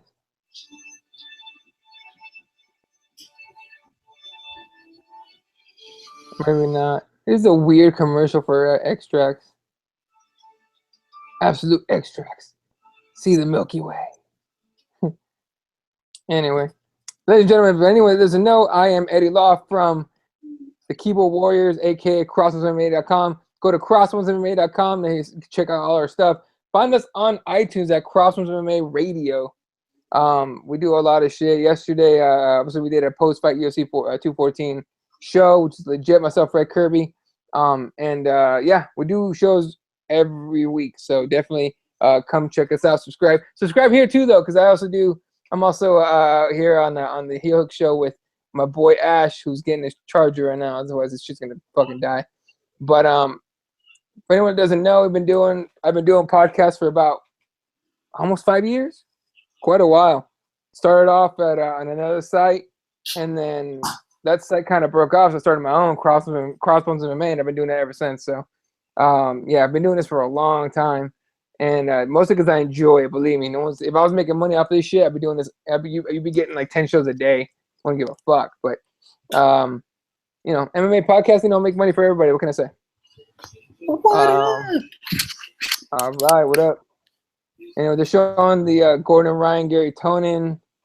Who else are they showing? By the way, Gordon Ryan's a big motherfucker, man. Oh, legit. He's stacked as shit. And his little brother is too. Nicky Ryan, yeah, he's good. Do you ever follow his Instagram? Whose? Gordon Ryan? I did, but I don't go on Instagram as much anymore. Okay. He always, on his story, sometimes he'll have this Brazilian chick who looks a little crazy, but she's got a body on her. Like, I can't sound mad. I'm not mad either, but she seems kind of crazy. I saw her Instagram, and she had a story on there, and I looked at it, and she was kind of getting crazy with the language, talking about birds that were the color black. If you get what I'm saying. Yeah, she got a little crazy. She's Brazilian. She's Brazilian. I don't think she knew what she was saying. Yeah, I was watching it going, whoa, hey, what the fuck, lady? Chill the fuck out. Goddamn. Like she's like throwing out the N-word left and right like a motherfucker on this shit. Like, chick, you need to stop. I always found it weird. There was somebody talking about this is such a bad subject, but somebody was talking about basically, you know, when you watch basically people were saying that, you know, like when any kind of race always claim that they're like oppressed and that other people don't know what it's like to be a certain race and this, that, and the other. And I was like, okay. And there was like, people just don't understand what it's like. And somebody complained about them saying that they don't understand. And it's like, we live in the 21st century. Everybody gets treated like shit nowadays.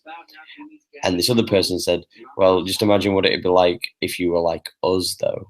And I was just like, oh, I don't know how I feel about that, because there's a part of me that agrees with them. Like, you never know what it's like to be like a minority race. But then on the flip side, it's like in this modern era where there's a stigma where, you know, you have to be very delicate around minorities in a sense now.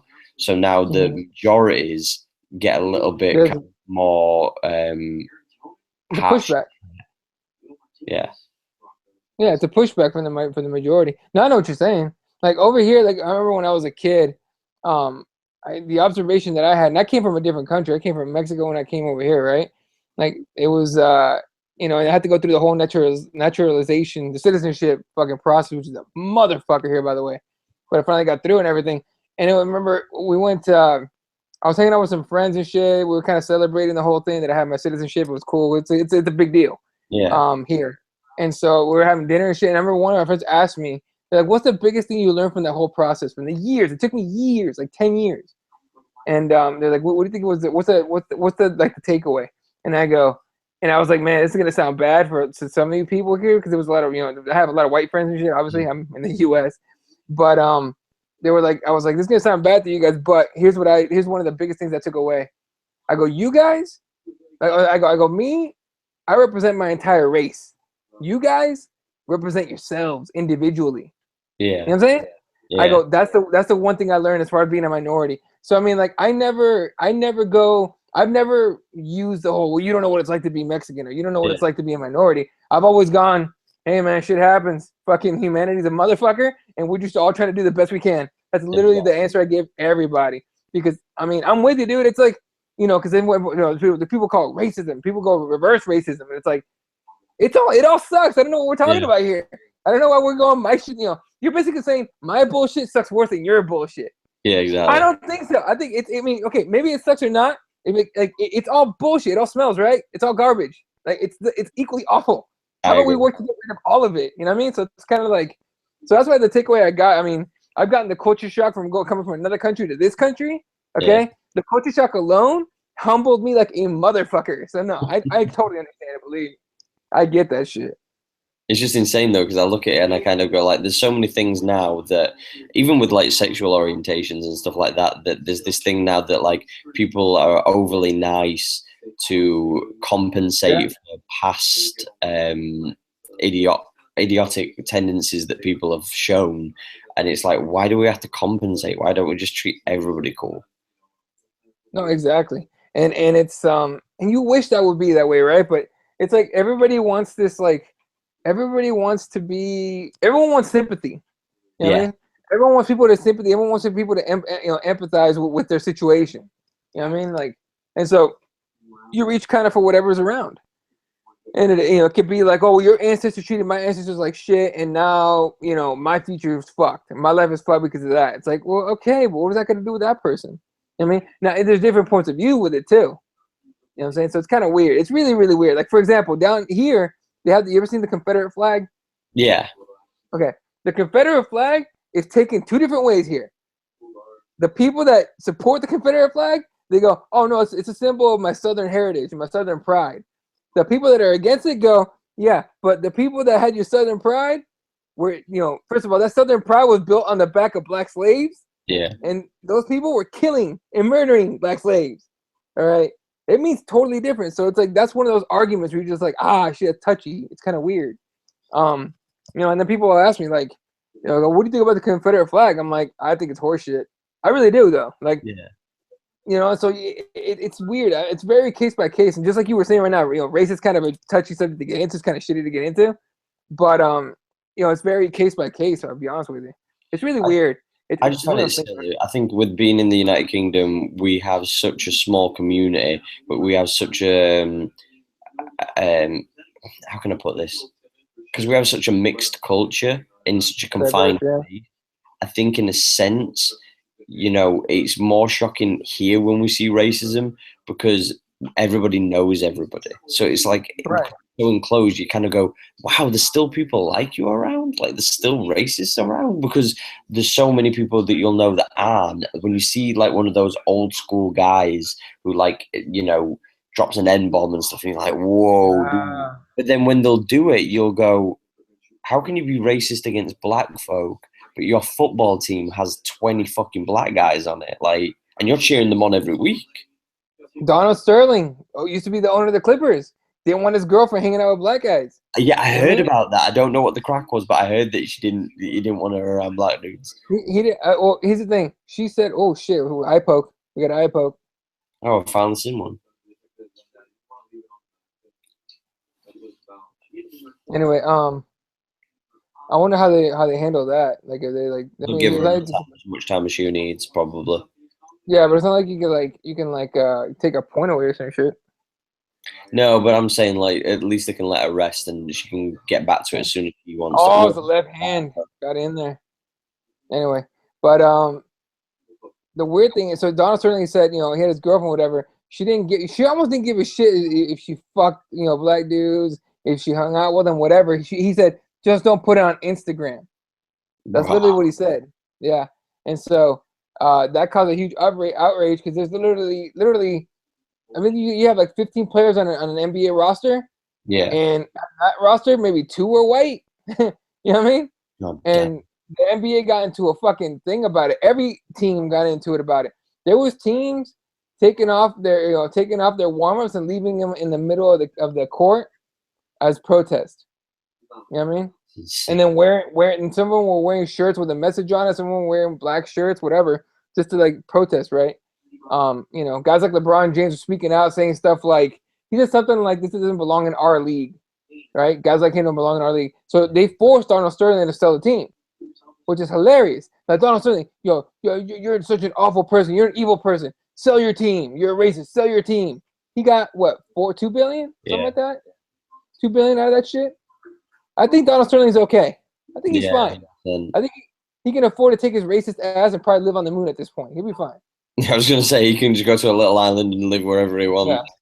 Yeah. So, but, again, racism is such a weird fucking thing because everyone thinks their situation is worse than the other person. You know what I mean? It's like, look at me. You think that's bad? Well, look at this. It's like, oh, God, it sucked. It sucked regardless. Can we fucking agree on that? The weirdest thing in the world is when I'm not saying it's the worst. This is the key thing. I'm not saying it's the worst, but I'll say it's the weirdest when you're a white guy and you experience racism. I bet, dude. I see now. Hey, my best friend's a white dude. All right, there's a white dude named Sean. Okay, him and I ended up playing basketball together every year in high school on the basketball team. And I remember there was a few times where I would bring him somewhere where he was like the only white guy, and it would be a little like weird. But he's very good at breaking that shit.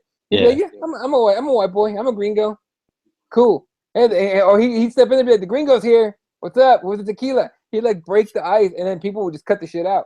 But it's gotta be weird. I just mean, like, when you experience that legit racism, though, like, I bet. Like, it's just a really eerie feeling. It's a really weird one. But I don't know, like, living. Pardon? No, go ahead. No, I was just gonna say, like, living in Leeds, like, with like that kind of area is like very diverse, like all kinds of different cultures and whatnot. So like, it's not as bad. Then when you go to like certain areas, I thought you were going backwards then. Dude, they're getting real testy right here, man. They're a little mad at each other. A lot of shoving going on. Yeah. But yeah, like when you go to certain areas though, where it's like a predominantly black culture, or like an Asian culture or whatnot, like Yeah. you can feel the animosity. And it's like the weird thing is though is those same people you could be at a club with, or you could be in a shop with, or work with, or whatever, and everything's cool. Yeah. But as soon as you're walking around in a certain area that's predominantly like that race or whatever you want to reference it as, like you can feel the eyes on you. Yeah, I bet, man. This got to be kind of weird, especially for the from the majority perspective, right? No, let me ask you this, dude, because I always see these videos from like the UK of like people hating on Muslims, like they call it, like they have like a Muslim problem, and I'm like, what the fuck? That's like it's like kind of crazy. It's bullshit. It's you know what it is it's the kind of, here we go. It's the fake news thing. Is it? Okay. It's what it is it's the media. So say for example, like there'll be like you have in the States where you might have one white kid who shoots up a whatever supermarket, cinema, whatever. Nobody turns around and goes, this guy is a Christian racist. They automatically go, this guy's mentally ill. Oh, okay. Now, if a Muslim guy did something in your country, it'd be like a big terrorist thing. The thing is with ours, because we're so, again, because of comparison of size, because when something big happens here, because we're a small country, it gets blown up to proportion. So every time something that's Muslim orientated happens, no matter how small, it's a big deal because there's a small amount of us in this country. So that's where it starts to extend further. But yeah, man, like, I think it's stupid. My main thing with the whole Muslim thing is I know many people who are totally fucking awesome, and there is nothing about them that is malicious in any context. And then I'll put it this way: I know more racist white people towards Muslims than I know Muslim people that are horrible towards like white guys, white people, whatever you want to call us. I hear you. I just think I always, yeah. It just gets. I always find it weird, dude. I just think it gets blown up because the thing is, I think what it is there's more, like you said before with the sports thing, like controversy sells more newspapers. Right. But there's only like 14 million people that live in the United Kingdom, something stupid like that. All I know is that I think there's only like 1 million people or like 2 million people that are Muslim that live in the United Kingdom. Right. And they make out as if we've got this like epidemic where we're like covered in millions and billions and trillions of them. It's like, come on. If Muslims wanted to destroy the world and all, like when they claim that, Muslims are trying to take over the world and stuff like that, there's apparently something like 1.2 billion Muslims in the world. Let's be completely honest. If they wanted to formulate a plan, they would most undoubtedly take over the planet. Like, let's be serious. No, for sure, dude. The whole thing doesn't make any sense, honestly. Like whenever I see like shit from the UK as far as the news goes, oh shit, she's got the armbar with the right hands or the legs tight, like fucking crossed over. She's pressuring down there, so she should be okay for the moment. Yeah, she's okay, but just riding time is piling up.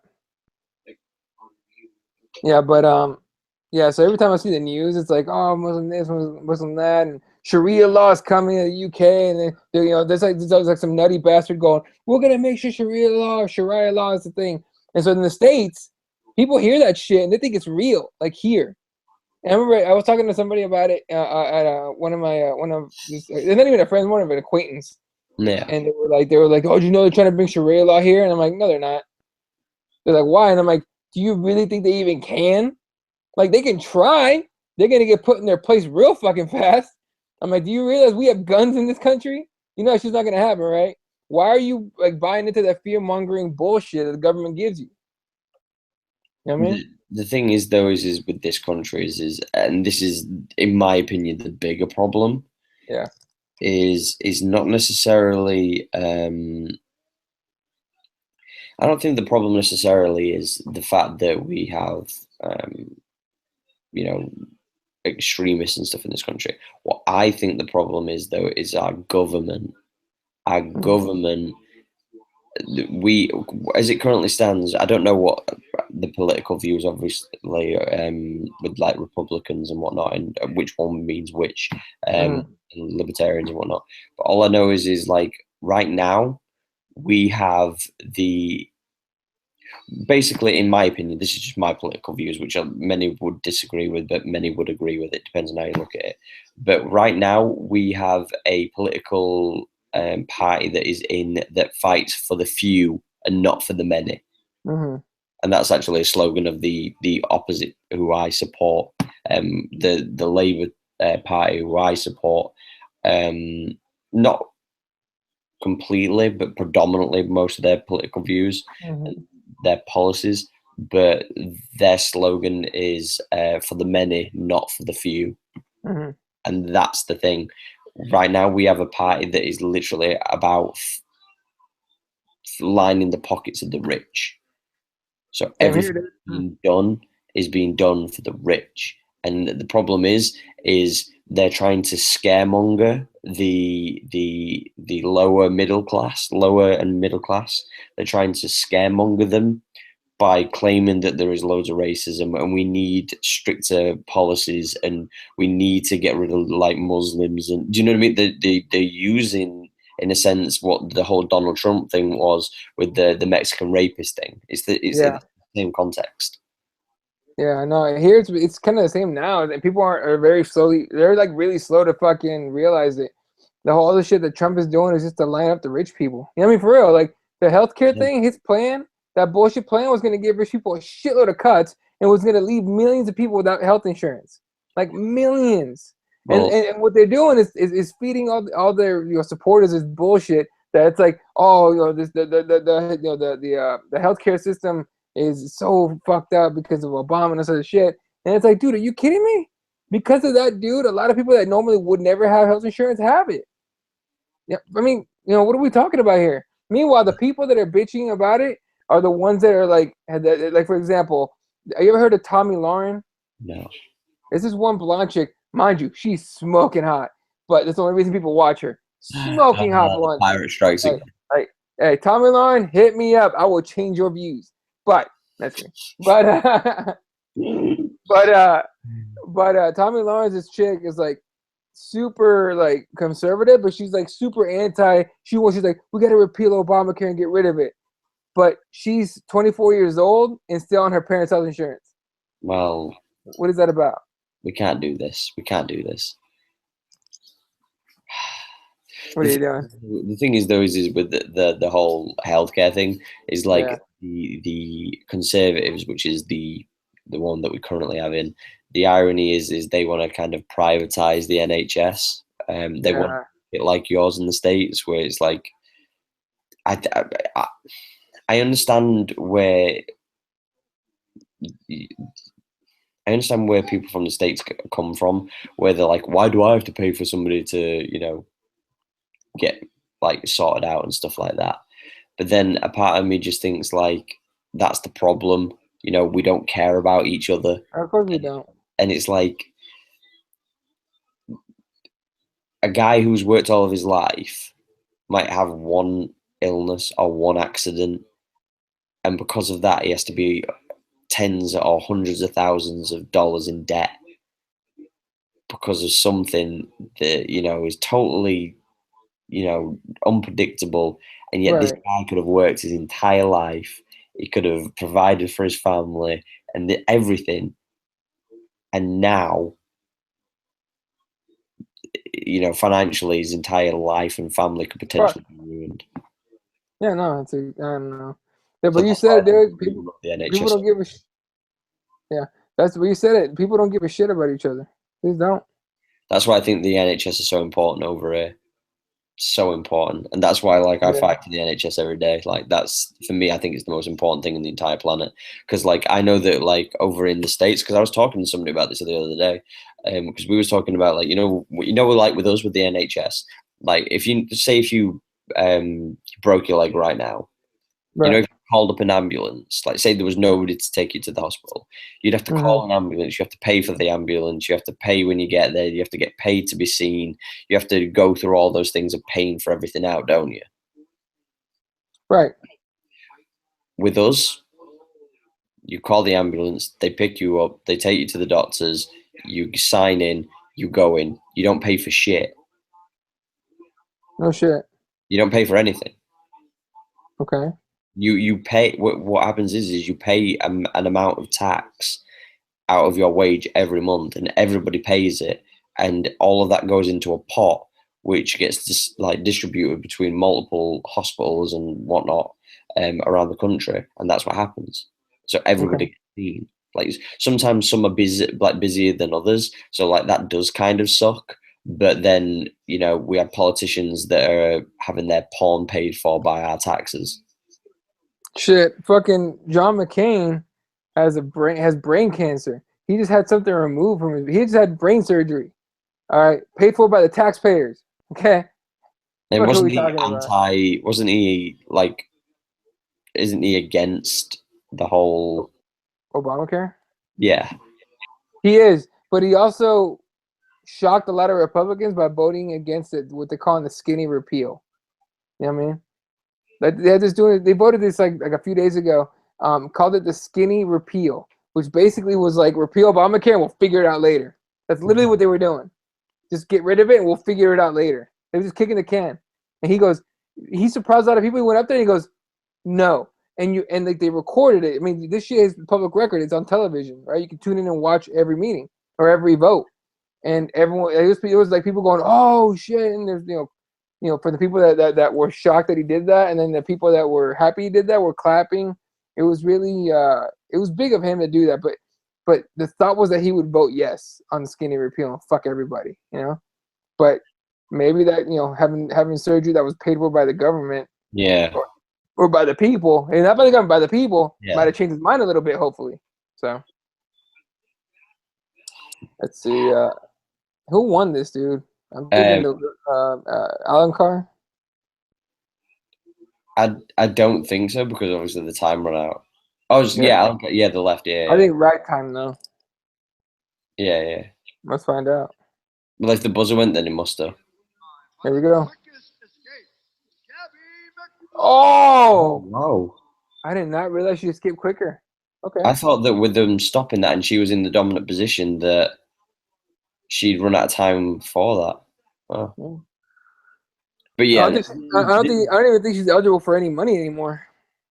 well that yeah. Well, now it's just fighting for the title, isn't it? Well, no, she must be because she has one for the final. If she wins a final, she wins something. She just needs to win the final. Yeah. Because that's one fight, isn't it? You have to win one. Like it just goes down the more you go through the tournament. Right. But yeah, at the end of the day, I would never ever get rid of the NHS ever. Yeah, that's weird. I think maybe I think as because I give a fuck about people. Like, I can afford my own health insurance. Thankfully. But like I care about the health of the people, so I don't mind having to put in for that a little bit. I just find it silly that for an extra say the big wigs, like the big millionaires or whatever, for them to pay an extra grand a year, and that could if everybody did that and there's X amount of 100 million of your people around, an extra 500 million into your healthcare service, god damn, that'd help. Yeah. Yeah, I don't know what it is, man. The mindset here is just about, fuck everybody else. I'm gonna get as much as I can. So this Yeah, is another semifinal. So the one finalist is Gabby McCombs. This is gonna be beat the between, number one seed. yeah. Is it between Sullivan? No, it's not Sullivan. It's somebody else. Uh-oh. Smadja and somebody else. With the Christmas pajama bottoms, let's go. Smadja against Blanchfield. That's right. Both had quick finishes in the last bout. Yeah. Let's finish. Another quick finish. Come on. I'm getting Let's tired. go. It's 10:30. It's almost 10:30 here. I know it's like what 7:30 for you. 6:30. 6:30. 6:30. I don't know how the fuck you're awake, buddy. I'm barely awake right now. Oh, standing guillotine. Nah, she ain't got that shit. I know, but Really it ain't looked got that. it looked cool.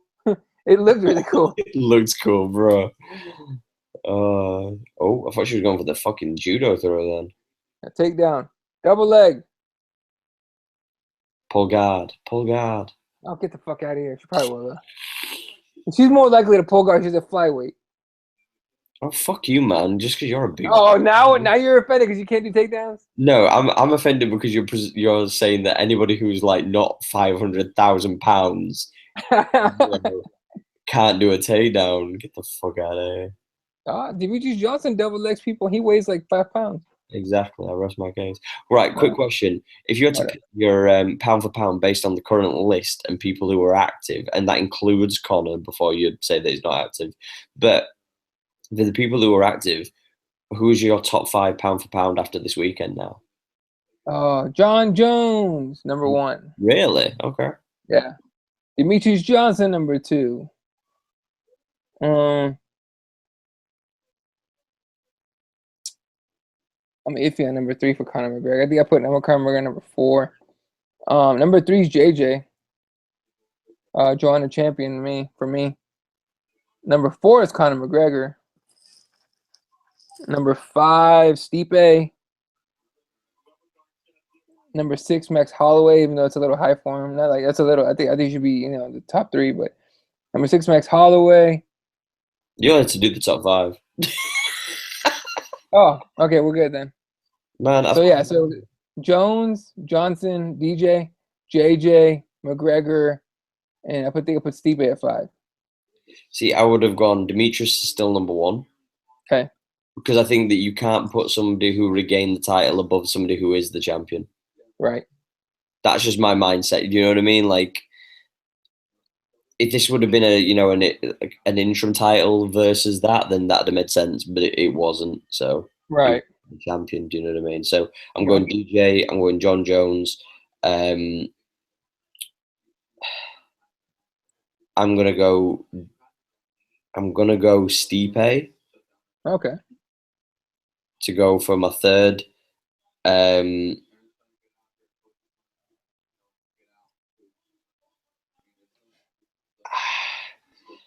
I really do want to throw in a curveball, but I'm not going to. I don't think. I was going to throw in Joanna because I think she doesn't get the respect that she deserves. Well, she defends her belt fucking pretty often. So, and then I would have gone 5th with Connor. Okay. The only reason I throw Connor in there is just because it is what it is. Do you know what I mean? Like, I gotcha. The way it goes. So, but I definitely don't believe that he should be in the top 4. No. No, there's no way he can be in the top 4 and not compete in just under a year. I can't do it. Yeah. It's like what we were saying the other day, the rankings are bullshit because, Korean Zombie can be out for 3 years and come back and be 5th. Like that I can't do that. Yeah, it doesn't make sense. No, like you're dying there, bro. You good? I'm fucking, dude, I've been away for a long, you've been away longer, but I've been like, it's been a rough week, man, and this weekend was kind of wild. Not wild, but it was like tiring. I feel your pain. Like, bear in mind that I'm running on 4.5 hours sleep in the past, what are we on now? Like 58 hours. You should have taken a nap today, man. Fuck. I did. I had an hour's nap. Oh. When I went to bed this morning at 6:30, I was up 9:30. Yeah. So I had 3 hours sleep. Went to work, come back. I had an hour's sleep. So I've had 4.5 hours, 4.5 hours in the past 48 hours. Jesus, I don't know how you did that 24 hours, man. I'm a bad man. Fuck that. Oh, the ref trips her. Ref trip takedown. Ref trip takedown. She should have jumped on her. Yeah, she should have jumped on her. Didn't you, when you were watching the DC John Jones fight, did you notice that like Big John just got in the fucking way? A little bit. Especially when John Jones went for a takedown and like he nearly tripped up over Big John. Yeah, Big John kind of had to get his ass out the way. Oh, hip toss. Wizard. Oh, judo. Right to full guard though. Gotta love Breaking pulling guard, eh? Yeah, breaking the posture. Trying hard with a gable grip. Lets it go. You do that where you lock your ankles behind the guard? Nope. Never close guard. Never close guard. Never close guard. Unless I'm fighting against somebody who's ridiculously smaller than me. That's just to annoy him because they can't do anything. Hey, little guy, try to get That's out of here. just trolling. It's just trolling. Yeah, It's like if DC would have been in John Jones' guard, that'd John been bad. Jones would have done that, and DC would have not landed one punch to the head once.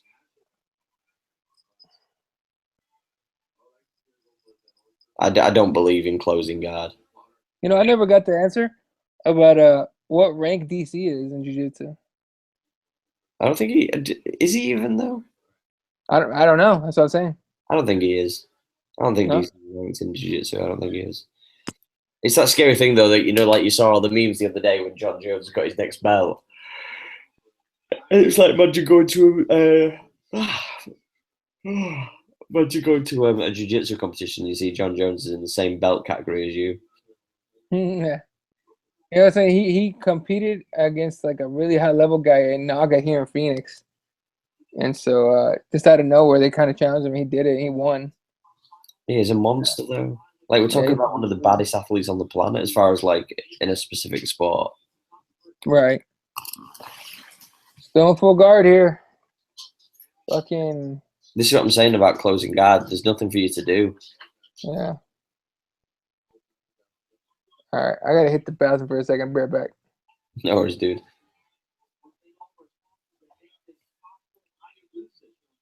Knee pressure now going down. Ugh. My dog's looking at me right now, so disappointed. Like, why are you still awake? Big yawn, powerful yawn. I just want to give a shout out again to our sponsors, Receptra, RECEPTRA, naturals.com. If you're in the States, make sure you use the heel hook for all your beautiful CBD needs. If you're just trying to get healthy, I couldn't recommend these more.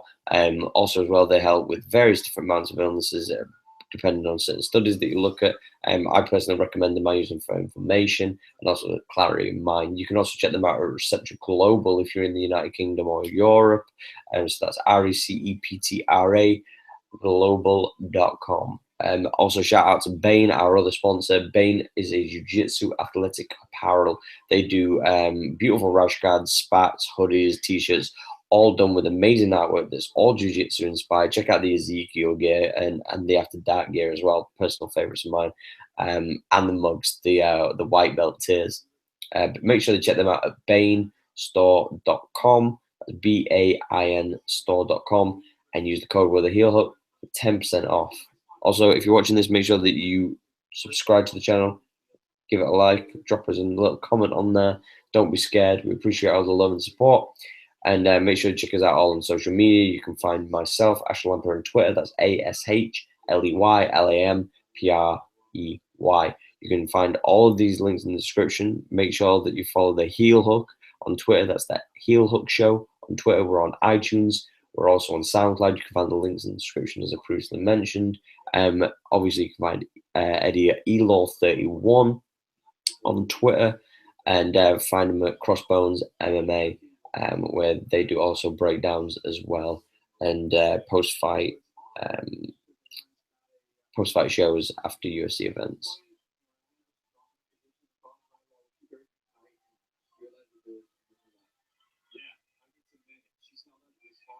Pierce will be back at the back end of the week, probably the Thursday.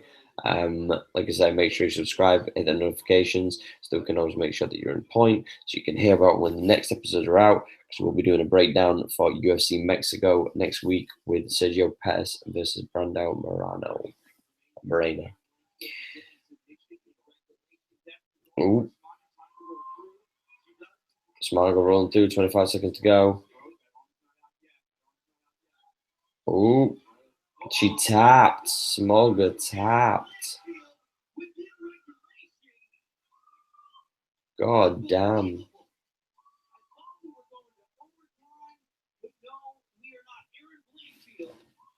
Langfield is through. Looks like Slogger's suffering with that arm though.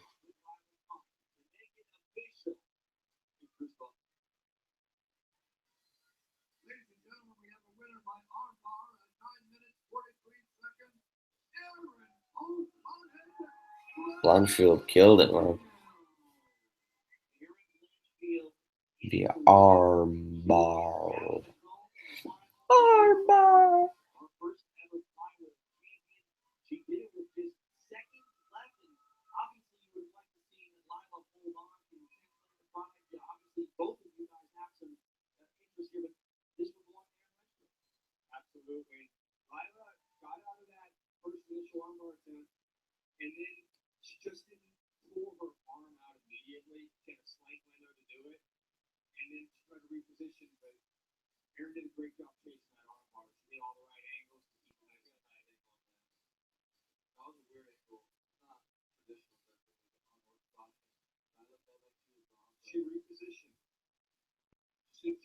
Right now, I'm currently reading a tweet that Big John McCarthy replied to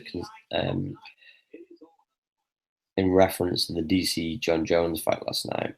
Somebody asked him, looking back, do you think you should have stopped the fight earlier, or are you happy with the stoppage? He replied, every referee wants to be perfect, but that's just not possible.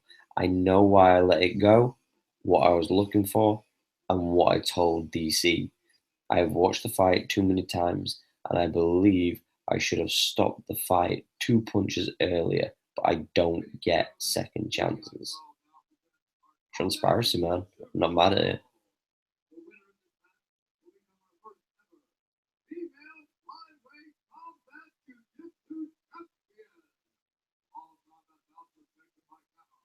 P.S. I can't wait to see Nathaniel Wood, the prospect, Cage Warriors champion, compete in the UFC soon.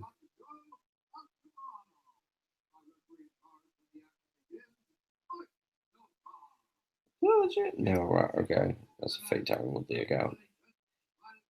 I just saw a tweet saying I knocked out 1 million viewers last night. I am the greatest of all time, 100. God damn. Wow, somebody just put the thing on blast. The Jones crime meme's cool. Hawani crime meme's cool. The Jordan crime meme's cool. DC crime meme's cruel and ignorant. What are you talking about? I'm just reading through some tweets because I just saw somebody just tweeted the John Jones crime meme, cool. The Ariel Watney crime meme, cool. The Jordan crime meme, cool. DC crime meme, cruel and ignorant. Yes, it is. What's going on? Ah, you pussies. Did you see what John McCarthy has replied to somebody on Twitter? What? They asked him how he felt about his stoppage and if he was happy with it. To do with, obviously, some people were saying the DC one was a bit delayed. He replied, every referee wants to be perfect. Oh, God, it's the biggest show in the world. Ah! God damn, every referee wants to be perfect, but that's just not possible. I know what I was looking for and why I let it go and what I told DC. I have watched the fight too many times and I believe I should have stopped the fight 2 punches earlier, but I don't get second chances. I love the transparency. Yeah. That's weird. Why? No, that he's like, because you usually don't get refs to admit that they should have stopped it early.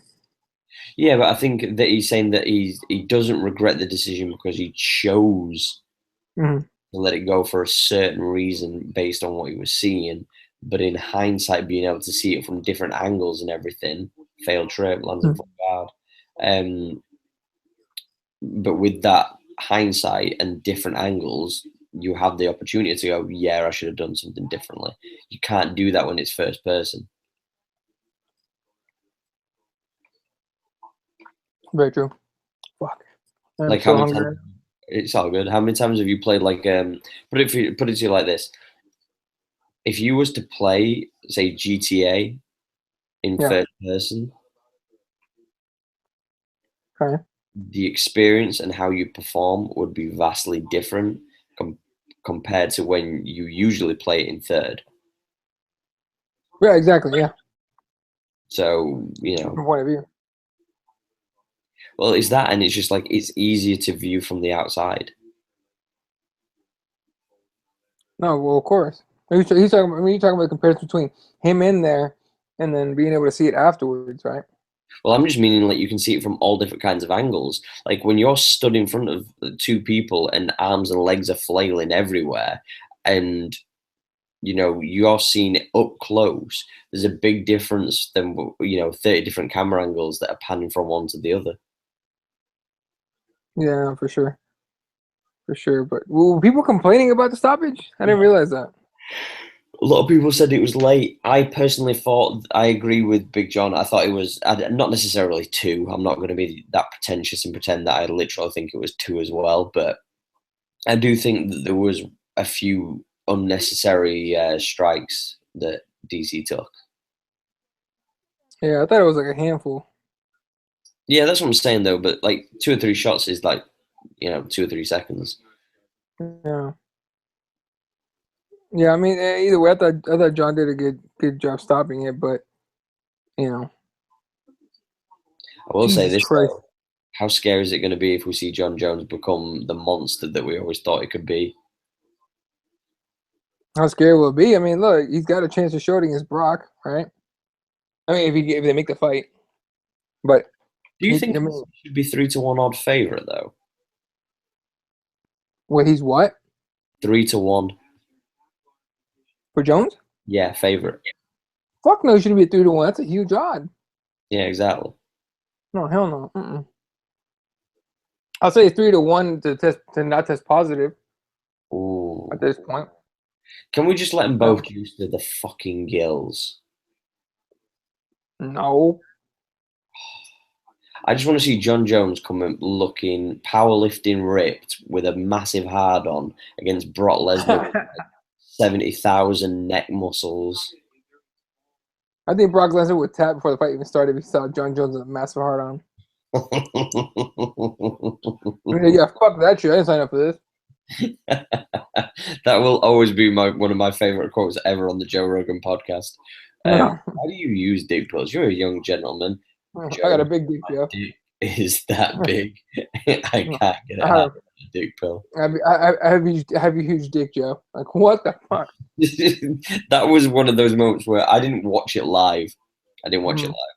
And when it was streaming, I saw that quote on fucking on Twitter, and I actually went onto the YouTube stream and actually rewound it and watched it. And I don't ever watch Joe Rogan's on YouTube.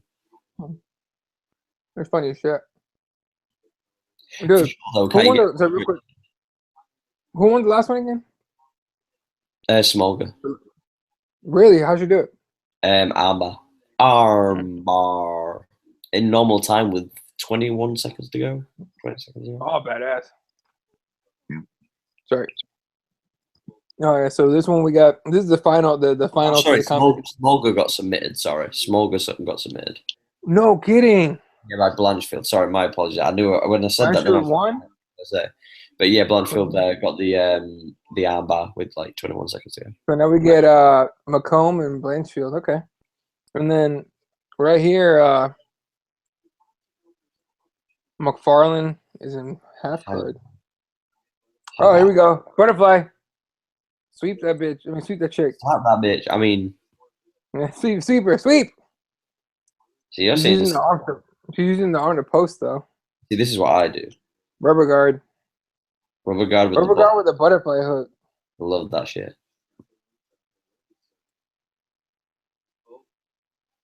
You don't reach for the underhook on that leg. It depends. It depends what I'm trying to work for. If I know that I could get, if like it looks like here, she's trying to. No, no. I thought she was actually trying to roll for the omoplata at first. Oh, That's what I was gonna say. I was gonna say omoplata right here, but yeah. you can still get it here. She could get the triangle there. Oh yeah. Just gotta grab the arm now. Yeah, she's going for it. She's isolating the other one, get it away. Almost trying to pin it on her butt. She's gonna reach for the other arm in a second here and just drag it across. There he goes. There he goes. Now you just slap her. Oh, yeah. Kimura grip. That's the other thing about the rubber guard that's beautiful if you were in combat jiu-jitsu. Like once you isolate with that that left leg arm, you could just slap the piss out of her with that other hand. Yeah. Keep the half guard. She's trying to make a roll out of that thing. Yeah, she's not gonna roll. Oh, she trapped one leg. She's just gonna pressure her with pass. Oh, here we go. Armbar. Armbar. Armbar with a Kimura grip. I always find that really weird as well. It's never anything I ever go for. No. I never work for a Kimura ever. Oh, from top, he's dominant right here. His power right here. Power position right here. I find it really awkward going for a Kimura. I don't know why. Because you're on your back, opening your. Well, I always have my closed guard, but you have to like open up your hips a little more to reach for it, and you have to get it quick. You know what I mean? Even when I've got the grip, though, I find it weird to, like to pivot around the back. Right. I always find it weird. I don't know why. I had to drill it a million times. Still not perfect. I still got to work on it more. It's definitely probably one of my most poorest techniques. I'd definitely say that. For me, it's tap. Yeah, like it's a really good power technique for me because I'll get it, and then of course you just bring it up and then you bring it out, right? Yeah. But I'm so strong where I do that very very hard very quickly. They'll tap before I even extend it because they realize what's about to happen. And you've got the isolation with having the powerful legs as well. Exactly. I can squeeze them and keep you in place. You're not going anywhere. You know what I mean? Unless you're that strong. We're never rolling, just so you know. I hear you. I feel like if we end up in the same place at some point, we're just gonna drink the whole time. Yeah, 100%. There's gonna be a lot of smoke and a lot of beer. Yeah. Bourbon, nice bourbon and bongs, my dear friend. Yeah, I hear that shit. Nice to give her a belt. It's kind of weird looking, but they give her a belt. It's kind of weird that they give him a silver belt. I know it's the mini tournament, but still. Yeah. Someone grabs this. Catch this. Oh, it's been in your mouth, you scruffy fuck. Finally, we're gonna get the finals for EBI. Finally. Richie Martinez. He came to my school and did a seminar. Yeah. He's a bad motherfucker. Powerful teacher Sanders. Richie Martinez came to our school, did a seminar, was teaching us a bunch. He goes, first thing he does, he goes, okay, is anyone here not flexible? Oh. And everyone's like, of course, all the heavyweight, we all put our hands up. He goes, good, because it doesn't matter. I'm like, oh, sweet. So he taught us a bunch of omoplatas and omoplata setups. Beautiful shit, dude. Like, I felt powerful doing this shit. And I actually pulled some of those off in training and an open mat. So, yeah, a lot of mean shit though that he taught us too. And then he was awesome, dude. He like took pictures of everyone. He answered all the questions we had. Like he was cool as fuck. I think it's important though to, I don't know, don't you feel that like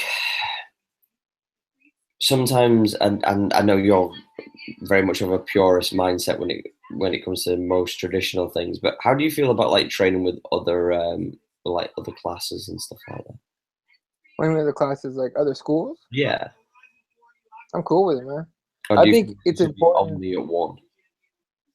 I think though, here's the thing. I think if you only train at one, you're not gonna get different looks. You know what I mean? And different styles. Look, anybody was it like, obviously 10th Planet's a very unique system, right? They got crackhead control and all of this shit that I love the names of, by the way, but I'm just not flexible enough to pull half that shit off.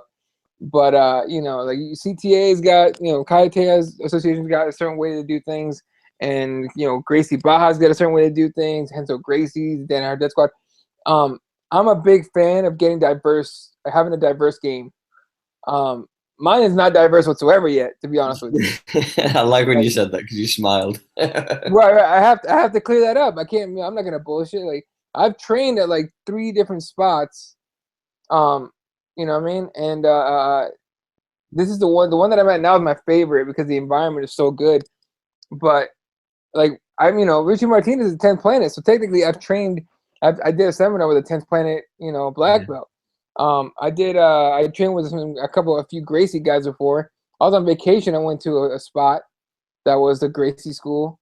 You know what I mean? Like I think it's good to go to different places. But I think if you do like a training camp for a fight, you need consistency. Oh, You know what I mean? So if you're training for a fight, especially with MMA, you want to be in one spot or at least train with the same people. You know what I mean? If it's like a jiu-jitsu training camp, like I do, well, my weight cuts are shitty because I'm an awful eater, to be honest with you. So I do my weight cuts and stuff. So when I do training camp, I stay in the same spot. I just go to J Page Jiu-Jitsu and train my ass off, man. But I think if I had the chance to drive around, to go around a bit, I would love to go train elsewhere, to a few different spots. Like I'm gonna go to San Diego hopefully in the next 3-4 months. I'm gonna try and hit up 10th Planet, 10 Planet Freaks and go train with Richie for a day or something. Yeah. When I was in Hawaii, they had what was it called? I didn't make it there because all their classes and open mats were when I had shit scheduled for for vacation. Yeah. It was like New Breed Jiu-Jitsu on Kauai Island. And I actually drove by their spot. I got to see it. It was actually a pretty nice little spot. Pretty small, but it was cool. And so it's like I don't know. I like to think that if I'm able to go to different places, that I would absorb different stuff. Everyone does things differently, man. And so I think I'm a big fan of training also, different spots and getting different looks. But again, if you're training for a fight, you need consistency like a motherfucker, man. See, I don't know. Like I've only trained at 2 different places Mm-hmm. in the short period of time I've been training, jiu-jitsu anyway. But I don't know. Like the one of the places that I went to, they was very close-minded. They wanted literally. It was like their way or no way. Like you trained their way and you rolled their way. If you didn't roll their way, it was wrong. And I was like, Right. that's not completely true. Like it's not completely right. Yeah, that's not right. I don't get that. I honestly, in jiu-jitsu, I don't think there's anything like right or wrong, like right way or wrong way. Um, I do think that behavior-wise is the right one the wrong way. You know what I Isn't mean? like a Dylan Dennis kind of bullshit. Exactly, dude. Because Dylan Dennis is a douchebag, and a lot of people aren't like him. I don't think anybody's supposed to be like that in jiu-jitsu. I think there's a reason. Look, if Marcelo Garcia kicks you out of his gym or suspends you from his gym, that's saying a shitload. Because that man is all about doing the right thing. You know what I mean? So, you know, that's what a lot of people were a lot of people supported Marcelo Garcia when he suspended Dylan Dennis from his gym.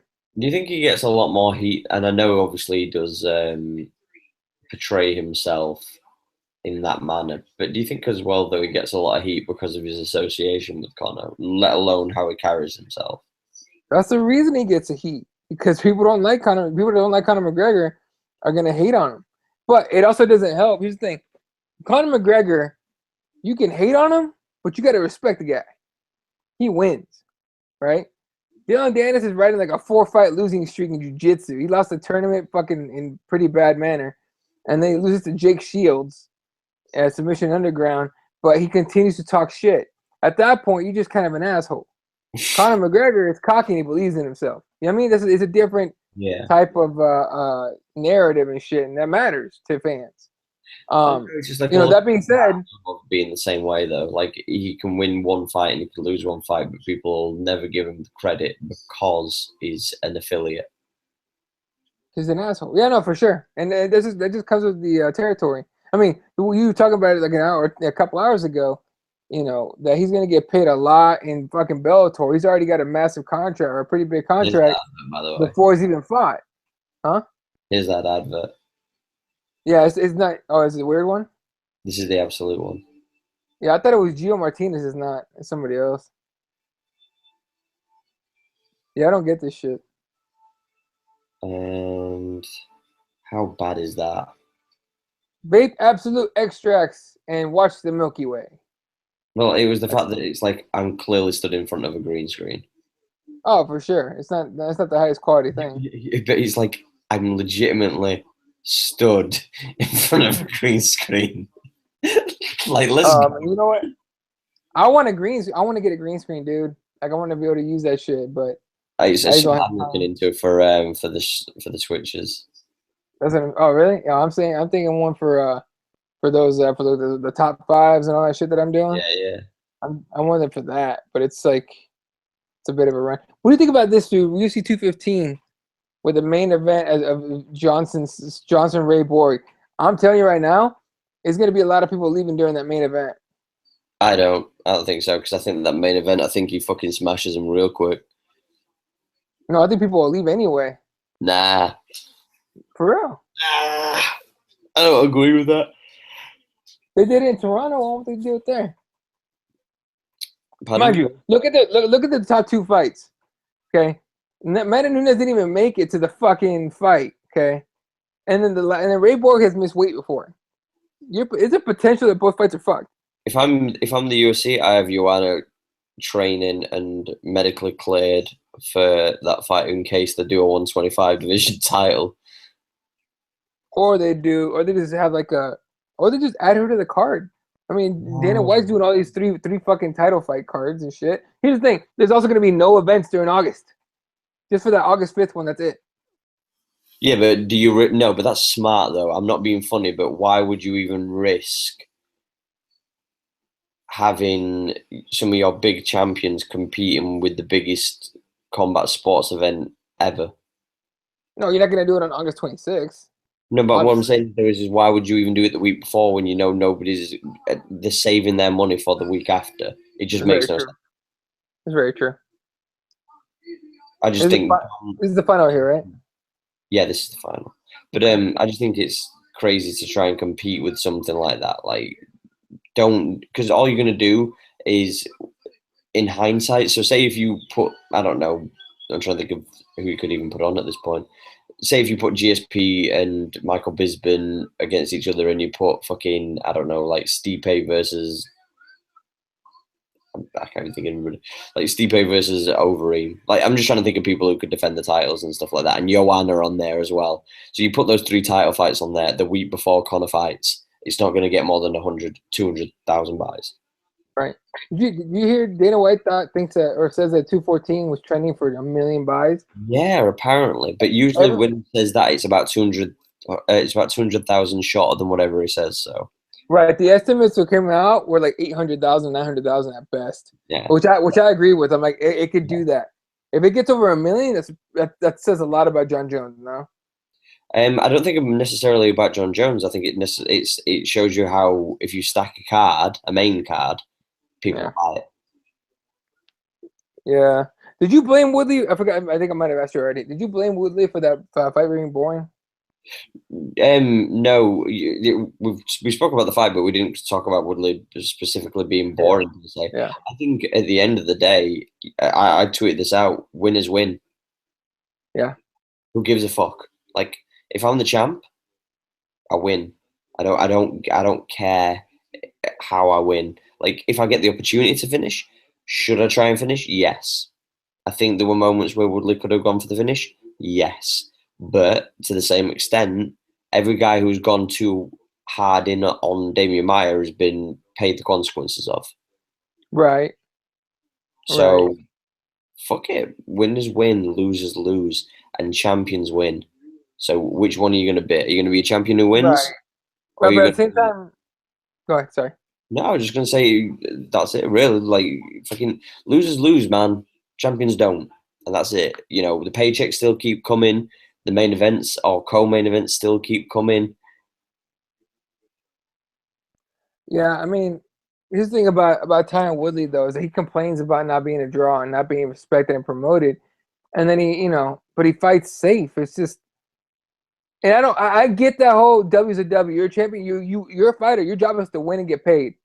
You know what I mean? But you can't complain about not getting a big payday when nobody wants to watch you. You know what I But mean? Now that, I'm not saying he has to change or that he's in the wrong for being the way he is. I'm just saying, kind of quit complaining about not getting those big paydays. And while I agree, if he keeps on talking about it and he positions himself potentially within the next 24 hours on the MMA hour, you're right there, bro. What up? My dog just looked very sheepish at me as if to go. It's probably like, why are you up so early? You're never up this early. Ever.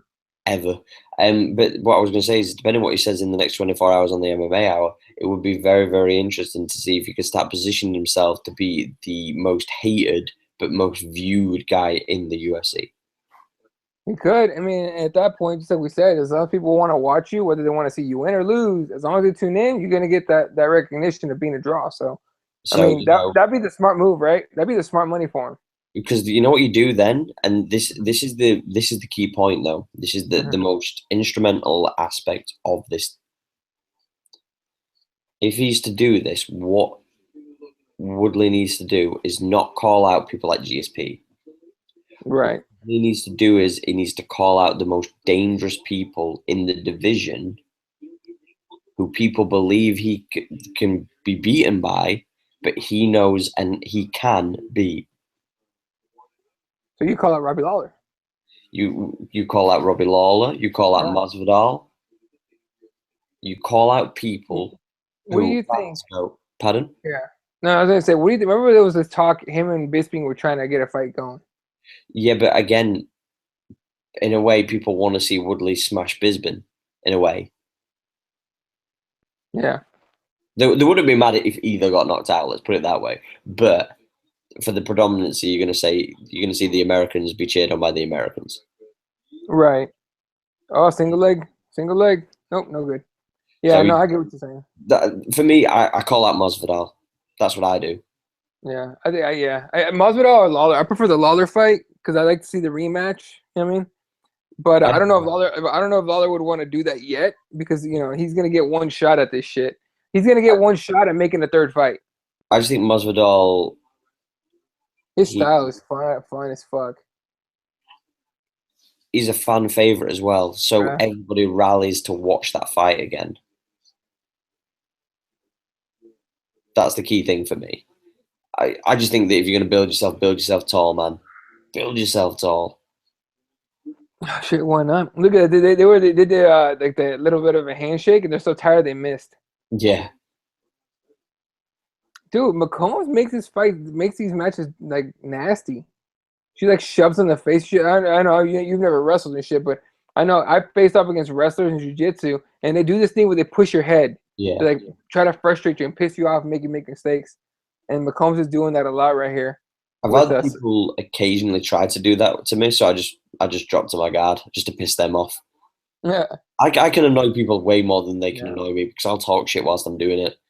Yeah, if someone does that to me, I grab the wrist, and I basically start using that as like fighting for grips. And I go, okay, you want to do that? Grab, and then I fucking pull the arm down, and I try to get, and I usually get an arm around the head, under the head like a guillotine. I scare the shit out of them. No, I just talk mad shit all the time. Do you really? Yeah, I'm really bad for it. I piss a lot of people off when I do it as well. Fucking pro, I bet. I do. The thing is, though, is sometimes I don't even say anything. Kind of. Ooh, I thought she was going to muscle her way through that. Hip toss. I was getting to both. That were a good scramble. But yeah, sometimes I won't even say anything that's like derogatory towards the person. Sometimes I'll just talk shit. Yeah. I'll just say that like they smell, or like I'll just say anything just to get a rise. I'm like, God, stay away from me. No, don't come to me. And then they'll come towards me and they'll overcommit. It's just little things. I just like to keep people off whilst I'm doing it because I know I can. There's certain people, and I think that like it may be one of the reasons why I gravitate towards certain kind of types of fighters. But like, I know how to get under people's skin. I know how to like. I know when I do it on Twitter. Like if I put a tweet out, I know that I'm gonna get reactions from it, and I don't even do it because of that. I just look at it when I look back after I tweet, and I'm like, oh, I know this is gonna fucking stir somebody's asshole, and I know it will. Shit, man. And I don't even. Go on, sorry. 3 minutes left. I think Sullivan on top. Sorry. What's her last name? Blanchfield. Blanchfield. With Blanchfield on top. I'm hoping she gets to finish right here because I'm getting really tired. Oh, Bobby. Whatever, man. That's what I was saying. That 24-hour like Twitch would be difficult as fuck for me, but I could pull it off somehow. I think though the difference is though is if you prepared mentally beforehand, so you had a good sleep, you had coffee, you know what I mean? Food. Yeah, it's about positioning yourself to be right. That's all. And then you just need people to guide you through the entire stream. Yeah. It also Like, doesn't help that I'm like sore as shit. Saturday was a real hard workout. My body's still recovering, and I'm just like all the energy's getting sapped to that. and the other beautiful thing would be to, if you trained hard the day before, then have a big sleep, then Yeah. and then you're not training for 24 hours, your body would be like, yeah, I can chill, I can relax for a day. Yeah. Shit. That'd be good. It'd be a lot of coffee I would need though for sure. A lot of coffee. Sure. Like I might, and I don't know. I don't think it's a 24-hour Twitch if you take like an hour nap in between at some point. Boo. I know. Boo. You can't do that. That's not 24 hours, bro. I would need to get someone to step in for me for like a couple of hours. Oh, I'd be there like tapping the screen, like, wake up, motherfucker. Wake up. Minute 25 left. Bunch still on top. Oh, Bray, what's up with you whining ass? My dog's at the door right now, scratching on it. She wants to be taken out for a walk. My dog's just looking at me, deep stare. Hold up, check this shit out. Look at that stare. Like, He's what? just staring at you. He's legit. Like, look, he's still staring. What's up? Yeah. Bray with the Douglas there. Oh, okay, I won't say it. What? He's just looking at me like. Mm. That's funny as fuck. As well, when we're done with this episode, guys, what I'm going to do is I'm going to break this down into mini episodes. So this will continue for the rest of the week, so you can get our breakdown and opinions on what happened in UFC 211, and also additional to that, we'll be doing one later in the week as we break down the UFC Mexico card, which will be with Sergio Pettis and Brando Moreno. Is that Brandon Moreno? Brandon Moreno, yeah. There we go. So you'll get some beautiful episodes for the next 4 days of us talking mad crazy shit. Oh, they're working for overtime. That sucks, and no one's getting paid. God damn. What are you doing? I'm gonna grab my dog real quick. Hold on. What are you doing? What are you doing? What are you doing? Look at your little smile, feel happy and shit. So. Oh, big yawn from the boy. Oh, big shake. All right, who's going first here? If you want to join me, come on. Let's get you on the podcast, boy. Up we go. Oh, no. All right, then. Go on, up we go. Up we go. Oh, shit, back take. All right, we'll bring... Got the full, what the fuck's wrong with that? No, you can't bring your pig. What's going on there? Bray's a star. You're a celebrity, sir. Bray, Yeah. McComb's in a little bit of trouble here. She's trying to get out of that back take. First overtime with the back. Looks so uncomfortable there, Bray. You good? Blanchfield's still trying to find the finish here. Now they're in like 50-50 sort of. I think she's lost the back. Oh, no. She lost the back. What are we doing? Yeah, she lost the back like a long time ago. So I don't understand. I don't understand how that counts. I think the refs dropped the ball on that shit. That's some dumb shit. We should have the truck though, so.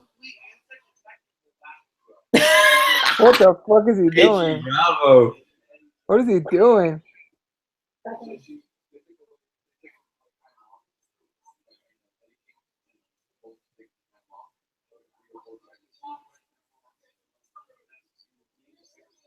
Ready, set, and go.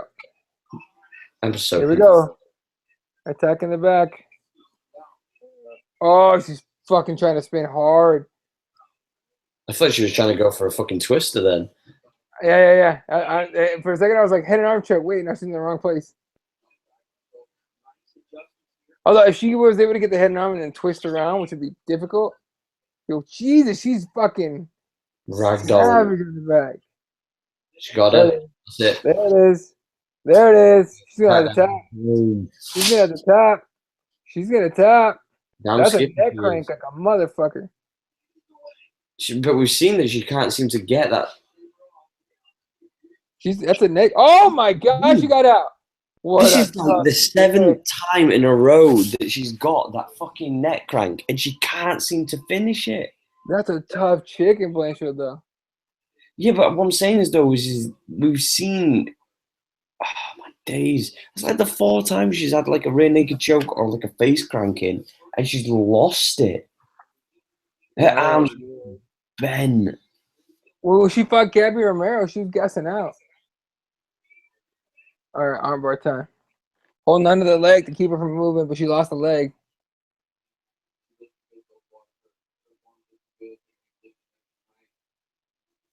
Oh, she's got that arm. She's got that arm. She got it. Oh, tap! Beautiful.